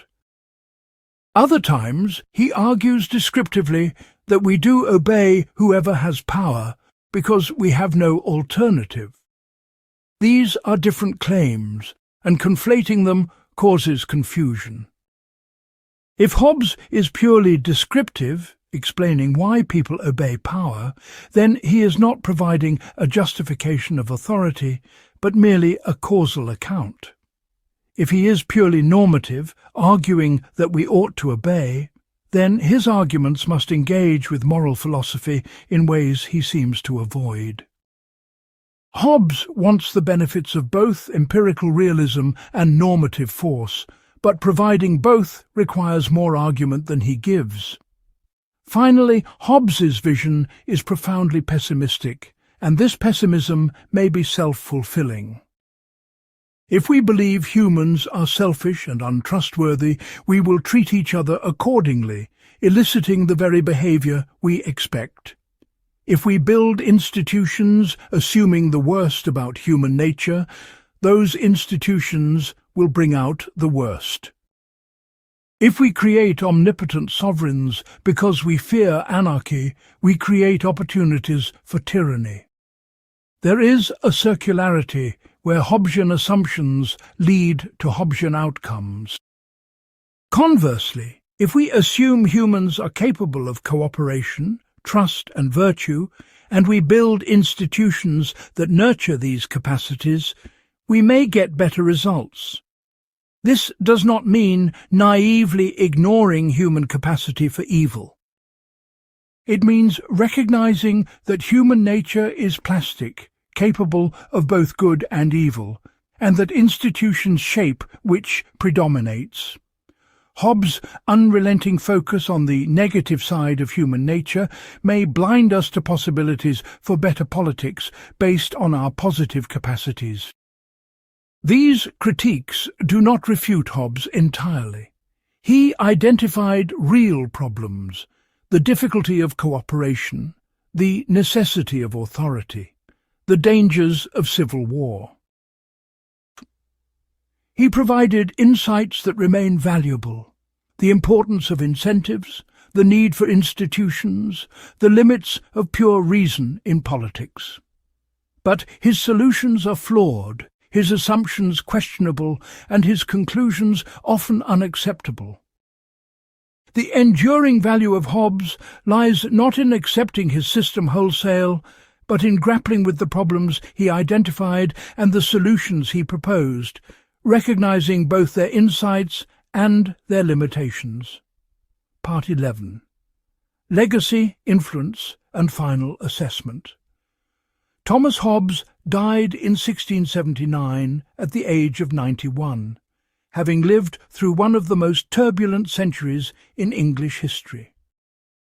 His final years were spent peacefully at the Cavendish family estate, where he continued writing, translated Homer, and engaged in mathematical disputes that damaged his reputation as a mathematician, but showed his intellectual vitality.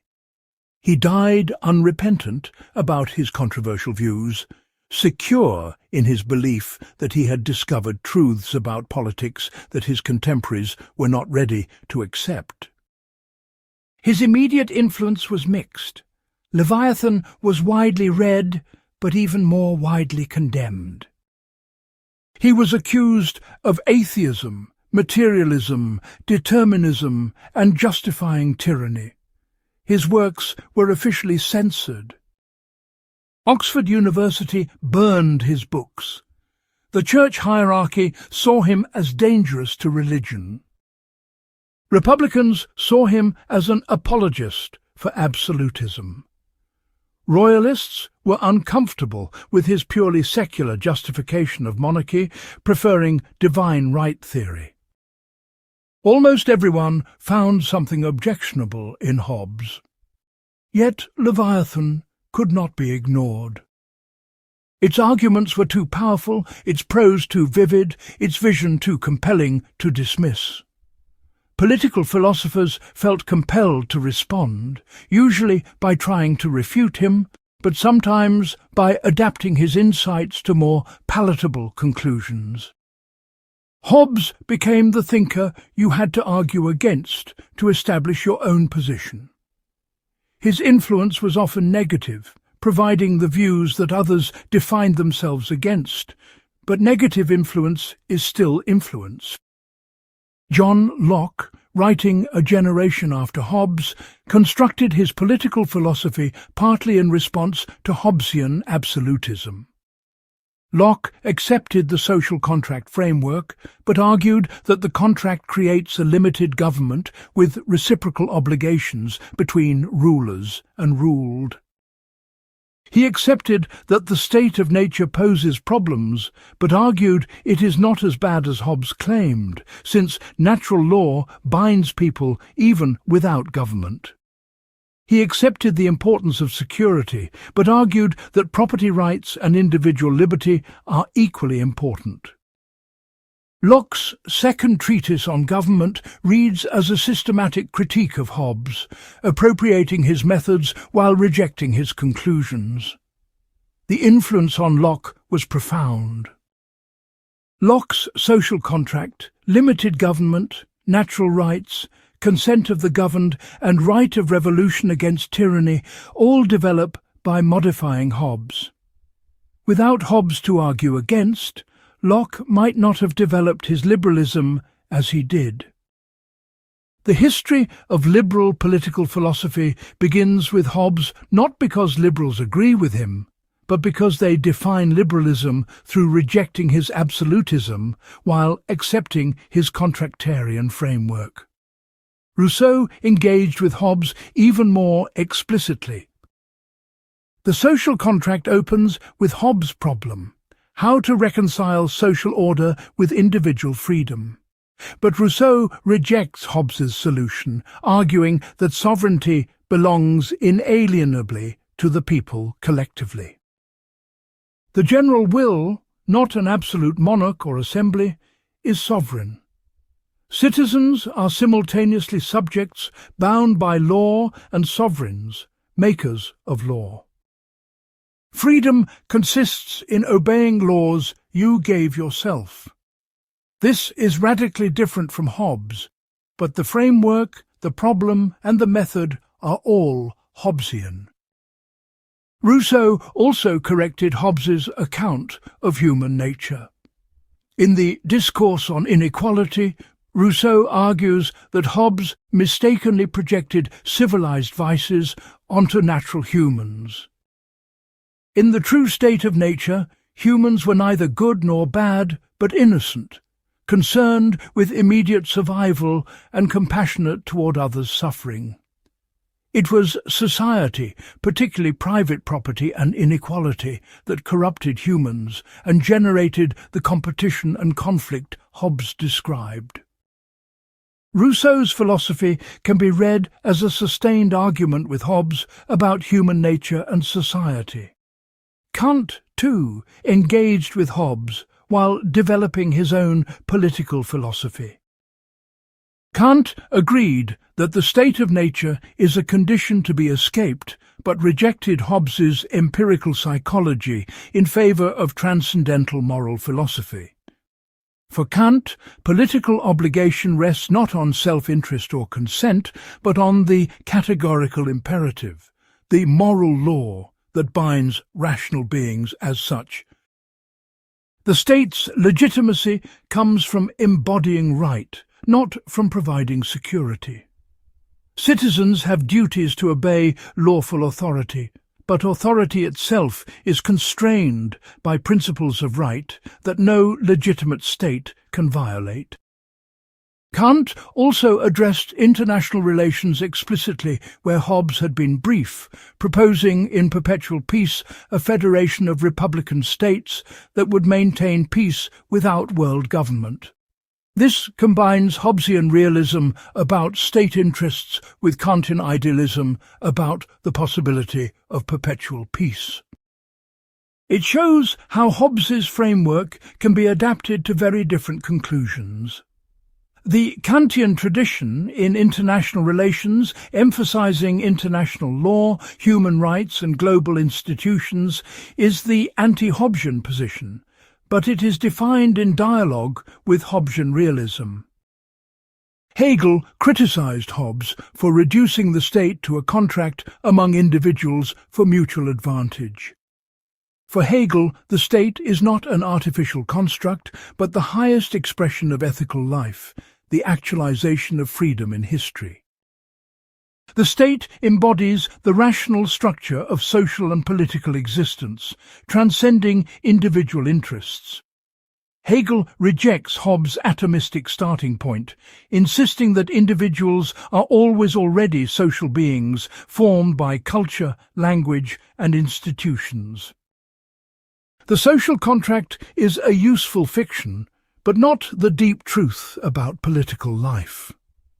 Utilitarian thinkers like Bentham and Mill engaged with Hobbes's emphasis on consequences and utility. Bentham appreciated Hobbes's secular, rationalist approach to politics and his focus on promoting happiness and avoiding misery. But Bentham rejected Hobbes's absolutism, arguing that utility requires limited government with constitutional constraints, democratic accountability, and individual rights. The greatest happiness principle might support strong government, but it also requires protecting individuals from governmental abuse. Utilitarian liberalism borrows Hobbes' consequentialism while rejecting his authoritarianism. Marx criticized Hobbes as an ideologist of the bourgeoisie, naturalizing capitalist social relations by projecting them onto the state of nature. The competitive individuals Hobbes describes are not universal humans, but specifically bourgeois subjects shaped by market competition and private property. Hobbes' political philosophy legitimates bourgeois rule by making it seem natural and necessary. A truly critical political philosophy would reveal the historical contingency of these arrangements and envision alternatives. While Marx's critique is harsh, it shows Hobbes' continuing relevance to debates about capitalism and class. In the 20th century, Hobbes experienced a revival in multiple fields. Political philosophy rediscovered him as analytic philosophy brought new tools for examining his arguments. Scholars like Rawls, Hampton and Kafka analyze the logic of the state of nature, the rationality of covenants, and the structure of sovereignty with unprecedented rigor. They showed that Hobbes's arguments, despite their archaic presentation, raise deep questions about rationality, cooperation, and political obligation that remain unsolved. Carl Schmitt, the controversial German legal theorist, found in Hobbes a kindred spirit emphasizing sovereignty, decisionism, and the friend-enemy distinction in politics. Schmitt's interpretation, developed during the Weimar Republic and early Nazi period, stressed Hobbes's authoritarian elements and his claim that sovereignty consists in deciding the exception, the ability to suspend normal law in emergencies. This reading influenced debates about dictatorship, constitutional crisis, and the limits of liberal democracy. It also showed how Hobbes could be appropriated for illiberal purposes. Leo Strauss offered a different interpretation, arguing that Hobbes marks the beginning of modernity's break with classical political philosophy. Ancient and medieval thinkers grounded politics in natural right and teleology, asking how to achieve the good life. Hobbes rejected this, founding politics instead on fear of death and the desire for self-preservation. This shift inaugurated modern liberalism, with its emphasis on rights, consent, and limited government, but at the cost of abandoning the quest for human excellence. Strauss's Hobbes is the first modern, for better or worse. Hannah Arendt engaged with Hobbes critically in The Origins of Totalitarianism, arguing that aspects of his thought, particularly his elevation of self-preservation above all other values, and his conception of humans as isolated individuals, contributed to the conditions that made 20th century totalitarianism possible. This is a harsh judgment, blaming Hobbes partly for horrors 2.5 centuries after his death. but it reflects how seriously Arendt took ideas as shaping political possibilities. For her, Hobbes's mistakes were not merely theoretical, but had practical consequences. In international relations theory, as discussed earlier, Hobbes became the foundational figure for realism, whether or not he was actually as realist as his reputation suggests. Morgenthau, Waltz, Mearsheimer and other realists invoke Hobbes to support claims about the inevitability of power politics, the limits of international law, and the dangers of idealism in foreign policy. Critics of realism must therefore engage with Hobbes, either reinterpreting him as less realist than commonly thought, or accepting his realism while arguing it is incomplete or wrong. Game theorists and rational choice theorists, as discussed, found in Hobbes a precursor who identified cooperation problems and their solutions with remarkable insight. The prisoner's dilemma, collective action problems, social dilemmas, and related concepts all appear in inchoate form in Hobbes' analysis of the state of nature. Formalizing these ideas mathematically vindicated many of Hobbes' intuitions while also showing their limits. The contemporary economics of cooperation builds on Hobbesian foundations while going far beyond anything Hobbes imagined. Hobbes also influenced legal philosophy, particularly legal positivism. His definition of law as the sovereign's command, with no necessary connection to morality, became central to positivist legal theory. Hart, Kelsen, and other positivists developed sophisticated versions of this view, arguing that law's validity depends on social facts, not moral merit. This opposes natural law theory, which insists that unjust laws are not truly laws. The debate between positivists and natural law theorists, which continues today, has Hobbes as a founding figure on the positivist side. In popular culture, Hobbes has become shorthand for pessimistic views of human nature and authoritarian politics. Hobbesian describes situations of ruthless competition, war of all against all, or life that is nasty, brutish, and short. The cartoon character Hobbes, the stuffed tiger in Calvin and Hobbes, was named for Thomas Hobbes by cartoonist Bill Watterson. This popularization shows how deeply Hobbes has penetrated cultural consciousness, though often in simplified or caricatured form. What is Hobbes's legacy? At the most abstract level, he established the framework for modern political philosophy. Questions about the basis of political obligation, the justification of state power, the relationship between individual and society, and the balance between freedom and security are all framed in terms Hobbes helped establish. Even those who reject his answers must engage with his questions.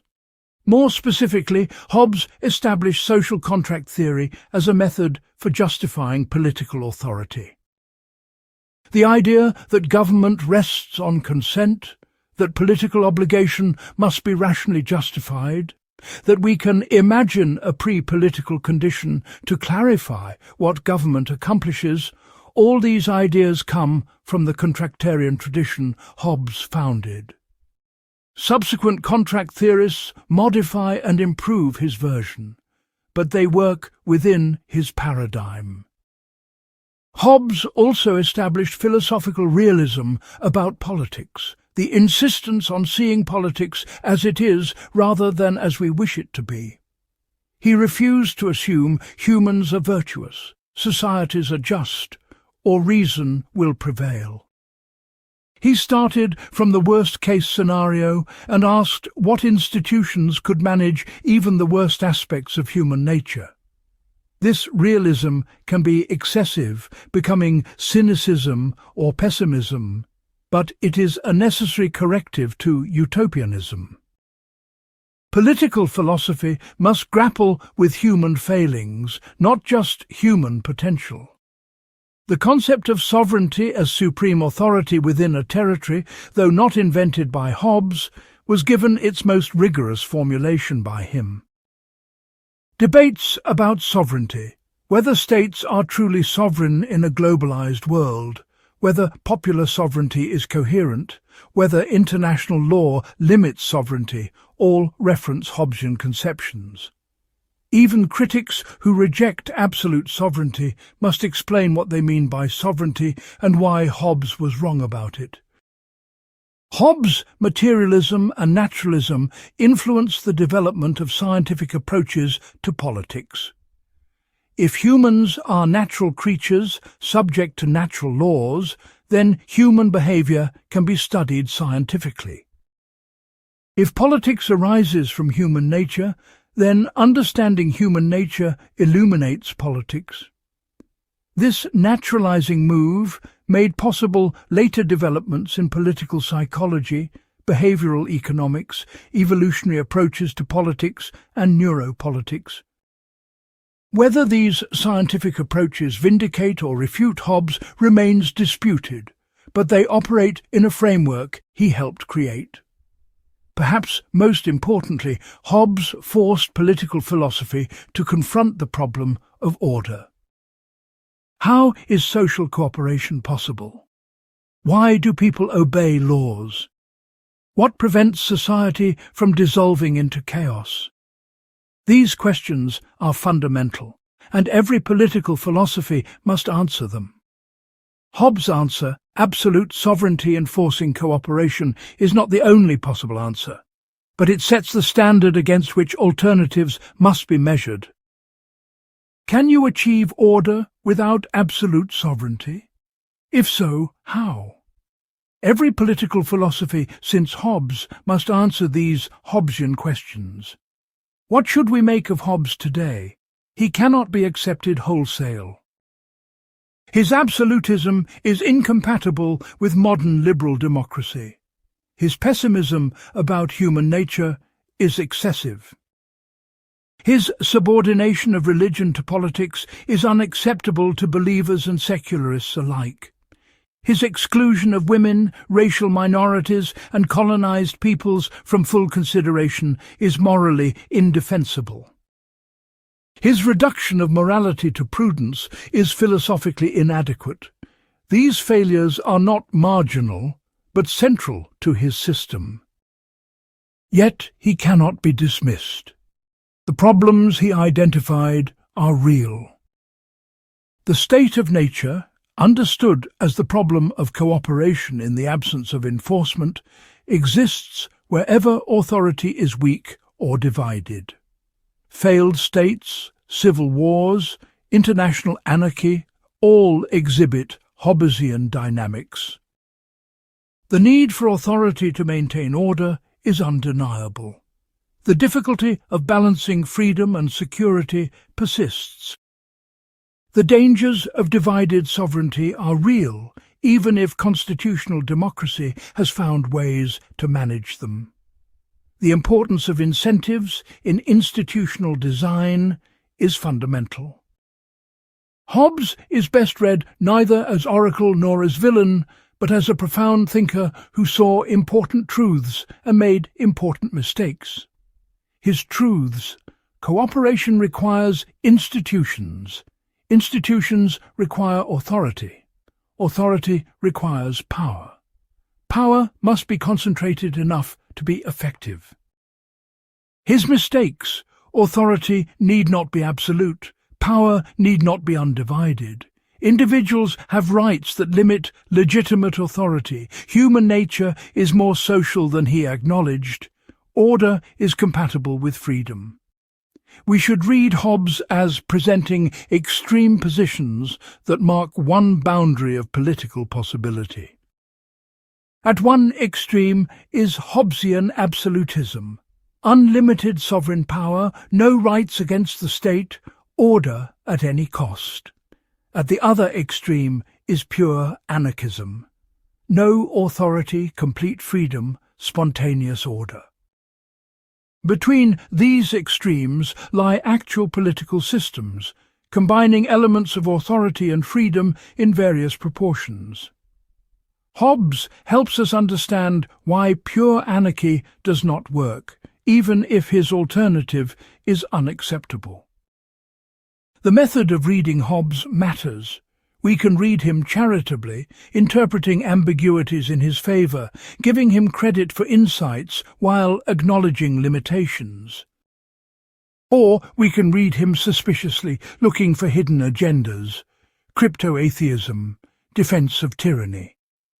Charitable reading reveals a complex thinker grappling with real problems. Suspicious reading reveals a dangerous ideologist whose influence has been harmful. Both approaches have merit, and the truth probably combines them. For students of political philosophy, Hobbes is indispensable. You cannot understand Locke, Rousseau, Kant, or later social contract theorists without understanding what they were reacting against in Hobbes. You cannot understand debates about sovereignty, authority, rights, and obligation without understanding Hobbesian positions. You cannot think clearly about international relations without engaging with Hobbesian realism. Hobbes is not the last word in political philosophy, but he is an essential word that anyone serious about politics must confront. For practitioners of politics, policymakers and citizens, Hobbes offers warnings and insights. The warning: do not take order for granted. Civil society is fragile. Institutions that maintain peace must be zealously protected. When authority weakens or divides, violence can erupt quickly. The costs of civil conflict are so enormous that enormous effort to avoid it is warranted. This does not mean accepting tyranny, but it means recognizing that some authority is necessary and that destroying authority is dangerous. The insight: institutions must work with human nature, not against it. Do not assume people will be virtuous or self-sacrificing. Design institutions that channel self-interest toward public benefit. Use incentives, not just appeals to conscience. Concentrate power enough to be effective, but not so much that it becomes tyrannical. This is easier said than done, but the principle is sound.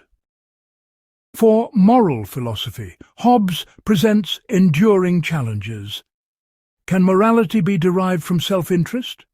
Can obligations be reduced to contracts? Is justice conventional or natural? Is there such a thing as natural law binding even without enforcement? Hobbes answered these questions in one way, but the questions remain open. Subsequent moral philosophy has largely rejected his answers while continuing to grapple with his questions. The final verdict on Hobbes must be mixed. He was a genius who transformed political philosophy, but also a man of his time whose assumptions now seem dated or wrong. He identified real problems, but proposed unacceptable solutions. He pioneered methods that remain valuable, but reach conclusions that must be rejected. He influences us profoundly, but we cannot follow him. Perhaps the right way to honour Hobbes is not to agree with him, but to engage with him seriously, to understand why he thought as he did, to appreciate his insights while recognising his limitations, and to build on his work while correcting his errors. Political philosophy progresses not by rejecting the past, but by engaging it critically, taking what is valuable and discarding what is not. Hobbes gave us indispensable tools for thinking about politics. How we use those tools is up to us. 4 centuries after Leviathan was published, we still live in Hobbes' world. A world where political authority requires justification, where individuals question rather than automatically accept hierarchy, where cooperation is difficult and must be worked at, where violence lurks beneath the surface of civilization, where the problem of order remains pressing. Hobbes did not solve these problems definitively, but he formulated them with unsurpassed clarity and power. For that alone, he deserves to be read, taught and debated as long as humans live in political communities. The image from Leviathan's frontispiece endures. The great artificial person, the sovereign, composed of countless human bodies, standing over the landscape with sword in one hand and crosier in the other, symbolizing temporal and spiritual power united. This is Hobbes' vision of political order, many becoming one, individuals subordinated to collective authority, power concentrated to maintain peace. We may reject this vision, but we cannot escape the question it poses. How shall we live together? What authority will govern us? How can we balance freedom and security, individuality and community, rights and order? These are the eternal questions of political philosophy, and Thomas Hobbes remains our most challenging guide to them. We are all, in some sense, Hobbes' children, whether we acknowledge him or not. His ghost haunts political philosophy and political practice. We argue with him, reject him, adapt him, but we cannot ignore him. That is the mark of a truly great philosopher. Not that we agree with him, but that we must engage with him. By that standard, Thomas Hobbes achieved an enduring greatness that few thinkers in any field can match.